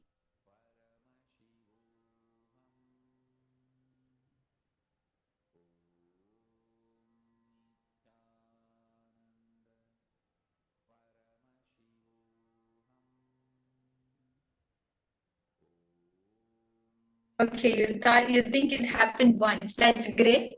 But even if you feel the manifestation happening, it is surely an manifesting. It's not an I think. So that is great, Ma Isabella. Yes, you'll see that when you just continue to sit like this, you will start manifesting. Whether even if you're sitting and doing your work or if you're listening to a session, just you can do this, like continue manifesting, and you'll see how it becomes a very natural thing. And it is great to see so many of you manifesting. Please understand, as Swamiji shared, our decision to take responsibility for our existence, right? Once we decide, I want to manifest, I am the source, I am responsible for whatever is happening around me, you will see simply because of that decision and shift in cognition, the power manifestation will simply happen. So let us keep manifesting this not only while we are sitting in the session, but let us make it as a part of our lifestyle. Okay, so Heidi, you felt like your Kundalini was raising, but it has not manifested. So that was great that you were able to feel that the manifestation was happening. The space shift started happening in you. And the space shift started happening means the manifestation will also surely happen. And you can even sit for summertime. You don't, like, even if you're doing something else, you can continue to do this power also. And you'll see that if you just sit in the same space which you are in right now, and if you continue to manifest, you'll see how you're able to manifest. And yes, Ma Fatima, were you able to manifest anything?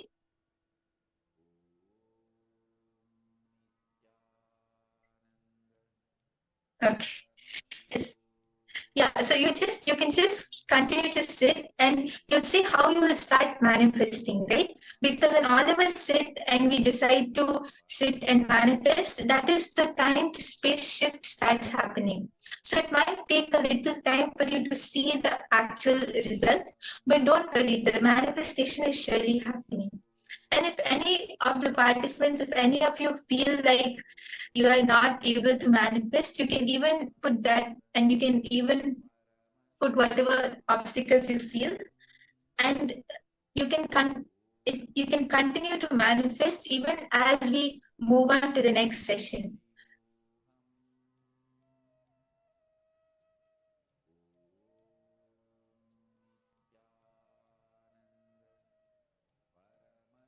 Okay, so Ma Anandeshwari, you felt the energy in the cell phone, which is great, Ma. That is also a starting of the manifestation. And now we're going to be learning from Swamiji about being your own boss. This is the next session you're going to be listening to.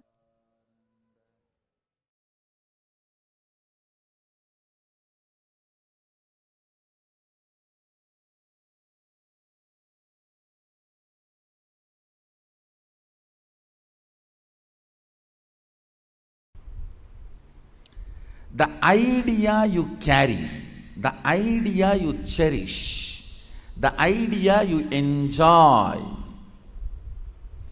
being your own boss. What do you think as being your own boss? That need to be corrected, aligned. The first principle is correcting, aligning the blueprint. Drop the paper and pen. First listen. I don't think you need an enlightened notebook after the program. You need an enlightened being after the program. I know what I want, but still I am not able to manifest. Be very clear. You do not know what you want. You are hardwired to manifest what you want. If you are manifesting difficulties, sufferings, and torture, that is what you want, be assured. Be informed that is what you want. I am not insensitive to you. I am sensible to you. I am not insensitive to you and your suffering. Understand? Your ideas about being your own boss needs acid wash. if you cognize yourself as bound by your boss, and you create a logical ideas and visualization, fantasy about being boss,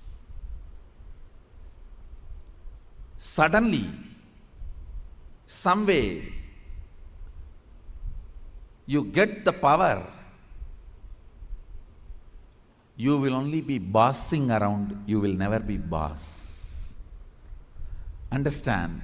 Bossing around is different, boss is different.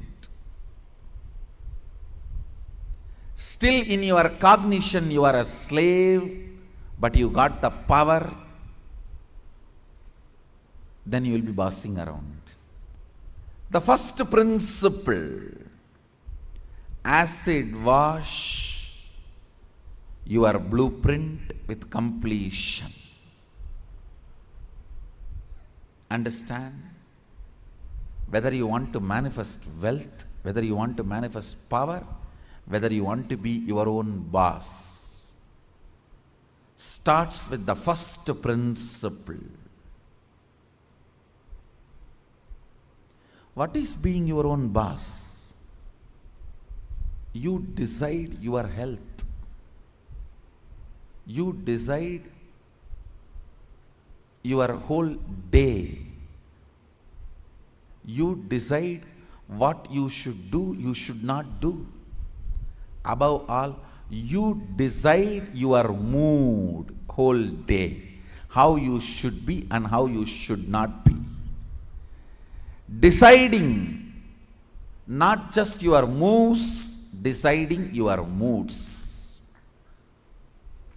Understand? Not just deciding your moves, deciding your moods too. Be your own boss means not just deciding your moves, deciding your moods.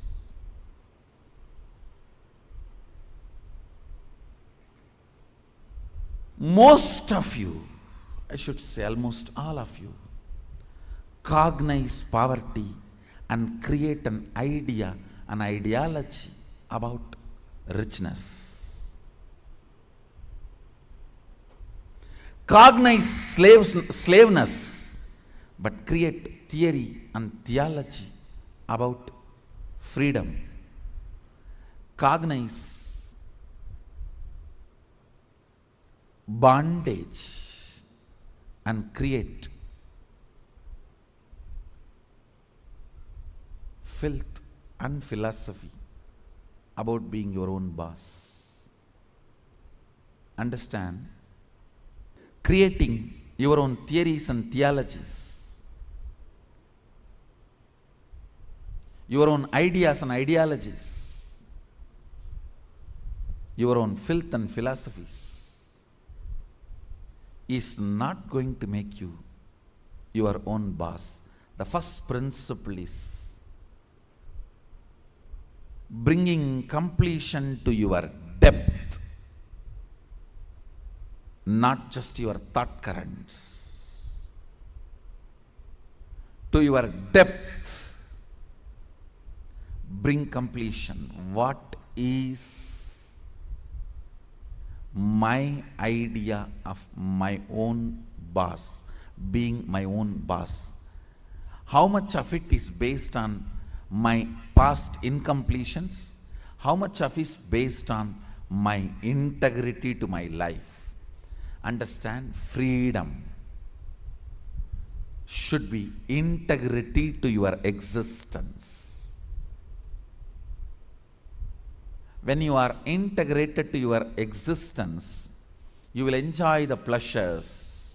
When body is filled with hormones, you will enjoy peace.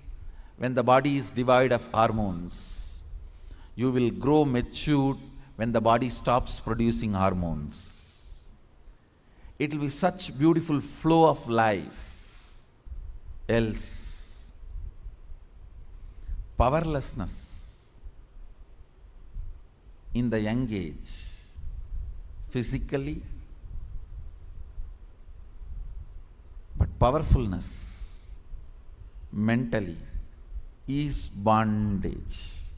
In the young age, you feel very powerful in the mind, but very powerless in the body, because the society around you, you feel the whole society is suppressing you.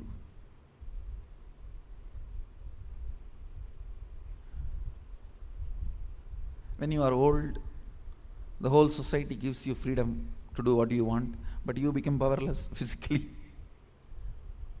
This whole conflict will not happen. Understand? The whole conflict will not happen if you acid wash your ideas about richness, your ideas about freedom, your ideas about being your own boss. Being your own boss is not deciding when you will go to your office or when you will go to golf club. It is all about deciding whether do you really need golf. The stupid game. Because your boss was doing that and you were waiting for him to come back, your anger and vengeance against him towards this whole boss idea. When you become boss, you do the same. Making your staff to wait, and you will be tuck, tuck, tuck. Fools! It is not about golfing. It is understanding, do you really need golfing? The first principle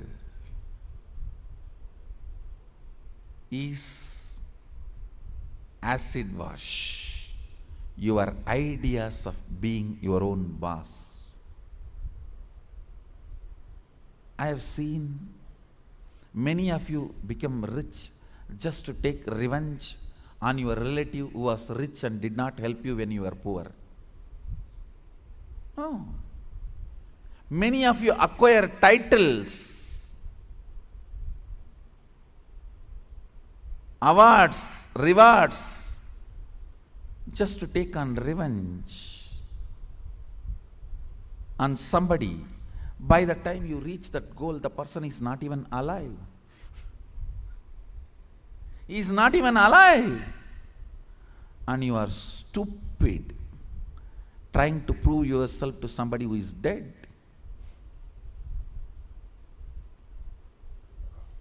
Look around and look in. Look around and look in. What is your depth? Understand? Your length, logic creates ideas. Your breadth, heart converts that ideas into ideology. Your length, logic creates theories. Your breadth, heart converts that into theologies.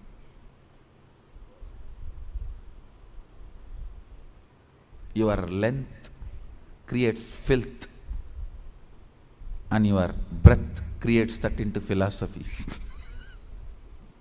Understand? The source material for all philosophy is filth. It's not, I am doing some poetic verbal play. It's truth.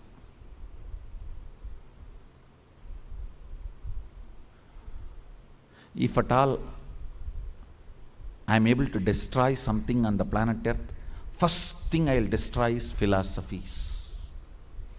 Philosophies kept human beings away from philosia, darshana, the reality.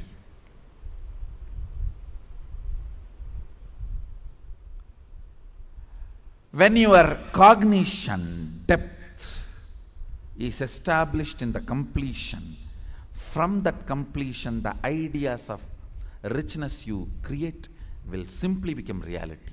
From that completion, the idea of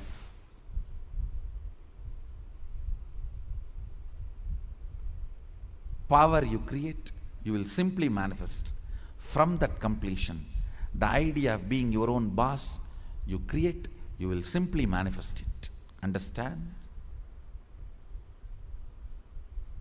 As I said, richness is not always grid bound. Most of us do not even understand there is something called off the grid richness. Experience. Understand? A person with 10 crore grid bound richness, a person with just 1 crore plus inner awakening, off the grid richness is surely much more richer.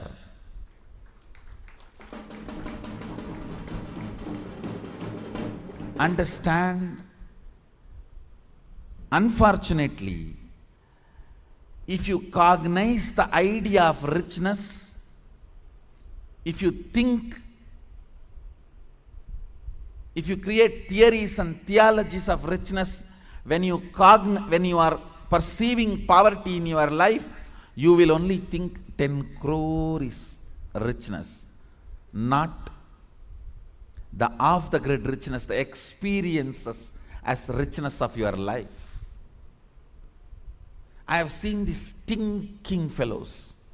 Stinking means believing only grid bound richness as richness. Stinking with money and no experience of life. When you leave the earth, when you leave the planet, your experiences carry you, not the grid bound wealth. Understand? Grid bound wealth is useful as long as you are grid bound. Death is the greatest freedom you receive from the grid. When you are off the grid, it is your experiences that will be counted as your richness, not the grid-bound richness. Grid-bound richness is great as long as you are bound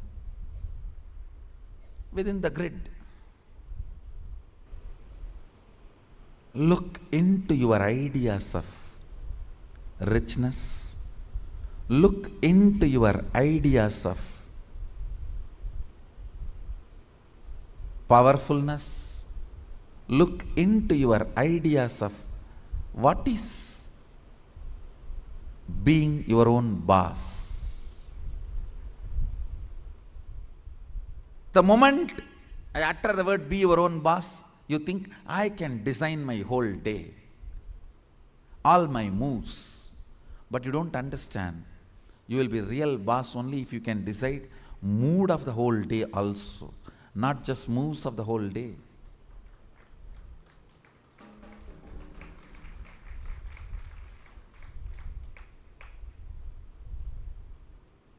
I'll say mood and moves both should be in your freedom. If I have to choose, I'll choose the moods than the moves. I'll choose the moods than the moves.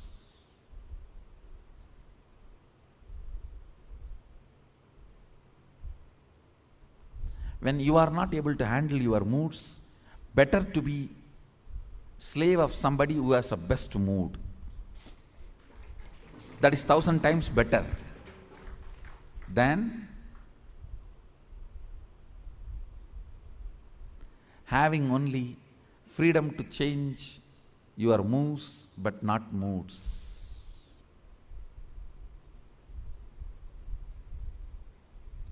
few minutes, dig out your incompletions, ideas you carry about being your own boss. If you suddenly win a lottery and from tomorrow, no, why tomorrow, today, from today, you are your own boss, what are you going to do? How is your life is going to be? And your ideas, theories, theologies, why you want to be like this? What is the reason you want your life in this way? Think and pen down what you want to be, how you will be your own boss. Second, why you will be like that. You may think, I'll be in the golf court all the time, fully drunk. I think better to be slave than fully drunk and being in the golf cart.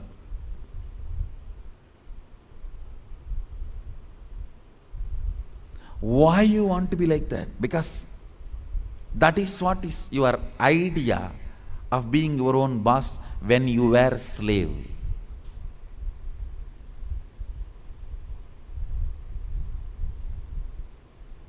If you are slave and create an idea about power, even if you get power, it becomes politics, not power.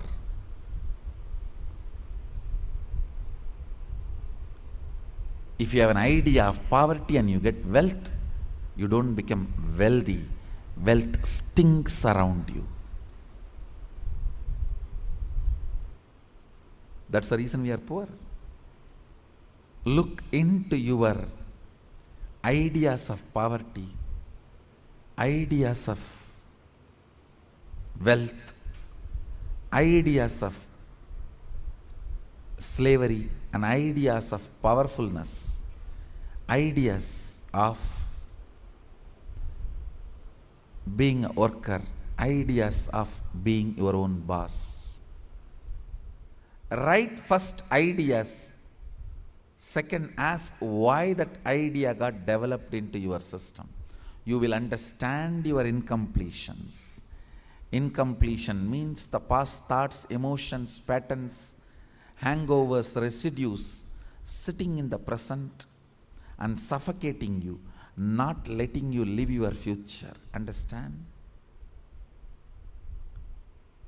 Even if you live richest life as per your imagination which you developed when you were poor, you will not be living rich life. You will be living the rich life as you imagined when you were poor. It will only be the poor man's rich life. It will only be the worker's boss life. It will only be the slave's free life. More than richness, you need to understand what for you need rich life. More than power, you need to know what for you need power. More than being your own boss, you need to know why you want to be your own boss. The first principle is acid wash your incompletions. I'll lead you into the second principle after this.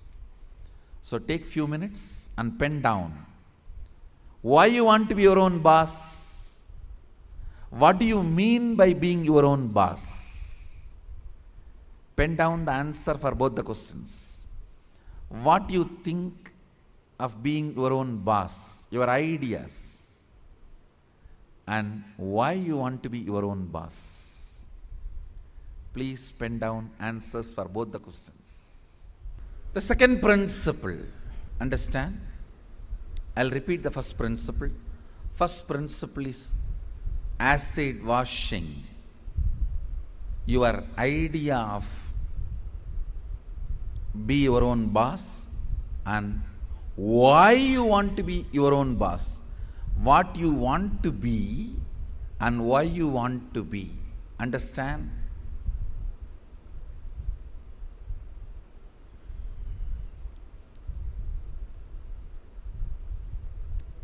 Knowledge clarity, Saraswati, understanding is the foundation on which anything can be built. People always tend to say, oh, I don't understand all that, Swamiji. You just say what I have to do, I'll do. You will not do if I just say. Even if I make you understand, you won't do. It's different. Whenever people come and tell me, oh, this is all too much, I cannot understand. You just tell me what I have to do, I'll do. I have always seen those people are worst failures. Understanding is the foundation. It's a basic necessity. Please understand. It is from your understandings you collect cognitions. Cognitions. From cognitions you manifest. It is from your understandings you collect cognitions.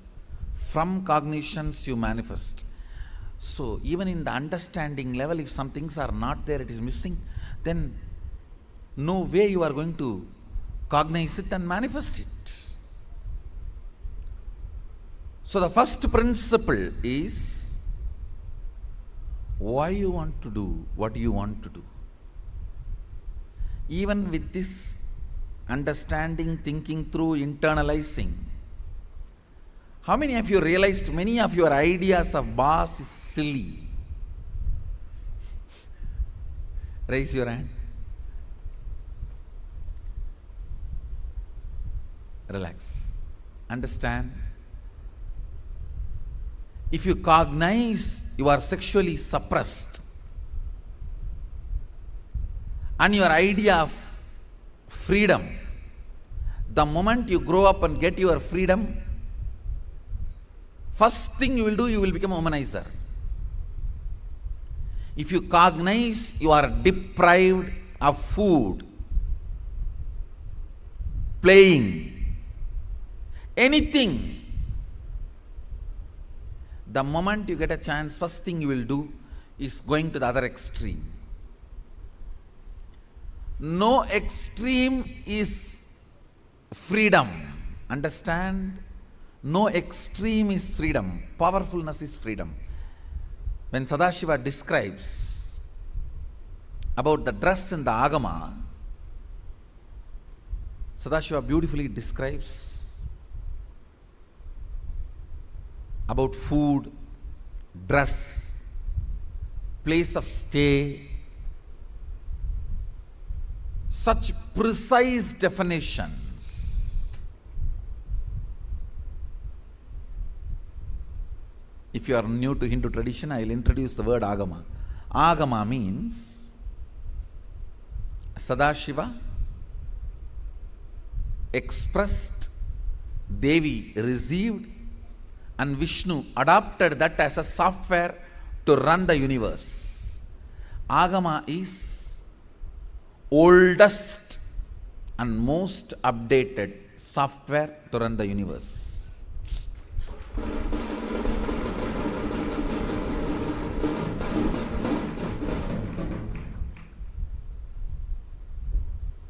Oldest and most updated.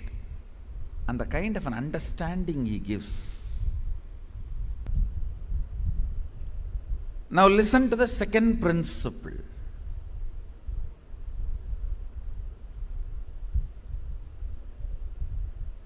Neither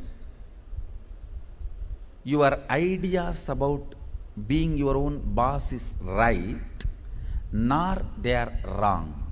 Listen carefully. Coming to the same understanding principle, neither your nudity nor your modesty is right or wrong. If you are feeling empowered by covering yourself, that is your dress code. If you are feeling empowered by exposing yourself, that is your dress code. What all the ideas about being your own boss empowers you? Listen, when I say empowering, making you feel powerful, joyful, ecstatic. I tell you, sometimes you do some politicking and jump into the seat of the boss. Then you know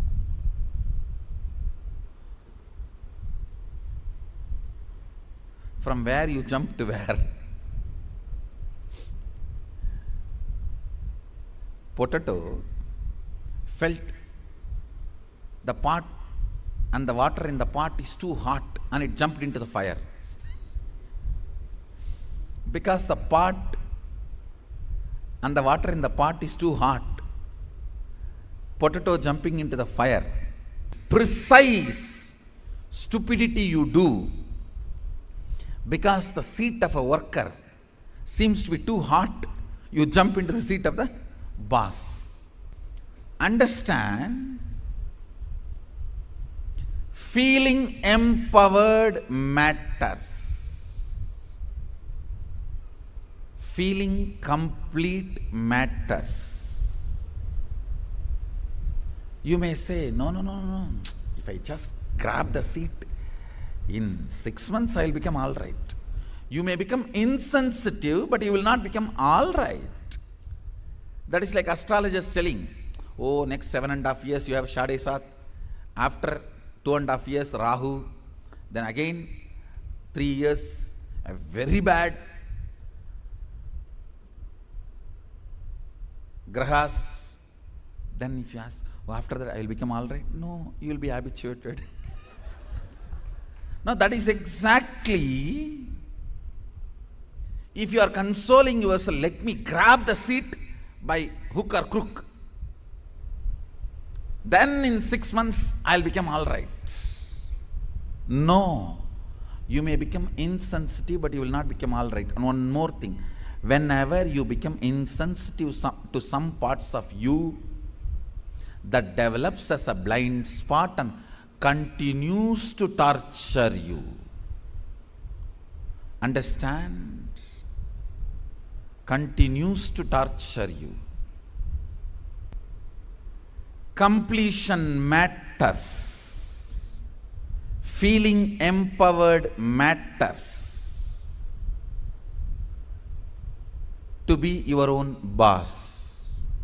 So second principle, listen. Second principle is completing your cognition of slavery, being a subordinate, being a staff, being worker, not being boss. Completion is the second principle. Of course, third principle is responsibility. I call it responsibilism. I want to make this responsibility as a religion. As on now, the religion we practice, at least in India, 3C: cricket, corruption, cinema. 3C is the religion we practice.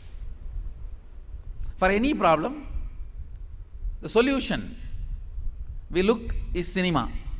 That's the largest referred spiritual solution center. Now, whenever you have a problem, where you look at?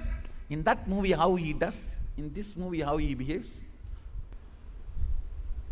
Our education system is basically a visual-based system. That is why, if you see all our temples and monuments, I can challenge, no other civilization produced such large amount of monuments.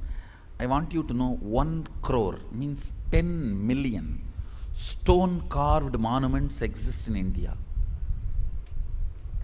As per the government report, stone carved monuments. I am not talking about RCC. We don't respect anything which is 1,000 years, less than 1,000 years old. Only if something is 1,000 years old, we even respect, and only if it can withstand 1,000 years, we call them as something decent structure. See, because basically our cognition is janmas, not birth. Understand? Janmas. Janma is different from birth.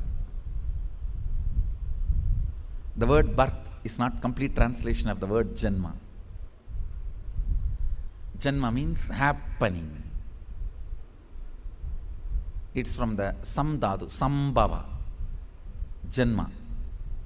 Birth means it's totally different. The very idea of birth is totally different. Born. We don't believe in birth. We believe only in happening. Sambhava. We are happening.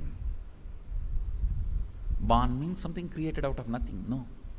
We are Sambhava. Happening. Listen to this truth. The second principle is completion with all the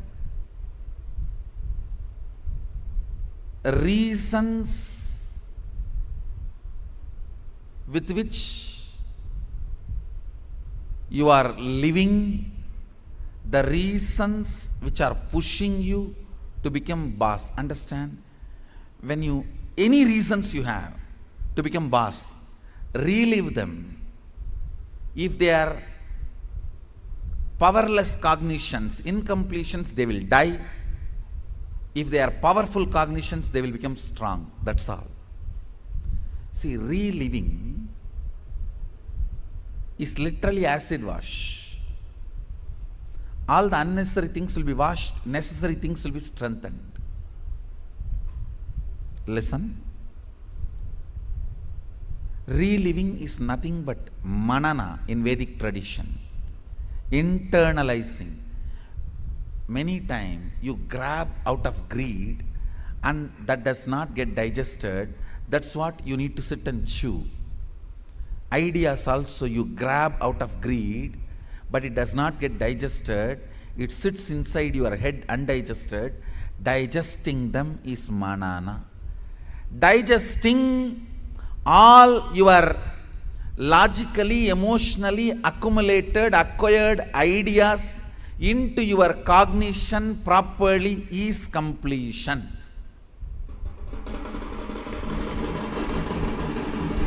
Understand?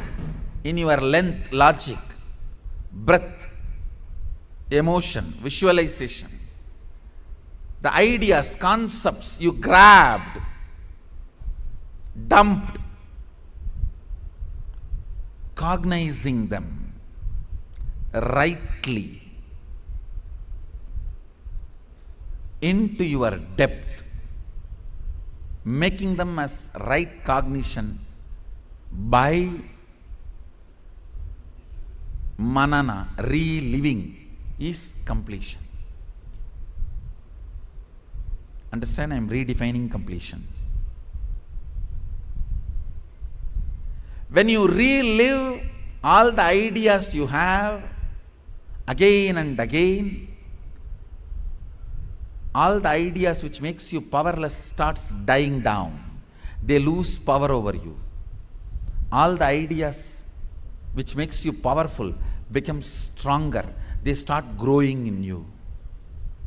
Understand? What needs to grow grows. What needs to go goes.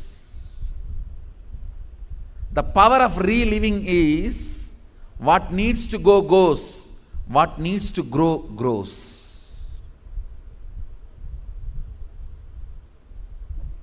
Add or, reliving, something goes, something grows.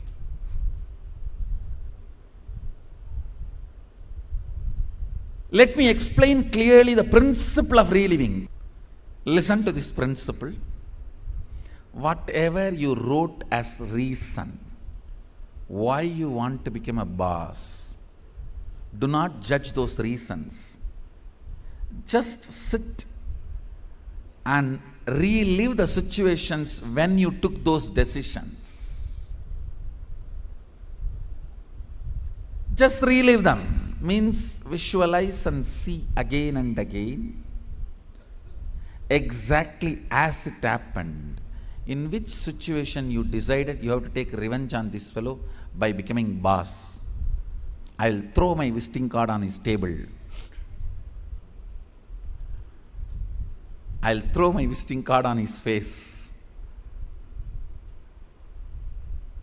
I'll throw my shoes on his face and my tie on his neck and tighten the tie. You may have what all I don't know. The situations during which you took the decision to become boss, the reason you want to become boss, relive them. Whatever you wrote, can you just read for few minutes so you can understand what I am saying and enter into manana, reliving. Now, relive every situation in your life in which you decided to become your own boss. The incidents, situations made you decide to be your own boss. Relive them.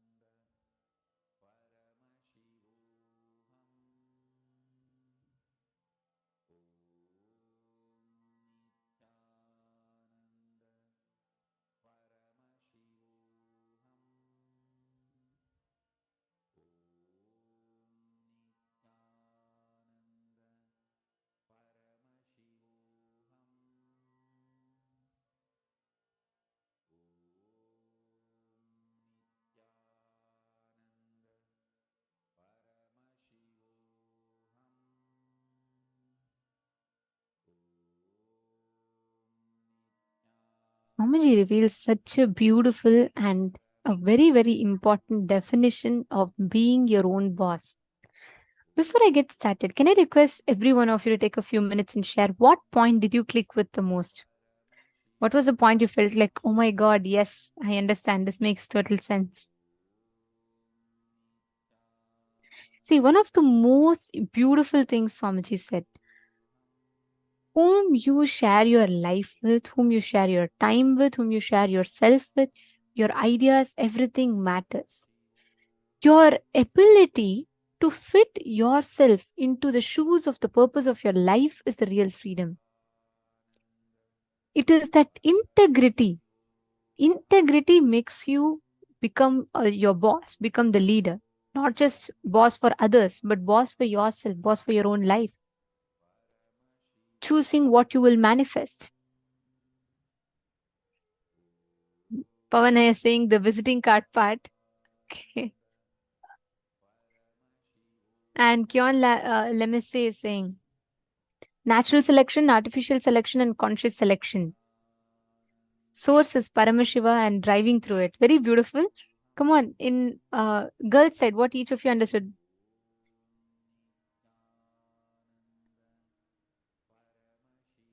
Can I request everyone to post? Completion with all the reasons. Ma is posted. Completion with all the reasons pushing you to become boss. Necessary powerful cognition will become strong principles.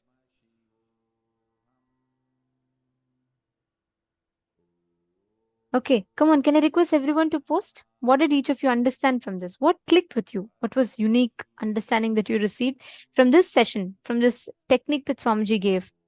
Maria has posted, when you handle your moods, it's freedom. It's being your own boss. Beautiful. Being your own boss doesn't just mean deciding your moves, it means deciding your moods. Perfect. Swamiji told that very beautifully, actually. There is no right or wrong. Whatever makes you feel empowered is your dress code. Dana Caesar. That's very nice. Mavani Goyal has also posted. Okay. Xian Singh has asked, I have a few questions to consult with. Okay, so first question you've asked, after 10 days, you're still not able to manifest powers. You're not able to experience that connection and manifesting the powers. And the second question you've asked is, when practicing the manifestation of superpowers, there's a slight pain in the heart during the chanting. Okay, firstly, Ma, just let me reassure you, for almost 10 years, I have manifested these powers. And I can tell you one thing, there is no side effect of manifesting powers. Manifesting powers is a natural byproduct of you centering yourself on into the space of oneness. Like Swamiji says, right? Healing, power manifestation is all not something external being added to enhance. It is your own ability to manifest being awakened for you. And that's first. Second thing, Ma, see, understand, all of our being is in the process of superconscious mutation.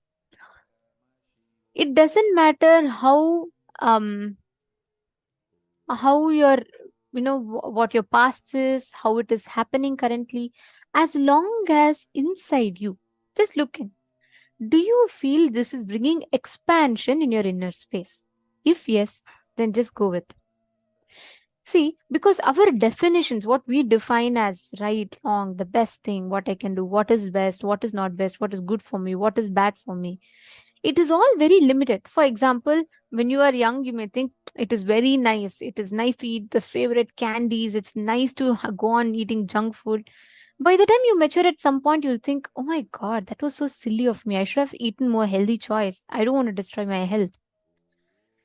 Our idea of right or wrong, our idea of what is happening, not happening is all very, I would say, when I say immature, I'll say it's very, it doesn't know the larger picture of life. But if your inner space is expanding through what you are learning, that means you're in the right track. Don't worry about the results. You focus on your actions. Swamiji will give you the results. You're understanding, Ma?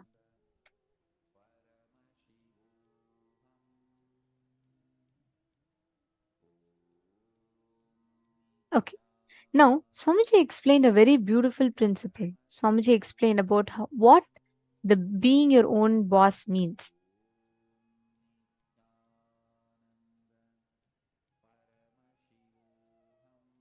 When you become your own boss, being your own boss, when it's not about, how much you're able to control others. No, the first principle is correcting the blueprint of life you carry inside your inner space. Whatever you cherish in your heart, the secret chambers of your heart, you attract that, you manifest that as reality. So what is most important is the idea you carry, you cherish, the idea you enjoy. Being your own boss. What do you think as being your own boss? That needs to be corrected and aligned. What is the blueprint that you carry inside your inner space? You just need to look in and attend to that. So I'm just explaining, right? Our definition of choices as freedom, our definition of what is freedom, what is best, what is bad. Like I said, it's all very limited, right? Like we carry an understanding or a cognition that is from our incompletions. Whatever you cherish in your heart, you manifest that as reality. If you carry inside you the life negative cognitions, then you manifest only that as reality. If you carry inside you the life positive, the life expansive cognitions, you manifest that as reality. Take a few minutes. The moment we say about being your own boss, what are the ideas, incompletions that you get in your inner space?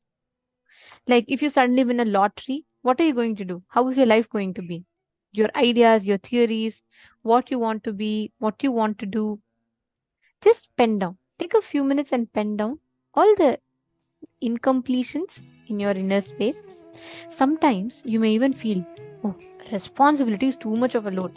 If I have to do nothing and enjoy everything, I'm fine, but I can't handle the responsibility of expansion. Write down all such incompletions that you carry in your inner space.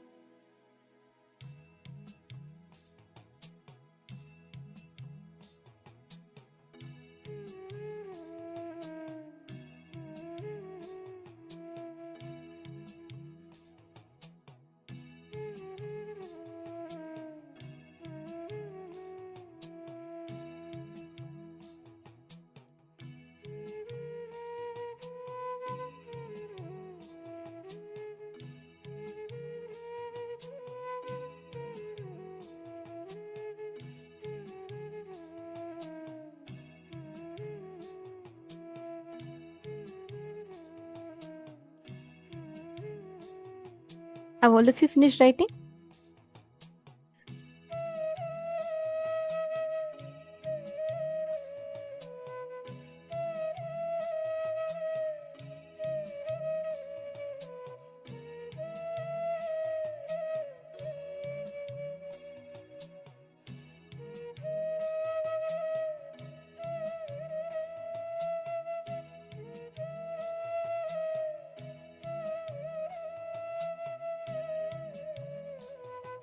Can I request you all to post in the chat if you all finished? See, all the things, the responsibility means it's load. I can't handle all of these words that we utter to ourselves. Pen that down. Once you've finished writing, please put done in the chat so we'll know you all have finished.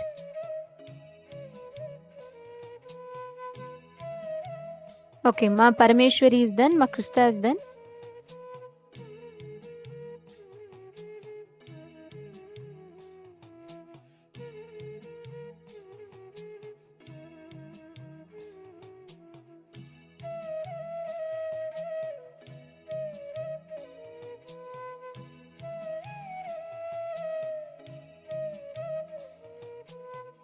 Okay, so now once you're done with that, I'm going to take you out to the next step now. I see many of you have posted done. Some of you are still writing. Some of you posting is still writing. It's okay. Take your time and write down. For all those who finished, let's take the second step.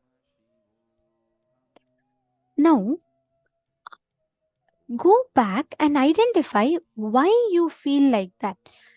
Understand, do not feel lazy to complete. Do not procrastinate completion. You may wonder for every intra exercise, like Swamiji is saying, okay, look in, why? It is a very powerful process because we never address the whys of our cognitions and thoughts. Incompletions remains inside of us and you constantly keep coming back and into that same loop. Take a few minutes, question yourself, why is that incompletion? From when on that idea got developed in your system? Like, for example, you may feel all responsibility is a load on your head. Like you can't handle expansion. You want to have the pleasure, but you don't want to have the expansion. You don't want to have the, the load of doing the work. Go back to the idea of when exactly you started feeling like that. When exactly this idea started developing in you. Take a few minutes and pen that down in detail. Each source, it could have been sometimes like when you were small and you wanted to become a leader, but then once you became a leader, you felt you were overloaded with things and that made you so incomplete. Or when you were trying to take responsibility, you missed out on the pleasure. Whatever you think, write it down and understand this is the key. We are all wanting to become a boss, but we are all not even able to have the control of our moods. Not just our moves, even our moods. Unless we analyze and address this part, we're going to keep repeating that same thing again and again and again. So I request all the participants to please pen down this. If any of you have any questions, please feel free to post. All of you write this down.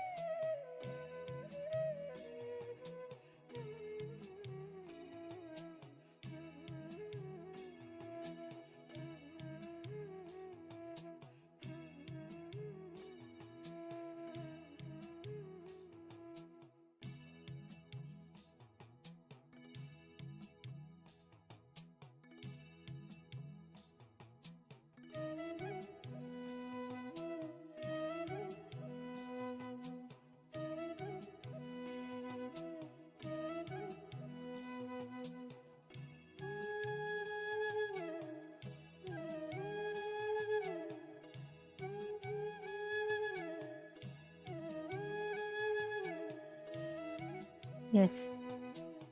How many of you have finished? Have you all finished writing?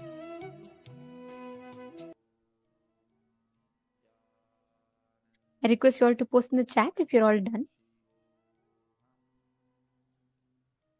Now, completing your cognition of slavery, being a subordinate, being a staff, being a worker, not being a boss, whatever you wrote just now, why you want to become a boss? Do not judge those reasons, but just sit, relive those situations when you took the decisions, and understand that the end result is going to be affecting only you. Even though you try to your best to push it on somebody else, at the end of your life, do you want to be standing and giving justifications, or do you want to be standing and declaring your victories? Wow, I'm just, what a powerful truth Swamiji is revealing in this. Listen very carefully. Like Swamiji said, why you're doing what you're doing, whether it matters to others or not, it matters to you. Your time with your boss might be money for him. Your time with your wife might be love for her.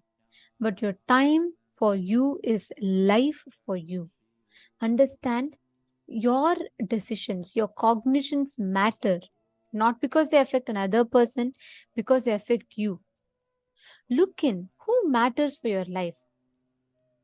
Who is the material of your life? The person should be either you or somebody who empowers you to be your own boss. Only then being your own boss is possible. Please understand, listen to this very carefully. Actually, all of us should know, other than Guru, who empowers us, nobody else from outside will want you to be your own boss. This is the truth, because everyone has their own fair share of incompletions. Everyone has their own fair share of cognitions, incompletions in life. The only person, the only being who has nothing expected in return, who is giving you just for the sake of giving you, is Guru.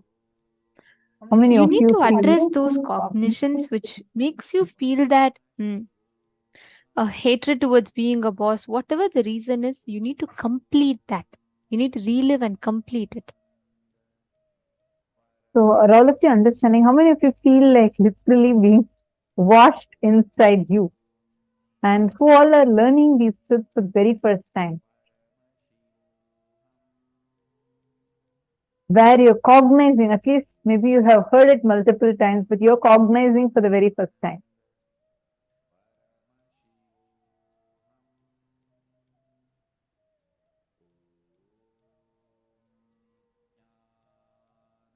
You're expanding the presence. I don't feel like I have any more incompletion about being my own boss.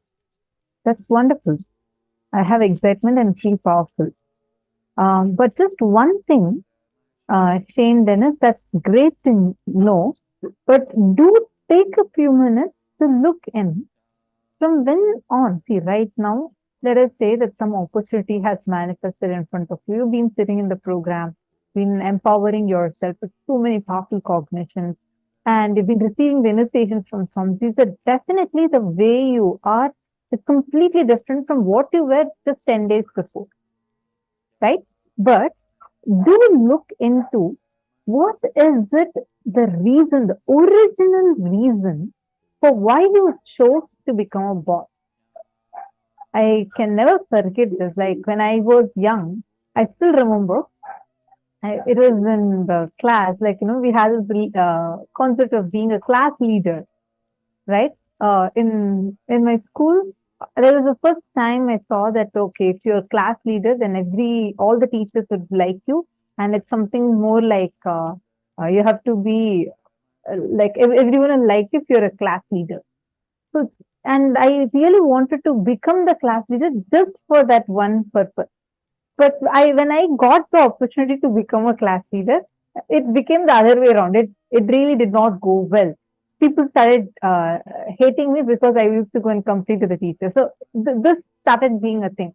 So I started developing so much of a hatred and fear to become a leader, to be a leader anywhere. I'll always be so afraid, and I'll always feel if an opportunity comes, and if I become a leader, I'll just be waiting for when I'm going to fail in it. This was the pattern, and it it repeated when I joined Gurukul initially. So this is the first response I had when I was made like a leader for a group over there.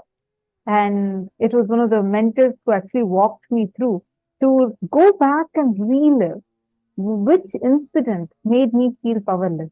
So after reliving, I understood how the very idea that I carried at that time and the way what for I chose versus what actually happened versus how I'm connecting logically to two different things.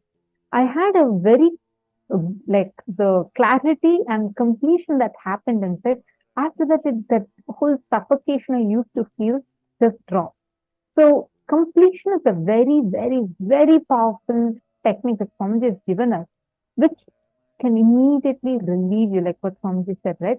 When you add reliving, one part of you goes, one more part of you grows. When you add the R, one part goes and one more part grows. Understand, we all have that power to manifest a completely new ourselves. Understand, it's not about, okay, when I want to become a leader, at that time I'll see, no. Leadership consciousness, it is not a position. It's not just a role. It is a very consciousness. That's why Swami uses the word leadership consciousness. Developing the leadership consciousness. You should be a leader of yourself. And you should be leader of wherever you are. And that would start happening only when you start reliving and reliving, completing with all the wrong ideologies you picked up. Leader is not about your moves, like Swamiji said, it's not about your moves, it's about your moods. Means you being able to handle and decide your moods, not just your moves. Now, today we're all going to be receiving a very, very powerful darshan, right? Where Swamiji is going to be awakening the leadership consciousness in us. And he's literally going to be enabling us to manifest that leadership in our inner space. And Swamiji is going to be taking us through a very special process where we'll have the darshan of KAILASA. In preparation for the initiation today, let us understand the deity, the principle that the deity today represents. Today Swamiji is going to be taking us through, we're going to be having the darshan of Tripurantakar Murti. So let us first understand what is this deity and what it represents. Before that, if any of you have any kind of questions related to the topic that we all learned just now, please feel free to post here. I'm learning new incompletions within myself. I was very surprised. Makrista Hetman. Thank you so much for sharing. That means you're becoming more and more conscious. Swamiji is making all of us so conscious. That is why we are discovering so many, the incompletions that are sitting inside of us, we are discovering them and cleansing them out. Karen Siva has posted this. It's also the first time I listened to this satsang. This is so interesting. Wonderful. Can I request all of you, any of you have any questions, please post.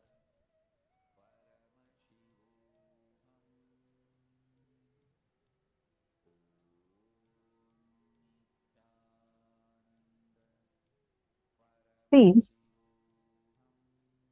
Ma Gokila, don't post your incompletions. See, all our incompletions are delusion.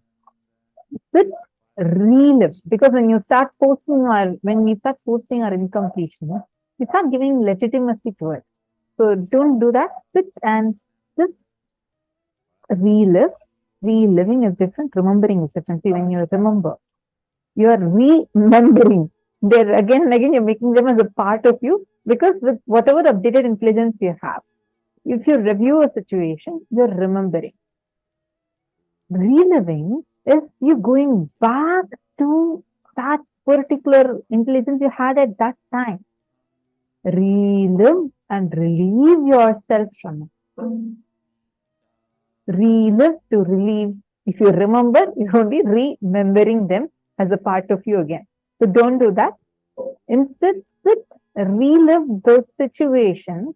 Write it down. Now, the incompletions are written. Go back to any one incident by incident. Actually, this is not just incompletion related to the work you're doing now. Also see, whenever you felt like you want to become a leader in something, Is it an idea picked up from somewhere else? Is it for some other reason? The day your manager disrespected you, insulted you, or he just did not give the credit for what you have worked for. Whatever might be the reason, what was that reason which made you choose this field? Like you want to become a leader, you really want to be powerful because of some incompletion. Look at that incompletion, completed it. Otherwise, we will only be living the poor man's version of a rich man and not the real rich man. Understand? Do not live the life of a poor man's version of a rich man. Only when you completed all those ideas you already carried previously, that will just drop from you. You will start living life royally. Are you understanding? See, if you see Swamiji in 2003 for the inauguration of Adi Kailash, there are cards that are printed. Swamiji had printed these cards, invitation cards. He himself personally designed and printed. And if you see the wording that Swamiji uses in that card, like the words at that time, this was like initial period. Swamiji was a young boy, young village boy who does not speak in English, who like does not have any kind of a political background, nothing. Just he is a sannyasi, like in his 20s, young boy, living in middle of a forest. Adi Kailash was a forest at that time, with jackals and bears running around. And in addition to that, poisonous snakes moving around. At such a time, and he has entered there, living under one cow shed, not having even a proper door, no bathroom, nothing, living alone in that campus and starting his work. So first time when Swamiji wanted to inaugurate that officially, 2003, Swamiji is printing the card. If you see that, Swamiji would have put it as Jagat Guru. Swamiji, at that time, if you understand, one, when you look at Swamiji as an avatar who knows everything, it's different. But like, just see, like, how can someone in that situation put Jagat Guru, means Guru of the whole world? And that time, very less disciples used to be actually around Swamiji, very less disciples. And Swamiji put it as international headquarters. Like, and spiritual and global spiritual movement. Understand, that is real leadership consciousness. It is not dependent on anything. It is not that, okay, based on, because I have all these, okay, now I have established so many ashrams, adhinams, temples, monasteries. So now I am declaring that, and this is a global spiritual movement, is different. Just at that time, one Tiruchangod Adhinam Swamiji started, and this is Adi Kailash. Global spiritual movement. These are the exact words Swamiji has put. So look at the vision Swamiji had. And in 2009, 2000, and even there some, actually one of the devotees from very early period, he shared that early on itself, Swamiji had told about how Swamiji wants to establish a nation for Hindus, and actually started looking for land and started working for the ground. Swamiji even said that we are going to have our own currency. When all this, he is like a young boy, and like there is absolutely, like the whole mission is at this initial stage. He is on ground, sitting with the sculptors, carving the deities, and sitting with and moving the deities along with all the other workers that are there. This was how Swamiji worked. At such a point, Swamiji is discussing what cognition. He's saying that Swamiji wants to establish a nation for him, which Swamiji has done and already shown to us. It is established now. But Swamiji declared this almost 2 decades before. Understand, that's how Swamiji is. That is real leadership consciousness. I see many of you saying, wow, wow, wow. Absolutely. Only when you really see how Swamiji is living, studying Swamiji's life, will actually awaken that real leadership consciousness in us. In every way. It's like, because there's no incompletion based on which he's becoming a leader, but because of his vision, he's very clear what his vision is and made it happen. There is no incompletion that is there at its root. If you see just go visit Nithyanandapedia and see the pictures from 2002, 2003. You will see Swamiji like one young boy just sitting at there are photos of Swamiji just sitting at the steps, washing clothes. Swamiji will wash his clothes and the clothes of the other sannyas. Actually, Swamiji only used to put kavi for the color kavi to come. There's a very traditional way of making. So the first initial, a small group of disciples that used to be around Swamiji used to put the kavi for those cloths, and Swamiji only used to wash their clothes and give them. Swamiji used to teach them how to wash clothes. And every morning, Swamiji will go and personally wake up everyone for yoga, do yoga along with them. See, understand, that is real leadership consciousness. Ma Dhanananda has posted, what a vision and what a visionary. Absolutely, right? Like, I mean, every time I remember this, it's just so beautiful. You'll keep falling in love with something more and more and more. Like the way how Swamiji was. Till now, it is the same. The way how Swamiji will get involved till the last minutest step. Even now, Swamiji does the same. See, there are people who will have big vision. And there are people who micromanage into things. But it's extremely rare for these two to come together. And Swamiji is intensity in both of these dimensions. You can never have a vision like how Swamiji has, nor can you do the micromanagement up to the detail that Swamiji does. Like the question is, never compromise on the quality just for the quantity, and he will never reduce the quantity just for the quality.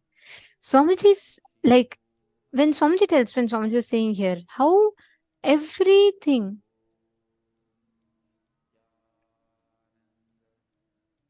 if each time when you get stuck for any reason, we all have enough justifications. We feel like, imagine you have to start something. Just a simple startup. We have so many reasons. We feel like till everything is proper, I don't want to take this risk. I don't think I can do this.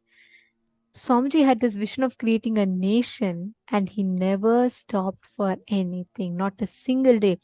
Even when there was Swamiji used to say, when there was not even a proper roof above his head, he already dreamt of building a nation. He had a vision, not dream, I'm sorry. He had a vision of building a nation. He was so clear with it, nothing could stop. And that is why we have KAILASA today.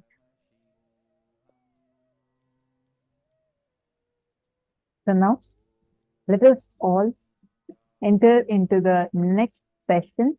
And in this session, we all are going to be understanding about who is Bhagavan Tripurantaka Murti. So let's listen to the revelation now from Swamiji.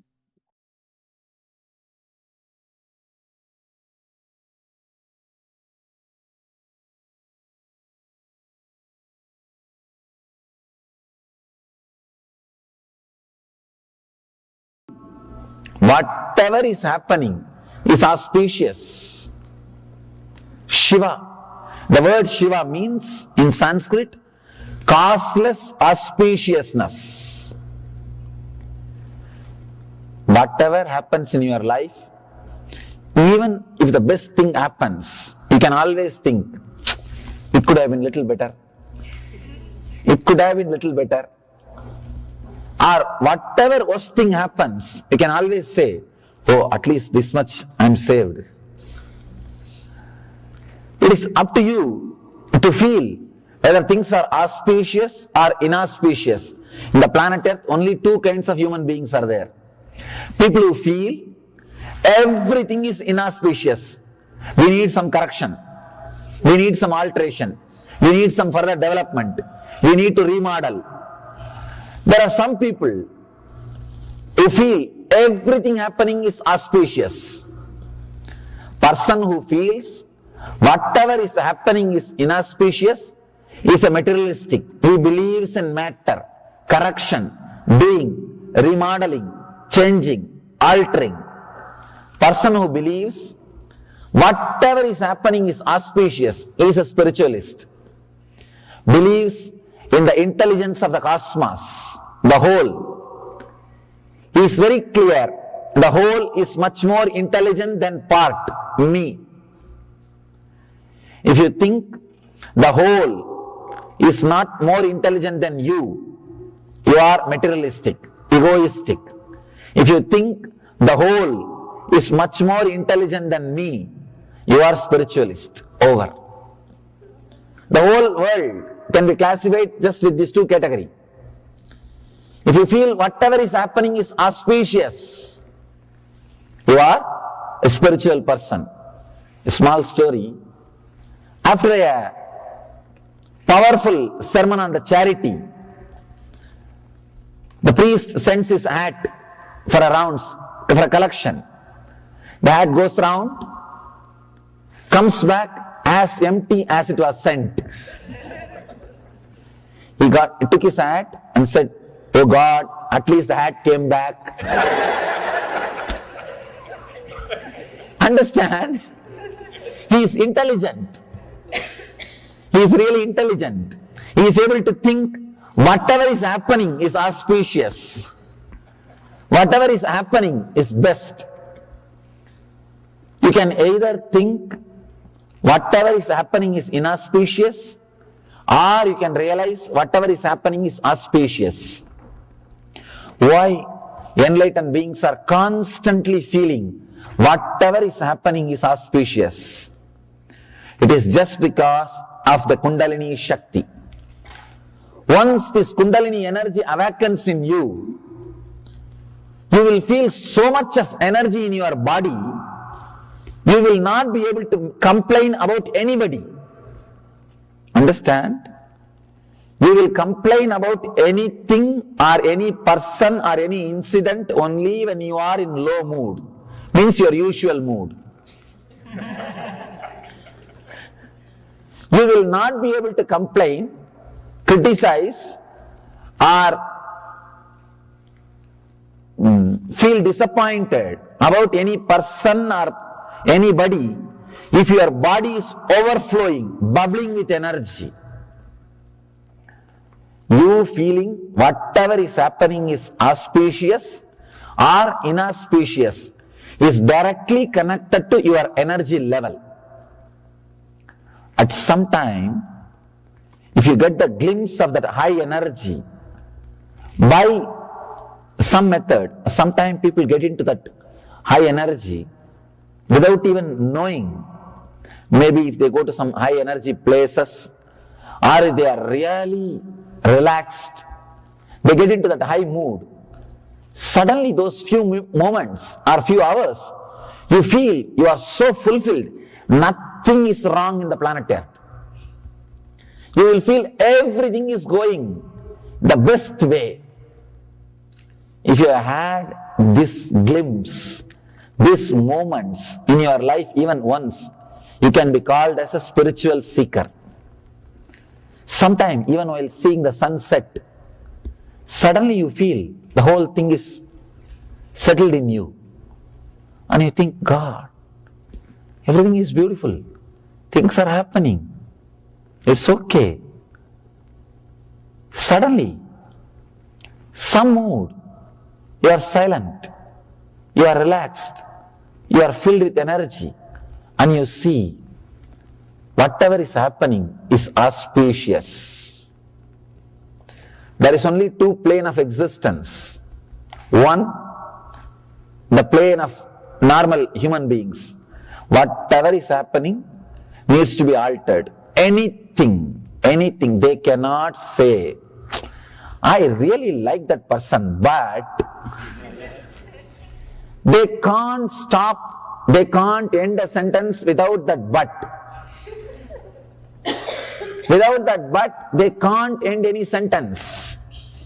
They cannot make a statement without that but, there ends. If you are using that word, but, or this, then you are a human being.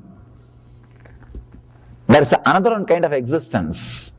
Whatever happens, he is not bothered at all. In Gita, Krishna says, samaschitta. It does not mean he is not compassionate. Understand?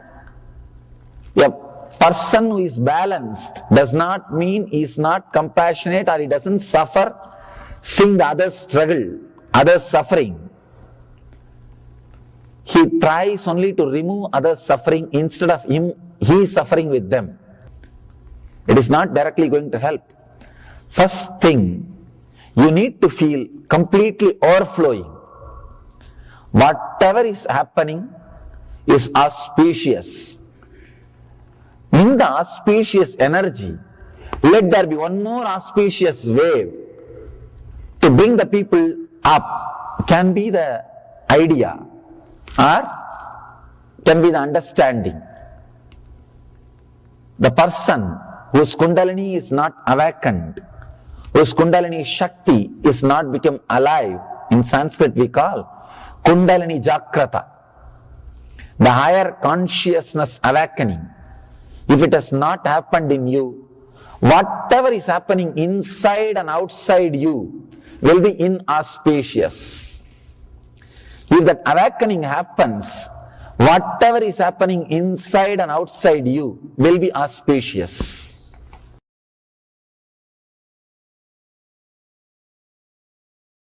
The moment you think, this is the way I am, what can I do?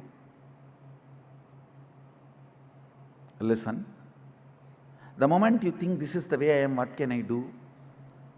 You have become egoistic. The anava has started happening in you. You are not, this is the way you think you are. Listen, people come and tell me, what can I do, Swamiji? I have so many patterns, I wanted to break, but this is the way I am. No. You fantasized about breaking, never wanted to break. Fantasizing about completion and doing completion is totally different. You always fantasized about becoming new being because you see the way the new beings radiate. You have an idea how it will be. Butterfly in the stomach, rose in the heart, light in the eyes.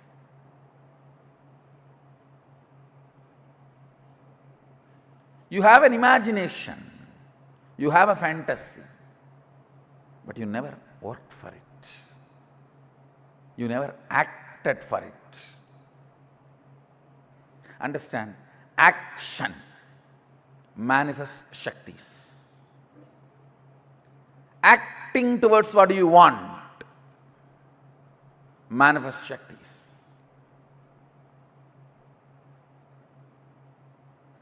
First thing you need to know, you are not a sealed, complete product as you imagine. No.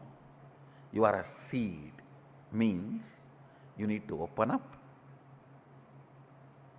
Sprouting need to happen. Plant need to grow.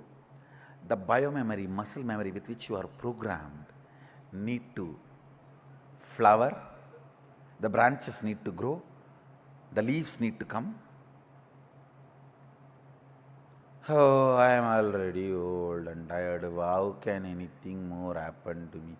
How can anything new happen to me? Where is the new life?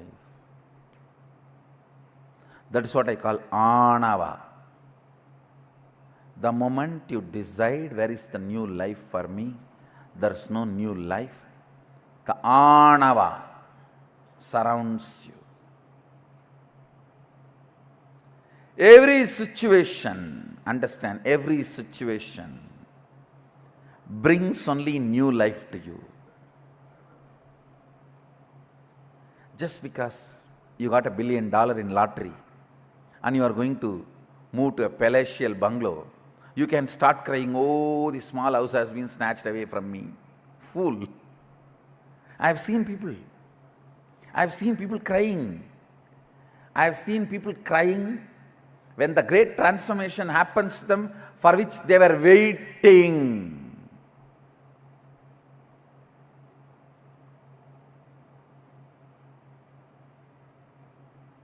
They were waiting to have a palatial bungalow. They won the lottery. Now their bungalow is ready. I would have been really, really happy. But I should have moved to the bungalow from here. After the mango season is over, this mango tree is here and the mango season is going on. It would have been so nice if I had lottery after the mango season and then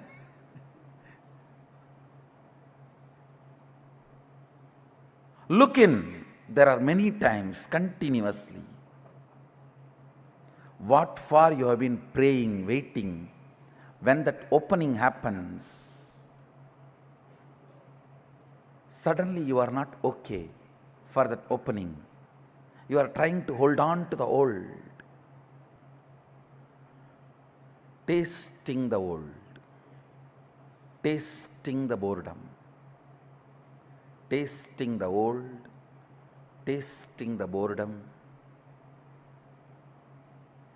taste for anti-life.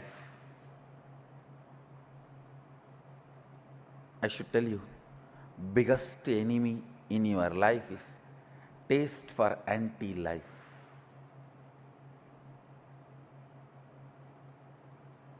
Break every time you go through anti-life taste. Every time when your mind is trying to tell you, this is the way I am, what can I do? How can anything move?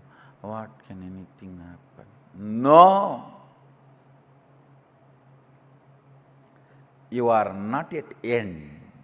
That's the good news. You are only a seed. As long as you consider you are only a seed, you need to manifest you are Sadashiva. Because, understand, Sadashiva constantly considers himself as the seed which need to manifest, yet to manifest, yet to manifest. Even after manifesting this whole Jagat.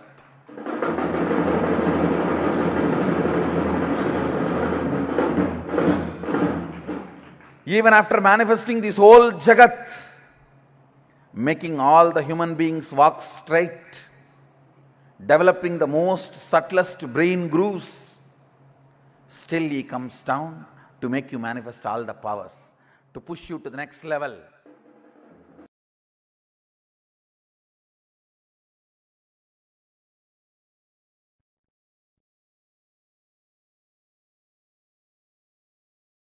Sankhya of declaring your integrity, multi-dimensional logic of declaring your integrity. I will reveal it to you. See, the conscious decision, conscious declaration gives Paramashiva to enter into you. Your individual identity is borderline by your decision of your idea of freedom. Listen. When your idea of freedom is limited, it is called ignorance. When you are ready consciously to live with your ignorance, it is called delusion. And when you are okay with your delusion and don't care about the reality, it is called arrogance. These three Pura asuras, 3-layer demons cannot be penetrated unless you give permission. If you consciously declare, I declare my integrity to Paramashiva component in Swamiji, in my Guru. If you declare even that much, that's enough. Then your soul can vibrate in the space of Paramashiva. See, now I have given a very insured declaration.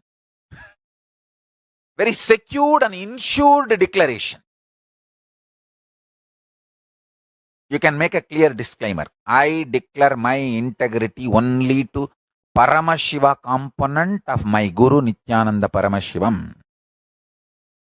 And non-Paramashiva component, I am not declaring my integrity. You can clearly make it. I don't have a problem. So you feel very secured and insured.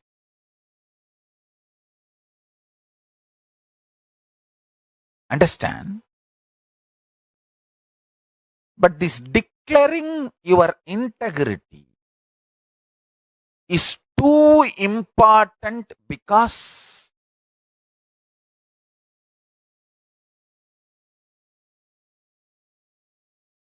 this is the Sankhya multidimensional logic of consciousness. Only then consciousness can enter into your being and awaken you.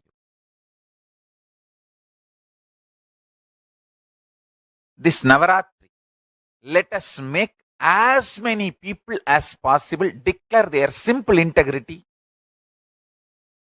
to Paramashiva and celebrate themselves as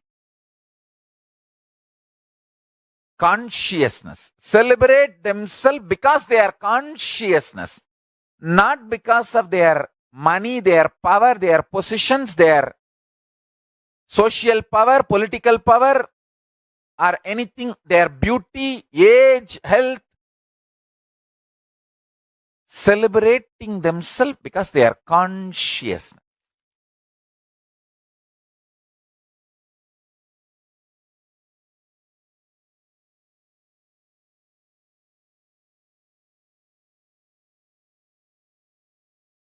Just these two.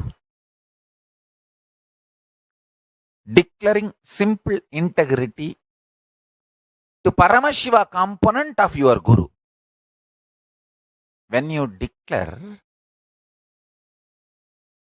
your simple integrity to the Paramashiva component of your Guru and you decide to celebrate yourself because you are consciousness, this too is a, I tell you, most successful recipe for power manifestation. Deadly combination. Nothing can kill you after that. Deadly combination for destroying all the ignorance and powerlessness and impossibility.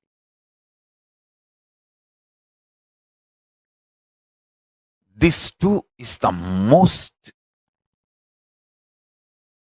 multidimensional logic of multidimensional magic. Sankhya of Parashakti.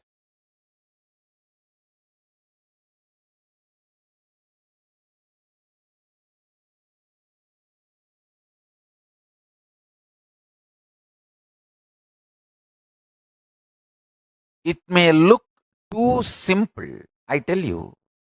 See, when you eat, decide, Navaratri, I decided this 9 days I will celebrate myself because I am consciousness. So now, as consciousness, I am going to eat.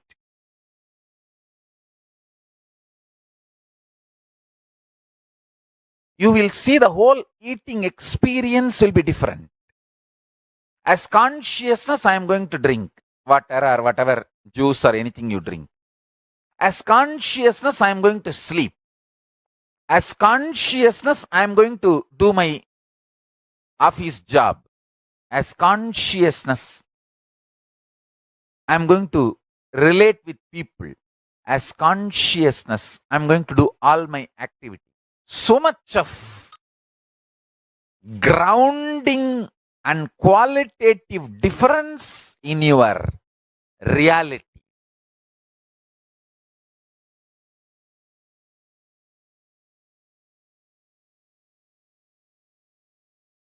This whole Navaratri, let us celebrate because we are consciousness. Navaratri is the beautiful celebration. Devi who received Agama, Vishnu who made the Agama as the software for the whole universe. Both of them are celebrated on this auspicious 9 days.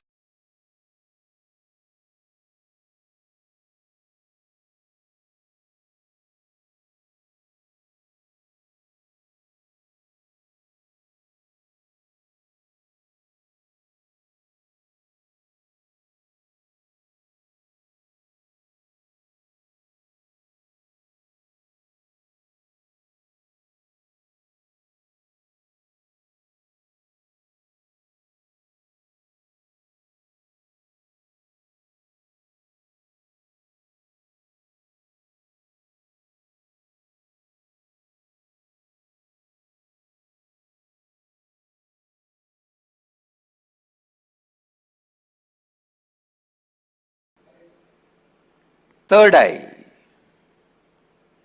one of the most discussed,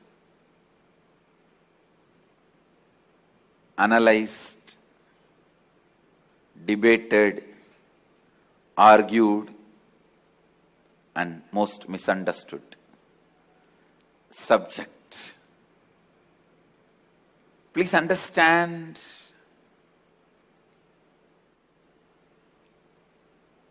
what is third eye? Let me define. Third eye is an intra-organ. You really have it. Which can be awakened, which can directly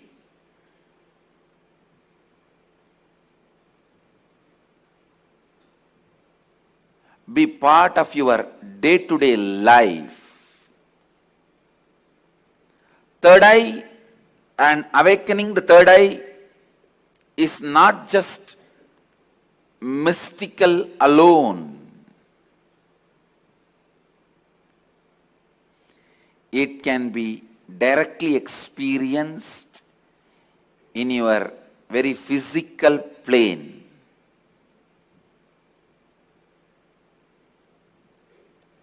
It has a clear,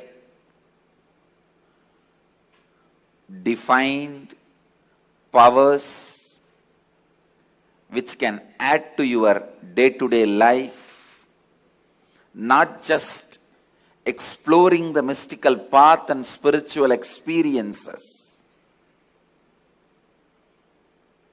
It can directly help you experience so many extraordinary things in your day-to-day life,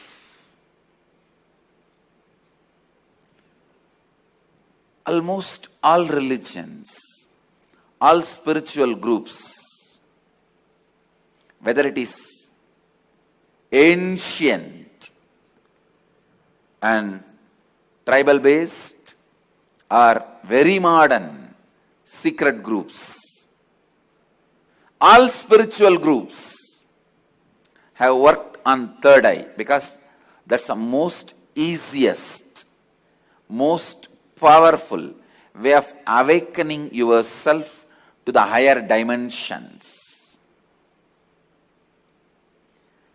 Awakening yourself to the higher dimensions.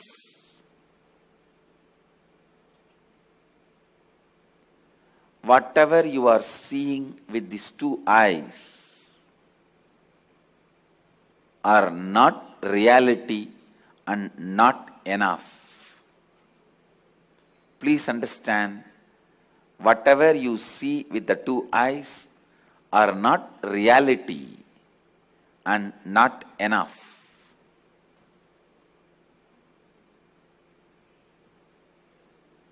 Third eye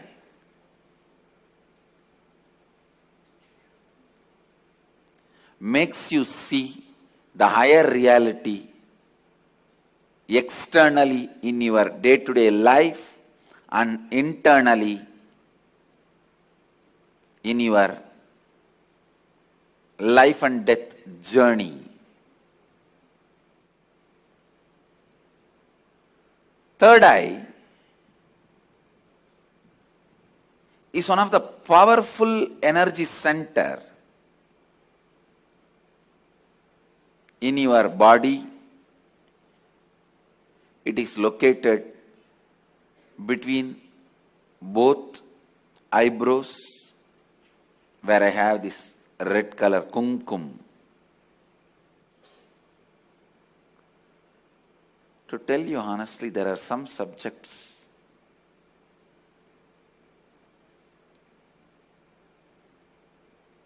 when I start speaking about, I am stuck for words because so much need to be told. So much need to be told. Whatever introduction I am giving it to you about third eye looks very pearl, very little. When I see the reality of the third eye, I can say it is just third eye. Everything is centered on third eye, whether the lifestyle practices or rituals or spiritual practices belong to all spiritual traditions.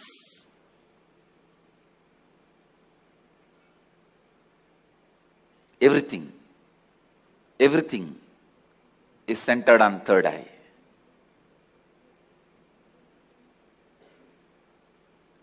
Awakening the third eye makes you immediately experience God. I can say God minus third eye is man, man plus third eye is God. God minus third eye is man, man plus third eye is God.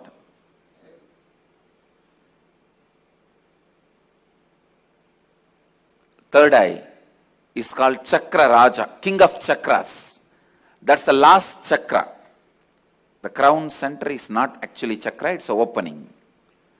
The third eye is the last chakra, an ultimate chakra in your body. All the different energy centers in your body is ruled by third eye chakra. It's called Ajna chakra in Sanskrit. It means literally the seat of the will power. Will. Ajna means will. That's the seat of the will power. Ajna chakra. Will power. Chakra Raja. The third eye is the king of all chakras, energy centers. if that one energy center can be awakened,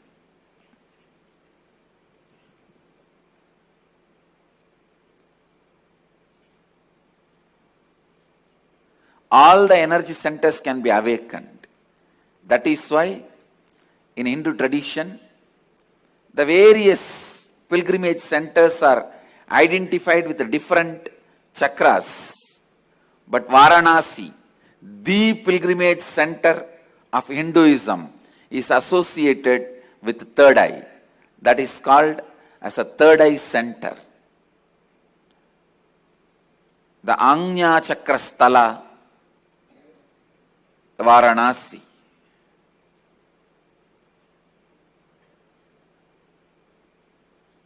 People ask me, what happens to you when you activate your third eye? Actually, I can't say. You can't explain to a born blind man what happens to him when he gets the vision. How much ever you try, you can't explain all the dimensions.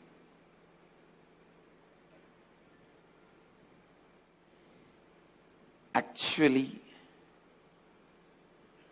when you activate the third eye, only then the real vision about the life happens to you.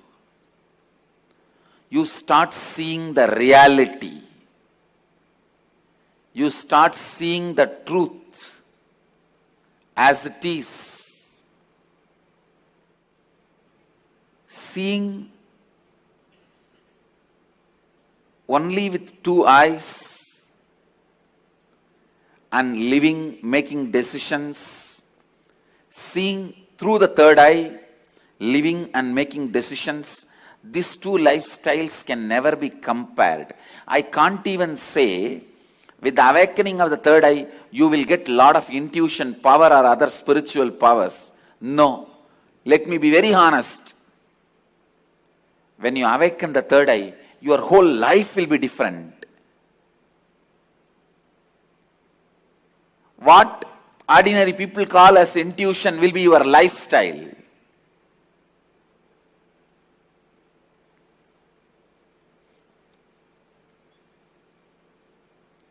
What individuals call as spiritual powers, that will be your lifestyle. It is not easy to describe the difference. I am telling you, the truths about the third eye was never believed by mass because it seems too good to be true. Too good to be true. When I declared, if your third eye is awakened, you can see with closed eyes. Your ordinary two eyes are not required for seeing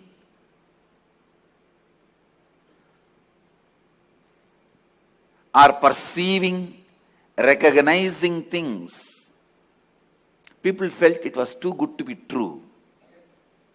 When I declared at the age of 12, when I had the third eye awakening, with closed eyes I was able to see 360 degree. People really felt it was too good to be true. When your third eye is awakened,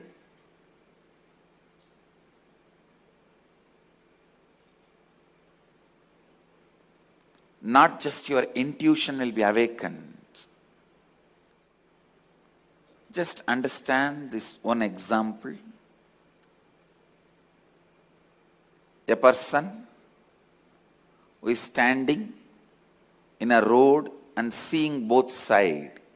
How much he can see? He may be able to see 100 meters this side, 100 meters this side. But if a person is standing on the 10th floor and seeing the same road, he can see 1 kilometer this side, 1 kilometer that side. So a person who is standing on the 10th floor, if he says a lorry is coming or a Benz car is coming, the person who is standing on the ground, he will think, no, it is not there. How can he say it is coming? Few minutes, it will come. So the person who is standing on the ground will think the person who is standing on the 10th floor is having intuition. It is not intuition, it is in tune with the reality.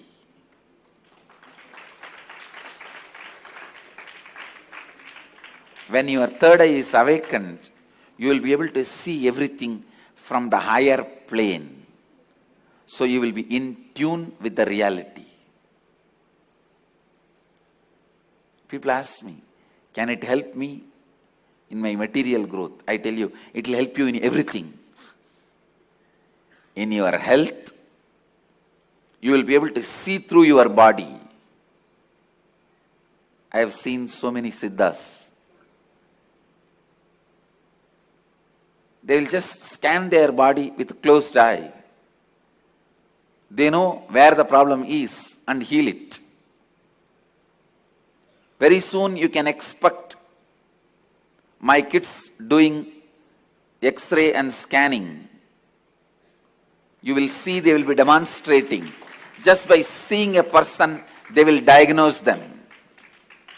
These powers of awakening third eye will help you to achieve health, and not only you will be able to diagnose, you will be able to just command your body to get back to health, because the third eye is the seat of willpower. When Kundalini is activated there, when third eye is activated there, to tell you honestly, the moment third eye is activated, Kundalini is activated, alive in your third eye, you can get anything you will. That is why it is called Anya Chakra. Your will be honored by the cosmos. Your will be honored by the cosmos. When I utter through words, it looks too good to be true. But life itself is too good to be true. Understand, life is not curse. Life is not just good. It is too good to be true.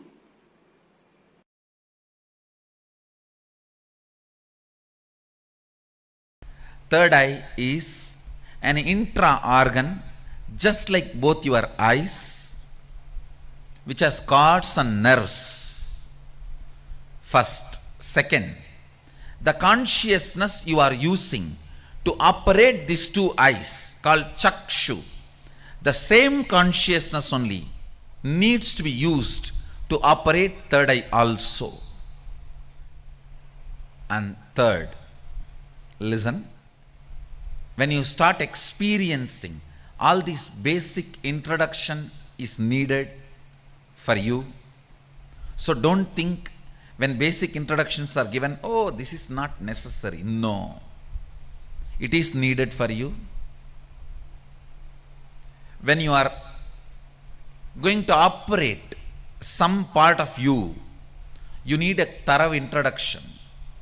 See, without reading the owner's manual also you can operate a car,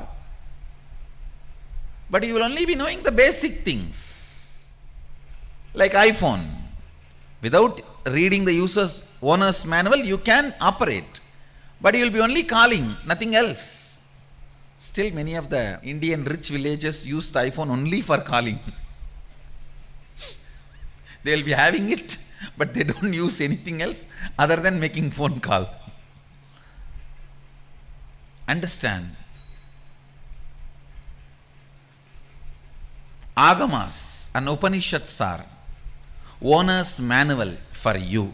Even if you don't read, you will be alive, no doubt. You will eat, digest, sleep, die. You will fight when you are hungry. You will love when your hormonal pressure has increased. They say, the one-liner I read, make love, not war. If you insist you want to do both, then get married. So you may just take birth, eat, digest, have a few kids and disappear. Without reading the owner's manual also you can survive, but it is only surviving, not living. Surviving, not living. And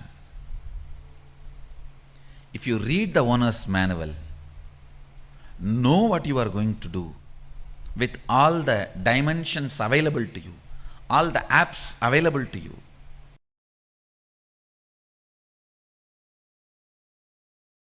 See, if you open it on your own, I don't know how long. If I am going to open it for you, how much it takes for you to open your two eyes? So that much only it takes.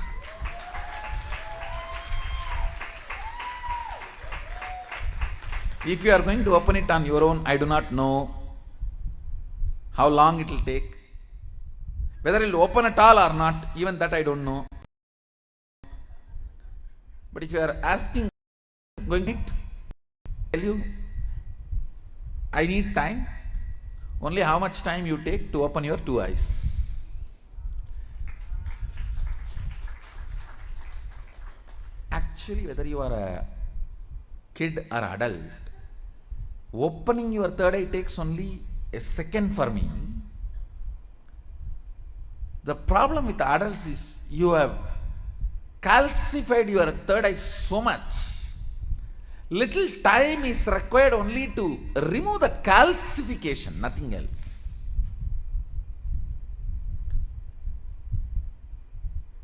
Only to remove the calcification, it takes little time, nothing else. Actually, when your third eye opens, your whole face radiates something called grace.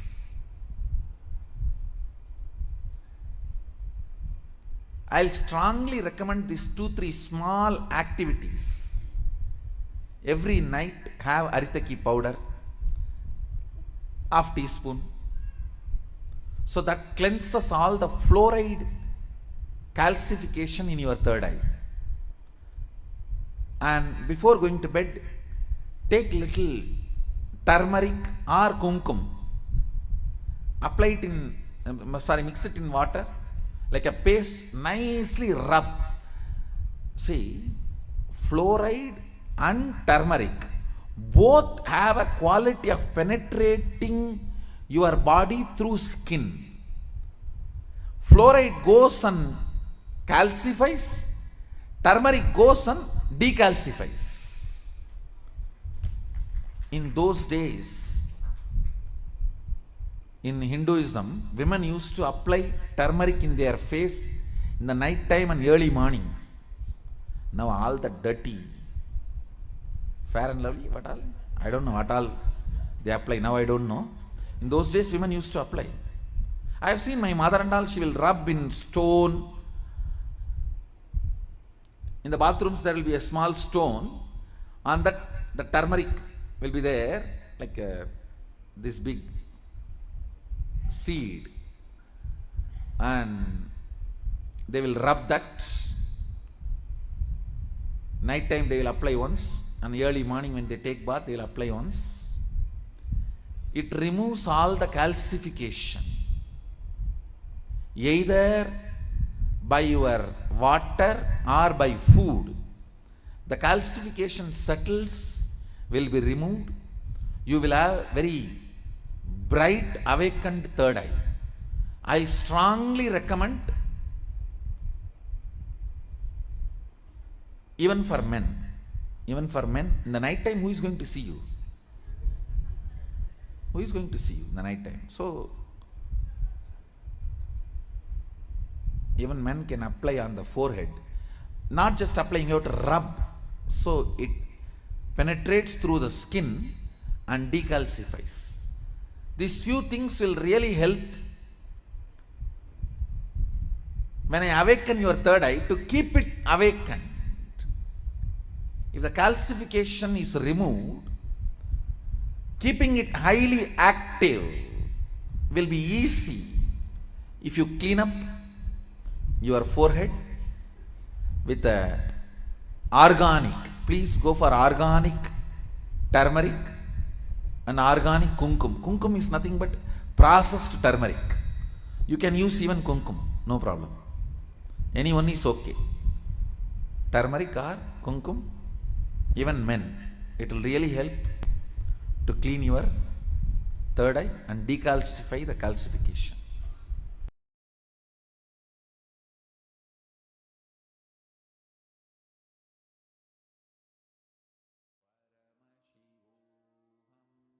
All of us are going to be receiving this initiation, the initiation into awakening of the third eye, to have the direct darshan of Mahakailasa. All of us learned the secret of being our own boss, how we can become our own boss. And just in a few minutes, in less than 10 minutes, we're all going to be receiving the darshan, and I request every one of you to please settle down. Like how Swamiji was so beautifully explaining to us about what is third eye, how the third eye gets awakened. Today, literally all of us are going to be experiencing that third eye awakening by having the darshan of Bhagavan Tripurantaka. All of us are going to be receiving the darshan. I request everyone to quickly settle down. In just a few more minutes, the darshan is going to be starting. So be ready. Darshan of Tripurantakar Murti.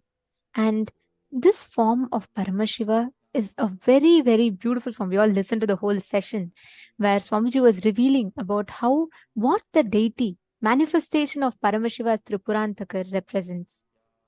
Now we will be chanting the Dhyana Shloka of Tripurantaka Murti as we all prepare ourselves for the darshan.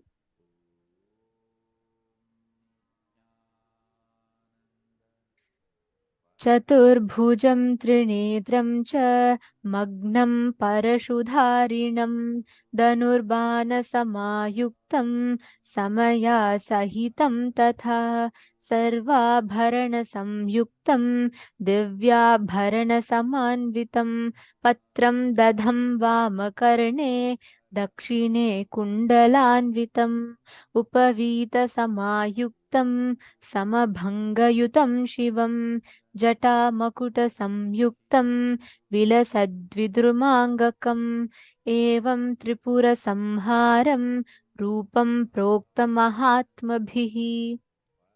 This form of Paramashiva, in which he destroyed the Tripurasuras, the demons, and he blessed the whole world with the ultimate boon of the leadership consciousness awakening in us.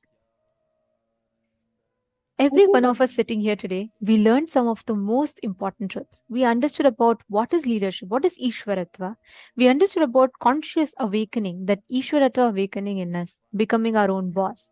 We also understood about the third eye and how Mahakailasa is. And most importantly, we all learned the exact description of Mahakailasa from Swamiji himself, where Swamiji conducted a very beautiful process of meditation to enable us to see the colors in Mahakailasa. Like Swamiji said, one of the most interesting part was where Swamiji said, like how in planet Earth, when you look at the night sky, you see a dark sky with stars studded like diamonds on the sky.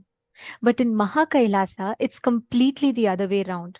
When the Mahakailasa, the whole space is so bright, it's completely golden in color, that you will see stars appearing almost like black dots on the sky. So how many of you are excited to have the darshan of Mahakailasa, to be able to see how exactly it is, that parallel universe of Mahakailasa? Yes, I see all of you excited. See, now all of us who from morning we all have been learning about various different things, whether we learned about the leadership consciousness, how Mahakailasa exists, and learning about who is Bhagavan Tripurantakamurti, and we learned many different powerful cognitions for power manifestation. Swamiji explained to us how power manifestation is a royal way for integrity and oneness, and how to manifest the superpowers. What is the secret behind manifesting the power? And now we also learned about the third eye, how the third eye exists, what is third eye, how third eye is a seat of will, ajna, and how to awaken the third eye.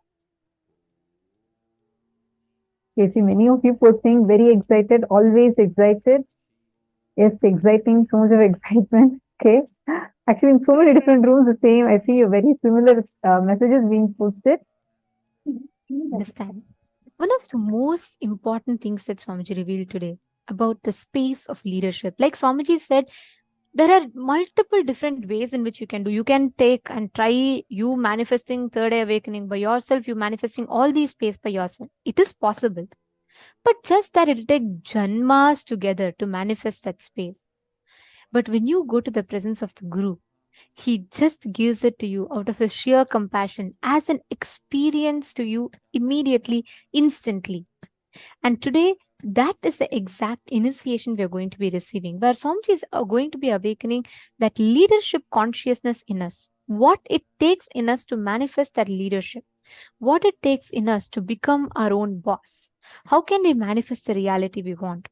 See, today many of us, all the participants who were attending the program since morning, you all did the workshop about the leadership consciousness, being your own boss, where Swamiji explained to us how we all usually collect some of the incidents from our past, because of which, out of that incompletion and powerlessness, we decide, okay, I have to become boss to show this guy his place.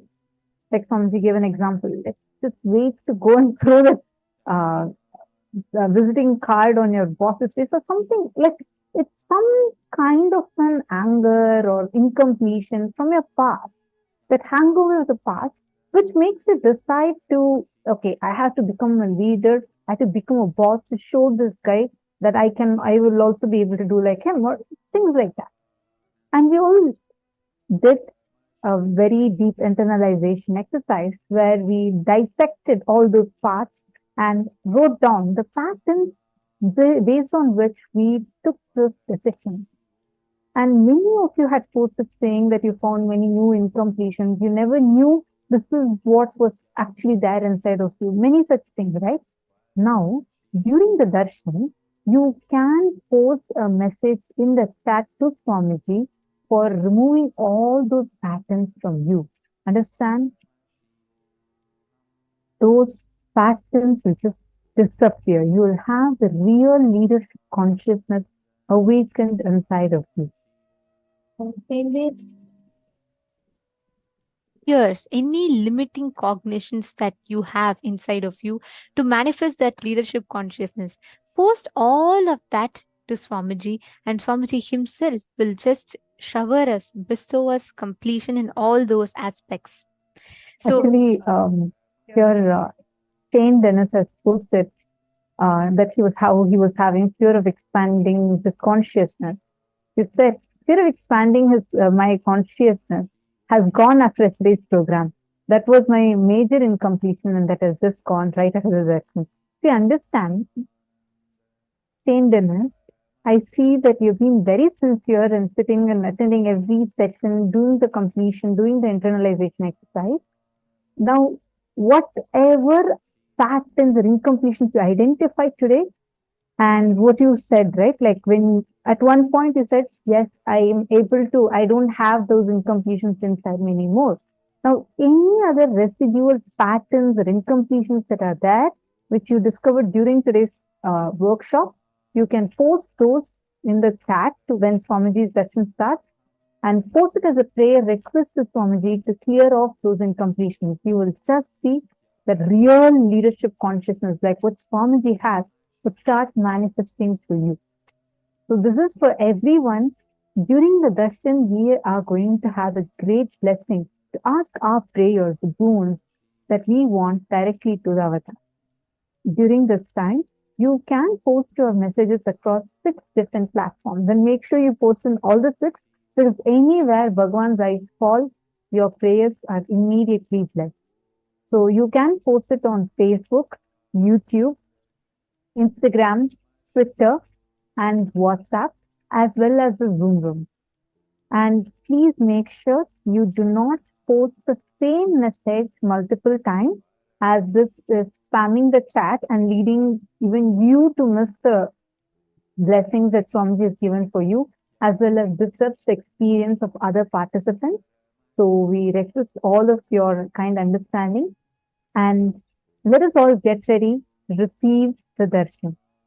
Please come and settle down in front of the camera. During the darshan, all of us are going to be experiencing the Nayana Diksha. Now it's time. Let us all enter. Let us all get ready to receive the darshan. Chant the Mahavakya. Om Nithyananda Paramashivoham